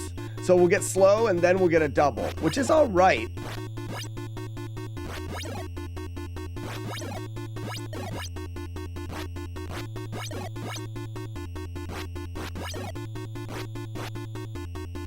Oh, I just have to dodge 2, that's all right. And then we're back into a slow. So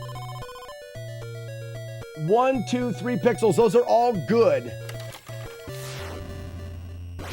We dodge 2, and then we will know where we're at here. We'll go slow. We always will get a slow. Damn it. And then, oh, we got another slow. This is the perfect spot to be because we know we get 2 nice slow patterns.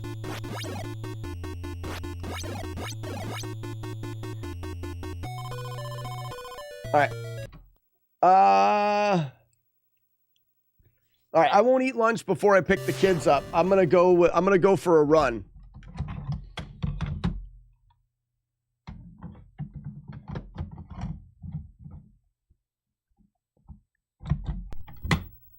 No, Zero. So if I don't eat, I have to leave the house at to pick up the kids. I have to leave the house by like 2 or just after 2. Normally I eat, and I was like, 1:30 will give me enough time to eat. I'm into this. I'm not eating. It's fine. I'll eat when I die. No. Oh, Pissy's in a terrible spot. So we'll go Mark. Actually, we'll reset.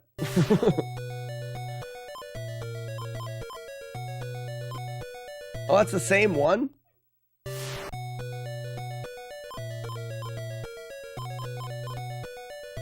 I'm not resetting again.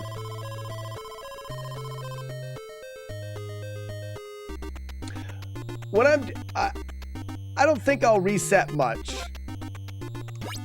Oops.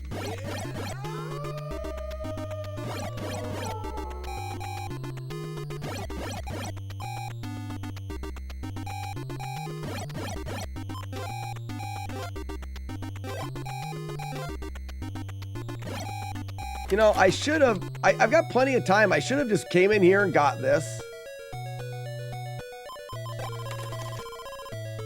Hans Gruber. Hans, thank you for the follow. All right. So he's cave route.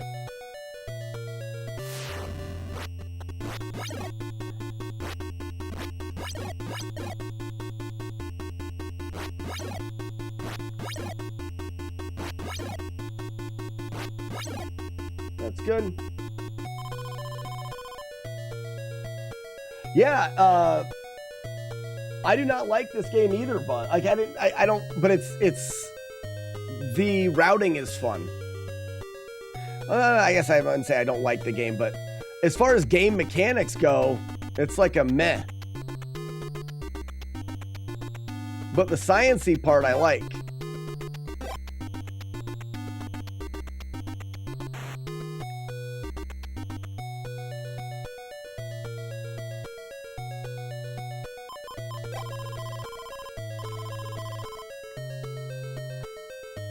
So I'm probably going to get another cave attack, but I've got time.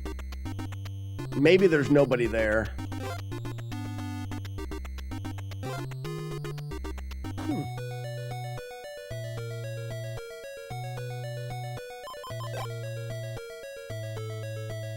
And if there's nobody there, he's going kids. All right, so there was somebody there. Okay.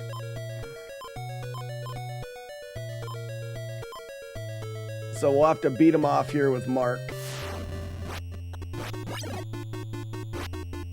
same pattern.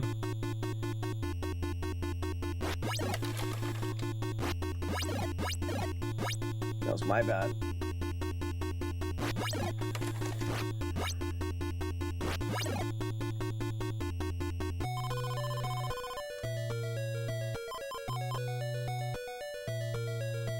Go back to Chrissy.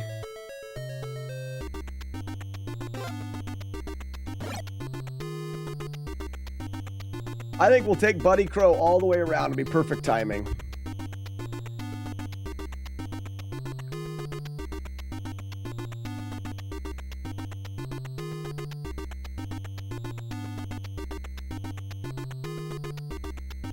And most of the time we're doing this is pretty consistent. He's going to be getting to the kids right about now.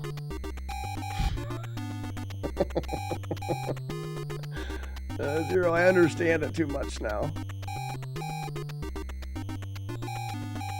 And then we're good. All right, Pissy. Take it to him.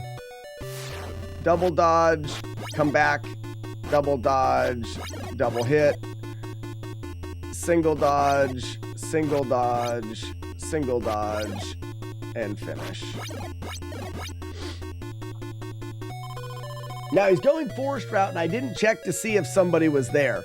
The reason why I want to do that, so Zero, it seems like I always get Crow right, then Crow left.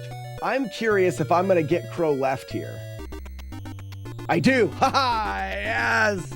Yes. Because normally when I go there, Zero, I have to go in, I get Crow right, I come out, I get Crow left to take me to there. But when I exit the cabin, I always get Crow right first. And I think there's, yep, and so this is perfect. Now he's in the lower left. Perfect. How do you know when he's going for the kids? It's all about the loops that he makes. Grand Designs, he does this loop called the cave loop. And he does this loop called the forest loop. This is just an overlay I have for my code. This isn't something you can show in the game. Because he attacked in the cave, I know he's on this loop. Once he did that second attack in the cave, there's no other place he can attack before he enters the left side of the lake. When he enters the lake on the cave loop, he will always exit the right side of the lake on the forest route. Same thing if he enters the left side on the forest loop, he'll always exit doing the cave loop. So right now, I know that he's on the cave. He's attacked here. I'm going to fight him off. He's going to go through the lower forest and be exiting there. So I can do a couple things. I can say, he can attack, once I beat him off here and he leaves, he will attack George next if George doesn't move. Now, Mark is in the spot in the cave loop. If Mark moves, he will move to the next cabin. So I'll have to be prepared for that. It's all about knowing where people are. So let's fight him off. All right, this is a slow. This is nice. Too early. This is the easiest pattern by far.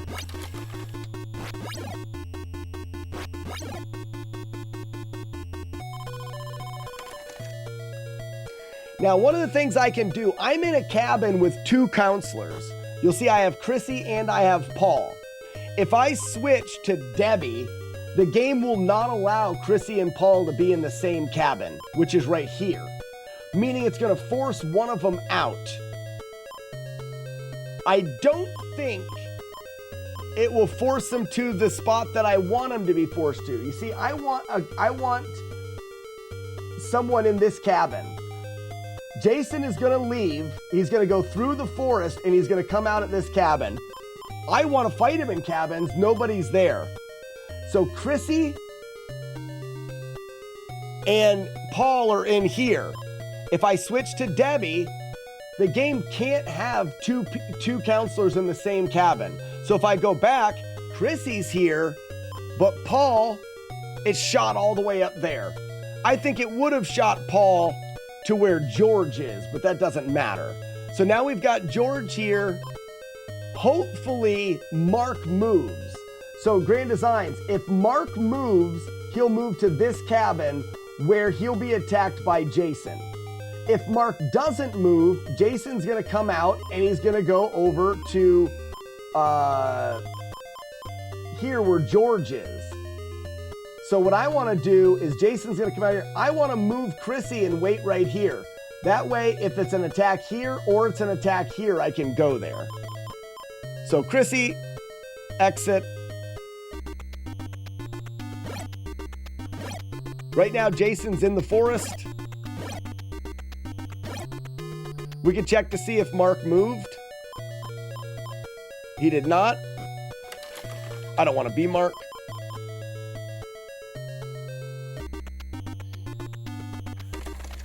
Now we'll wait here. If Mark has moved, he will land in this cabin beside me relatively soon. If I wait a little bit longer and it's like he should have attacked Mark here, we'll know Mark didn't move and we'll have to move to the left to save the other cabin.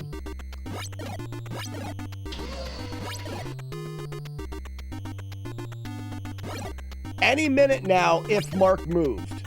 We can't check because we're not in a small cabin. All right, I don't think Mark moved. Oop, he did move, perfect. That's what we wanted. It was very close. Mark moved.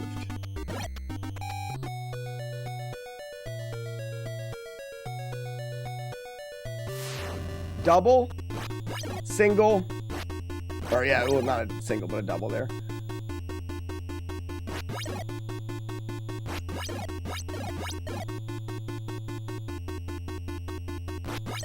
All right. Now this is a really nice thing. So, Grand Designs, I know that I'm in this cabin with Mark because he moved. I need there to be a counselor in this next cabin, and there's not. So if I move out of here, it'll force Mark out of the cabin. Now I'm here, and Mark has moved down the line. So now Jason will run into Mark. So I'll wait here for a little bit. If I start moving to the right now, I will run into Jason on the path. But if I wait a little bit, Jason's ahead of me. There's the attack. So now he's attacking Mark, who I forced out of the cabin to be there. I have until the timer says 40 before he starts taking damage. So like, I have plenty of time. Go in. We'll finish Jason off. This is a fight to the death.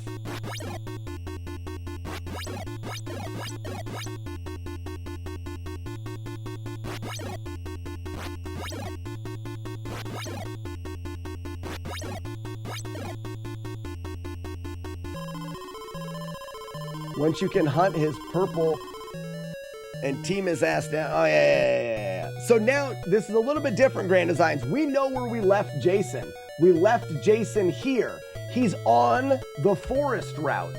So right now, Jason cannot run into anyone until the kids. He can't. So from the forest route, he is here. This cabin, he can only run in this cabin if I'm there. This cabin, he only attacks when he's on the cave route. So he will not attack this cabin. He's on the forest route. He's going to come into the forest. He's going to exit the forest to go over here. Big cabin. Only attack that if I'm there. He never attacks this cabin. He cannot attack this cabin. There is nothing that Jason can do right now except for attack the kids. So right now I'm in this nice spot. I'm Chrissy. All I have to do is go to the kids.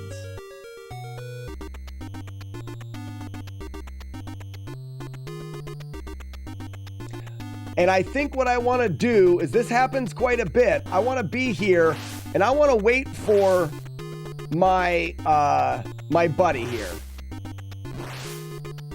going to take Jason a while. Where's my buddy? He's going to come from the right, isn't he? No, he's coming from the left. Oh, this isn't good. So I won't be able to make the full loop. I won't be able to make the full loop here.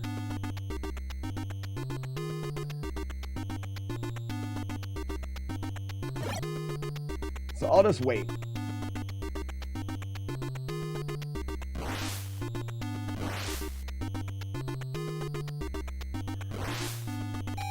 There's the kids.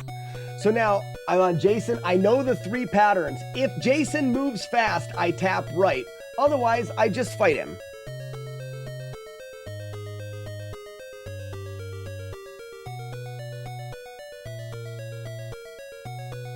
Here he is. And we've got him.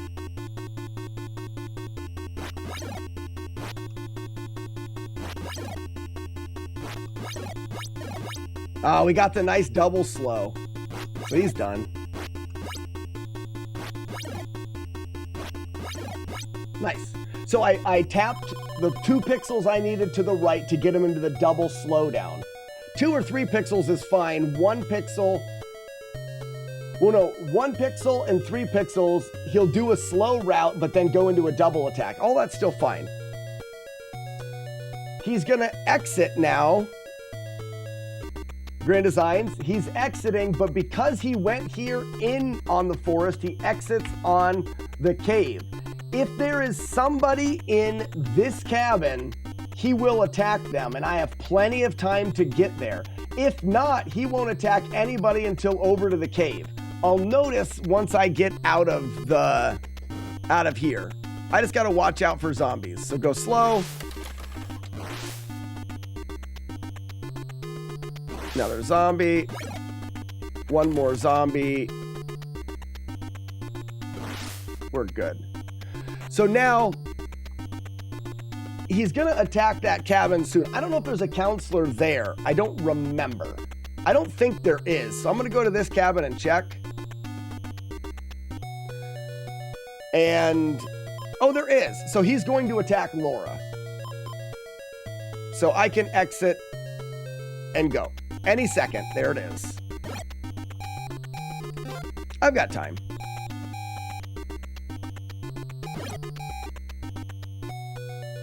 You see how you start to, Grand Designs, you start to be able to predict the future in a way. One thing that I could have done before I entered the lake, I could have checked counselor locations to see if there was a better chance of one being there, but it wouldn't have mattered.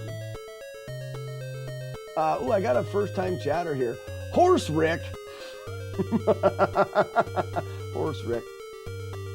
I remember playing it as a kid, and it's no wonder I didn't beat it pre-internet walkthroughs.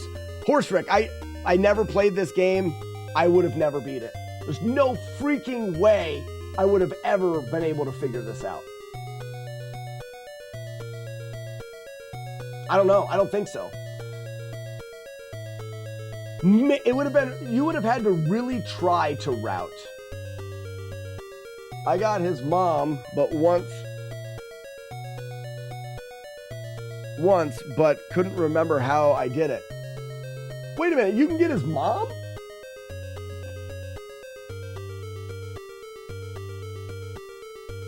Now you can force Laura in the upper left cabin, right? Let's find that out. Let's do, if Jason's fast, we tap right. Otherwise, we fight Jason. Oh, nice slow fight.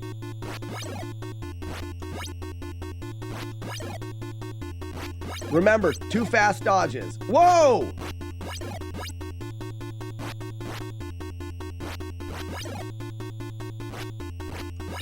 Did I move?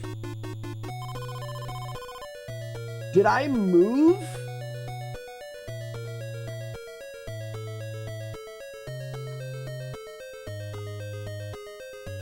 Otherwise, my routing doesn't hold weight there because there's another pattern I didn't recognize. That was a slow fight to start with. I must have moved a pixel. It looks like I'm 1 pixel to the right, doesn't it? Anyways, I survived. So now the question is, I am here with Chrissy and Laura is with me.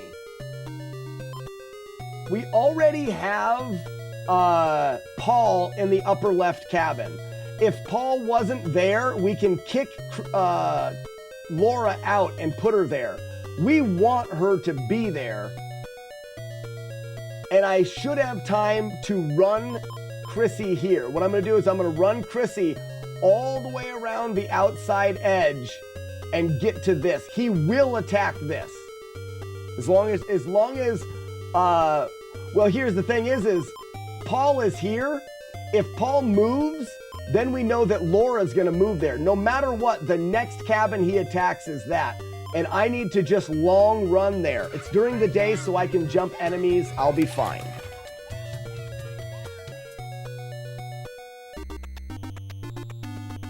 So I'm just going all the way around. During the day, it only spawns 1 zombie at a time, so I can jump the zombie and know I won't pick up any of the knives. That goes to the lake. Oh no, that's the forest. That's all right, I've got time. That goes to the lake. Here's the cabin. This goes to the cave.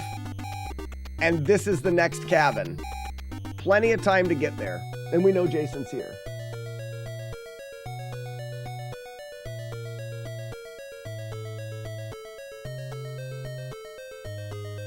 Hold on. So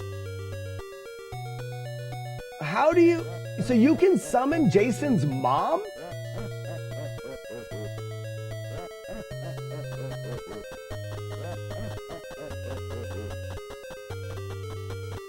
I know it's one thing. I like I said, I can postpone a little bit. Yeah, you fight her in the cave in the woods. But there's no reason to fight her. All right, so I'm bumping right if I get a fast pattern. I fucked up. It's all right.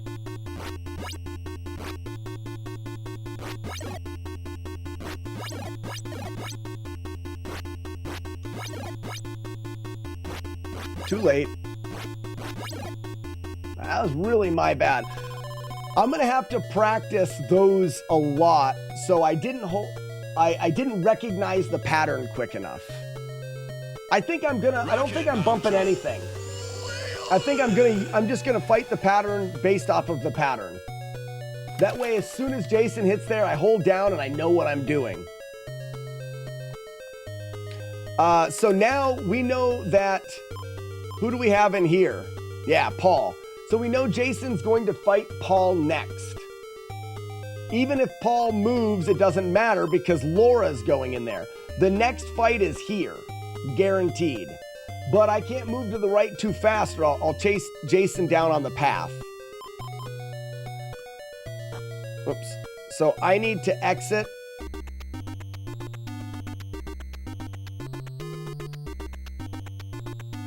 Now, Zero, this is going down. Going down fast. All right. So I'm going to wait a little bit so that I don't hit Jason when I screen transition. That should be... There we go. Now I know I can go directly to that cabin, past the big cabin.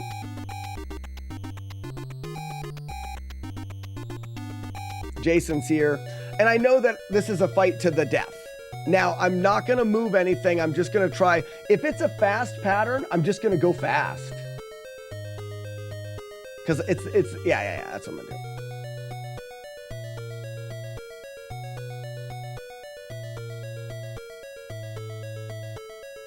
Slow pattern.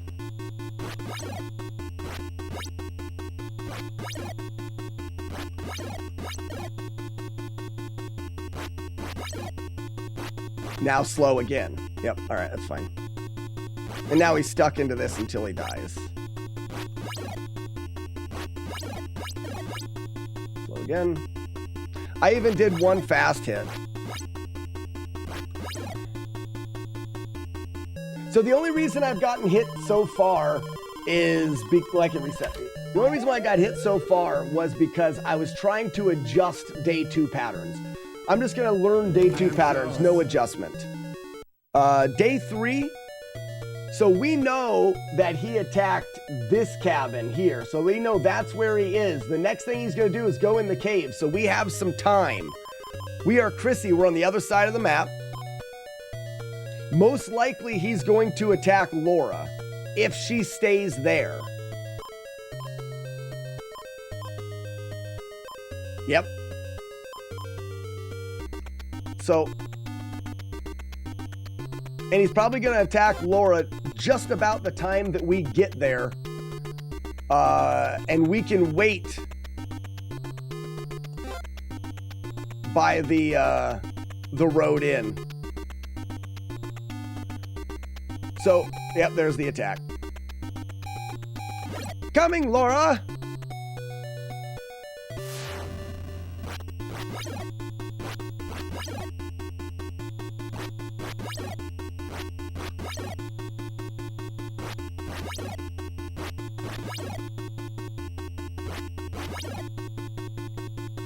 Day 3 fights, they're more precise, but there's just no guessing in it. This is a tricky one because Jason now is gonna leave and go attack the kids. There's nothing else that he can do. I need to get to the kids, and what I'm gonna do is I'm gonna leave this, move left, which is not normally a safe way to go because Jason is going to be doing that. But I can get to this road before I attack him. And then I'm gonna go all the way around the outside, jumping everything, and I'm gonna get to the lake with just enough time. Just enough time. So Chrissy, exit, left, out. Now we're gonna try to go as fast as we can here. The first road is the forest. I'm gonna go around. Here's the small cabin. You're in my way. You're in. All right, go slow. Children are being attacked any second now. There they are. We still have to take our time. We have until 43 before Jason will come out. Where's the third one? There. Oh, we're good. Perfect. All right.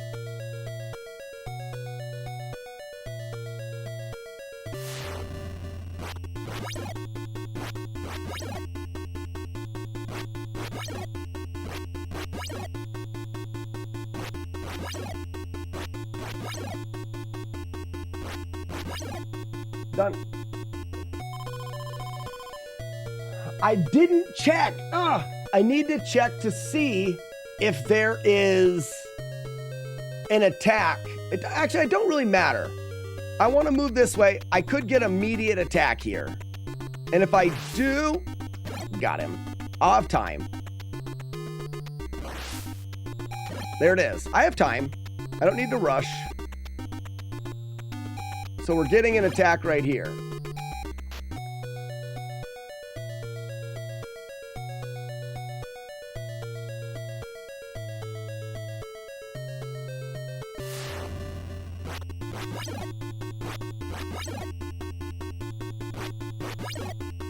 Oh, slow! Oh, that was too fast. Okay. I was thinking in my head, Zero, I'm like, I'm gonna get a perfect day 3 Jason. Shouldn't have thought that. All right, now, we've already got Debbie there, so that's the last attack. Because if they make a move, Mark will move there. If they don't move, Debbie will be there. So that's the last place. I go here.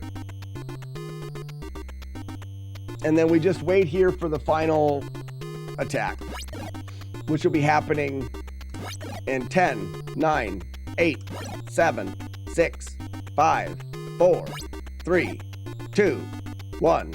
Attack! 1. Attack! Takes longer to get through the forest. There it is. Fine. You make me a liar, asshole, Jason. You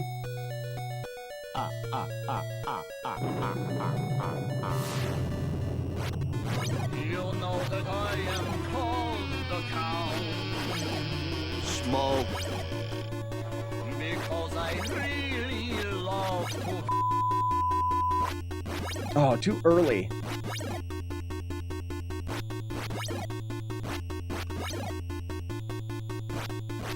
So I had that one that was... Hey, Crilly Mitchell! I am Klaus.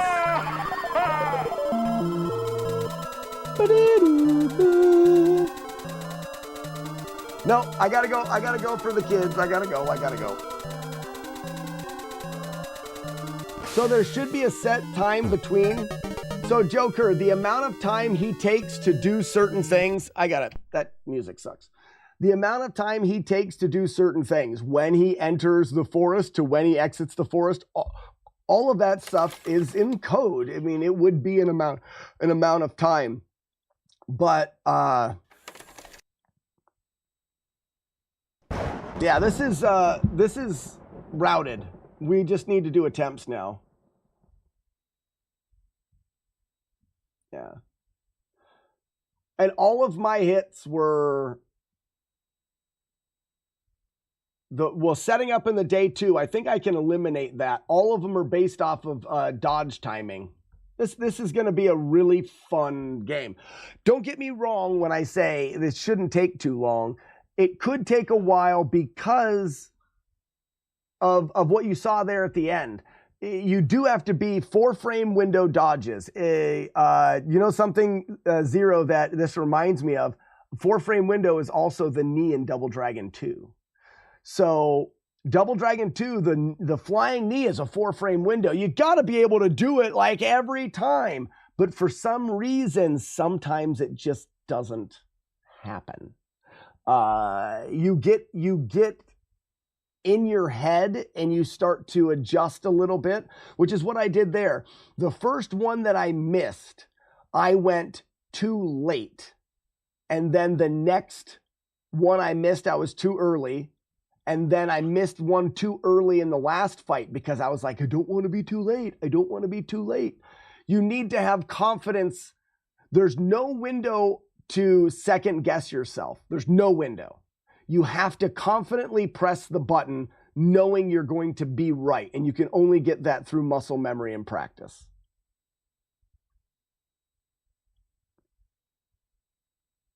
I have a lot of experience with 4-framers. Yeah, every time you've done the flying knee in Double Dragon.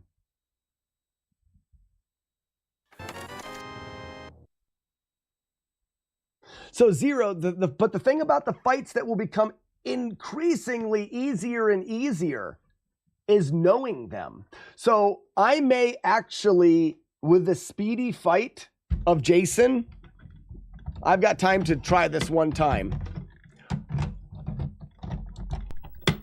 With that fast fight, it makes sense to me, instead of pressing right or left to change it, it's too precise. And I have to recognize fast and press. No, I'm not doing any of that. This is the fast fight. If I get the fast fight, let's route it like the third day, because I know it's going to be fast. That was too early, I knew that. All right.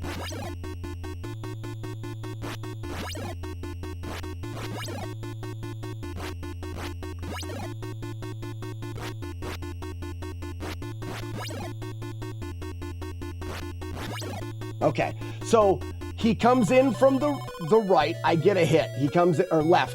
From the right, I get a hit. From the left, I get a hit. From the right, I get a hit. Now I have 4. He's going to do a slow double stab, giving me 5. The fast double hit from the center is awkward, so I'm not going to do that one.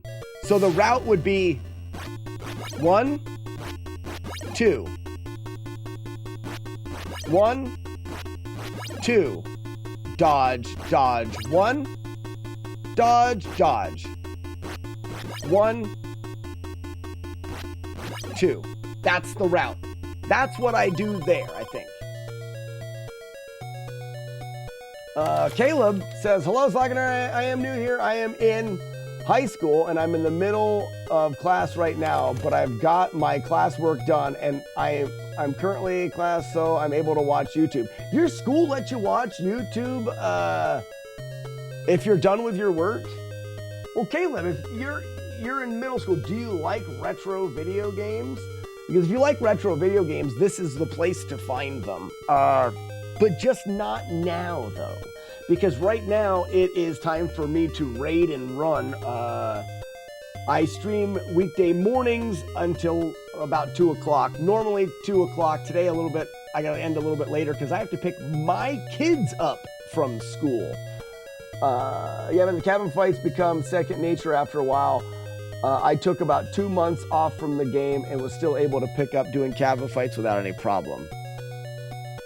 You'll hit the point where they're nothing after a while. I probably won't, Zero, because I'll probably finish before I really get good at them. I'll probably finish a run. Your favorite retro game is Earthbound on the SNES. I've heard a lot of good things about Earthbound. I've never played it. You'll be done long before that. I think so. This playthrough here, Zero, only had long dodge hits, essentially. We're going to play tomorrow, and we're going to see what happens. But I do have to go get my kids. Caleb, I have a bunch of videos on the YouTube channel that you can see. If you want to catch another live, it's always going to be while you're at school. If you watch Twitch, if you like retro games and you watch Twitch, I have Slackinator Replay on Twitch that is playing 24 hours a day while I am not streaming. So if you want to catch some more content that's like this, there's always a place to see it on the Slackinator Replay channel, which is where we're going to raid right now. And then I've got to run, but I've had a lot of fun routing today. Zero, do you think that manipulating the patterns for Jason in cabins is useful, and how do you think it's useful? For me, I'll tell you right now, it's going to be harder for me to memorize, harder for me to react and tweak that cabin fight by bumping left or right. It's going to be harder for me to react to that than it is to learn the fast one. So for me, it's all about knowing there's only 3 fights and knowing how to do those 3 fights. I have a sneaking suspicion that there's 4 and the slow start has 2 different variations, but we'll find out about that.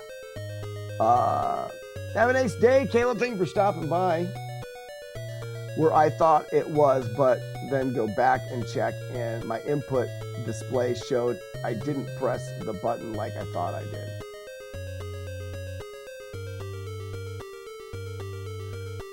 How bad is this game about eating inputs? It's not bad, but it will feel like it does when you're dodging. And that's because, what?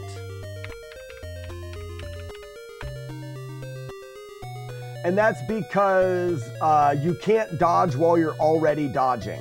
And it feels like the input's not working. As far as I'm aware, nobody knew about the patterns until now. Maybe they, but I haven't heard anything else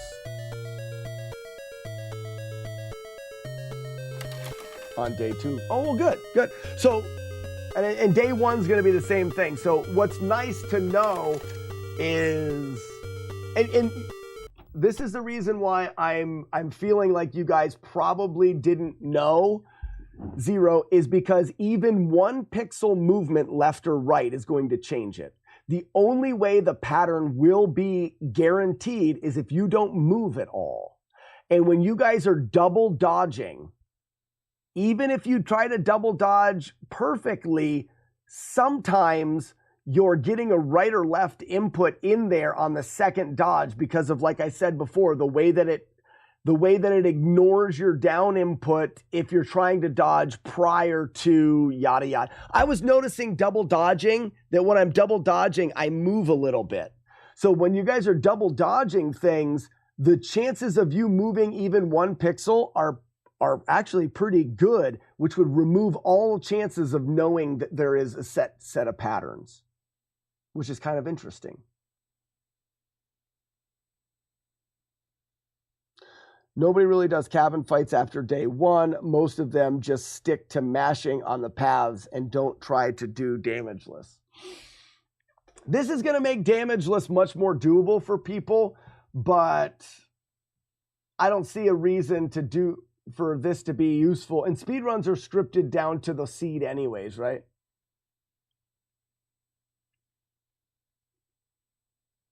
I think with a little bit of practice, Zero, anybody can take what I'm doing and beat the game without damage.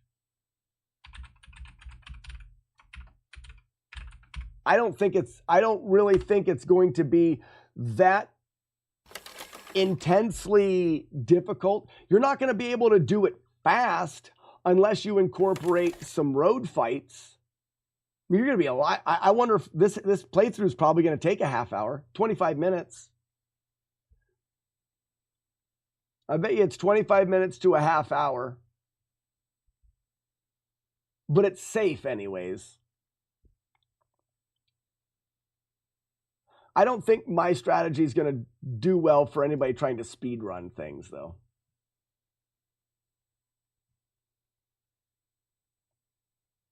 All right. Ladies and gentlemen, thank you so much for the stream today. I had a blast. Can't wait to do it again tomorrow. Tomorrow we are going to, until we get the capture situated. Oh, look, it's broken. That's weird. Mustang, this is Maverick. Oh, it's because I have that down. Until capture is figured out and stuff, I'm not risking Zelda carts. So it's going to be a while before we pick Zelda up again.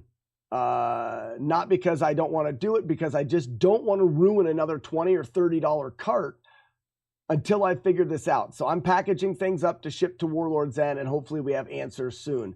But until then, Friday the 13th, we're going to start doing some other games. I guess I would entertain Battletoads, but we'll talk about that tomorrow. Bye, everybody. Bye. Bye. Bye.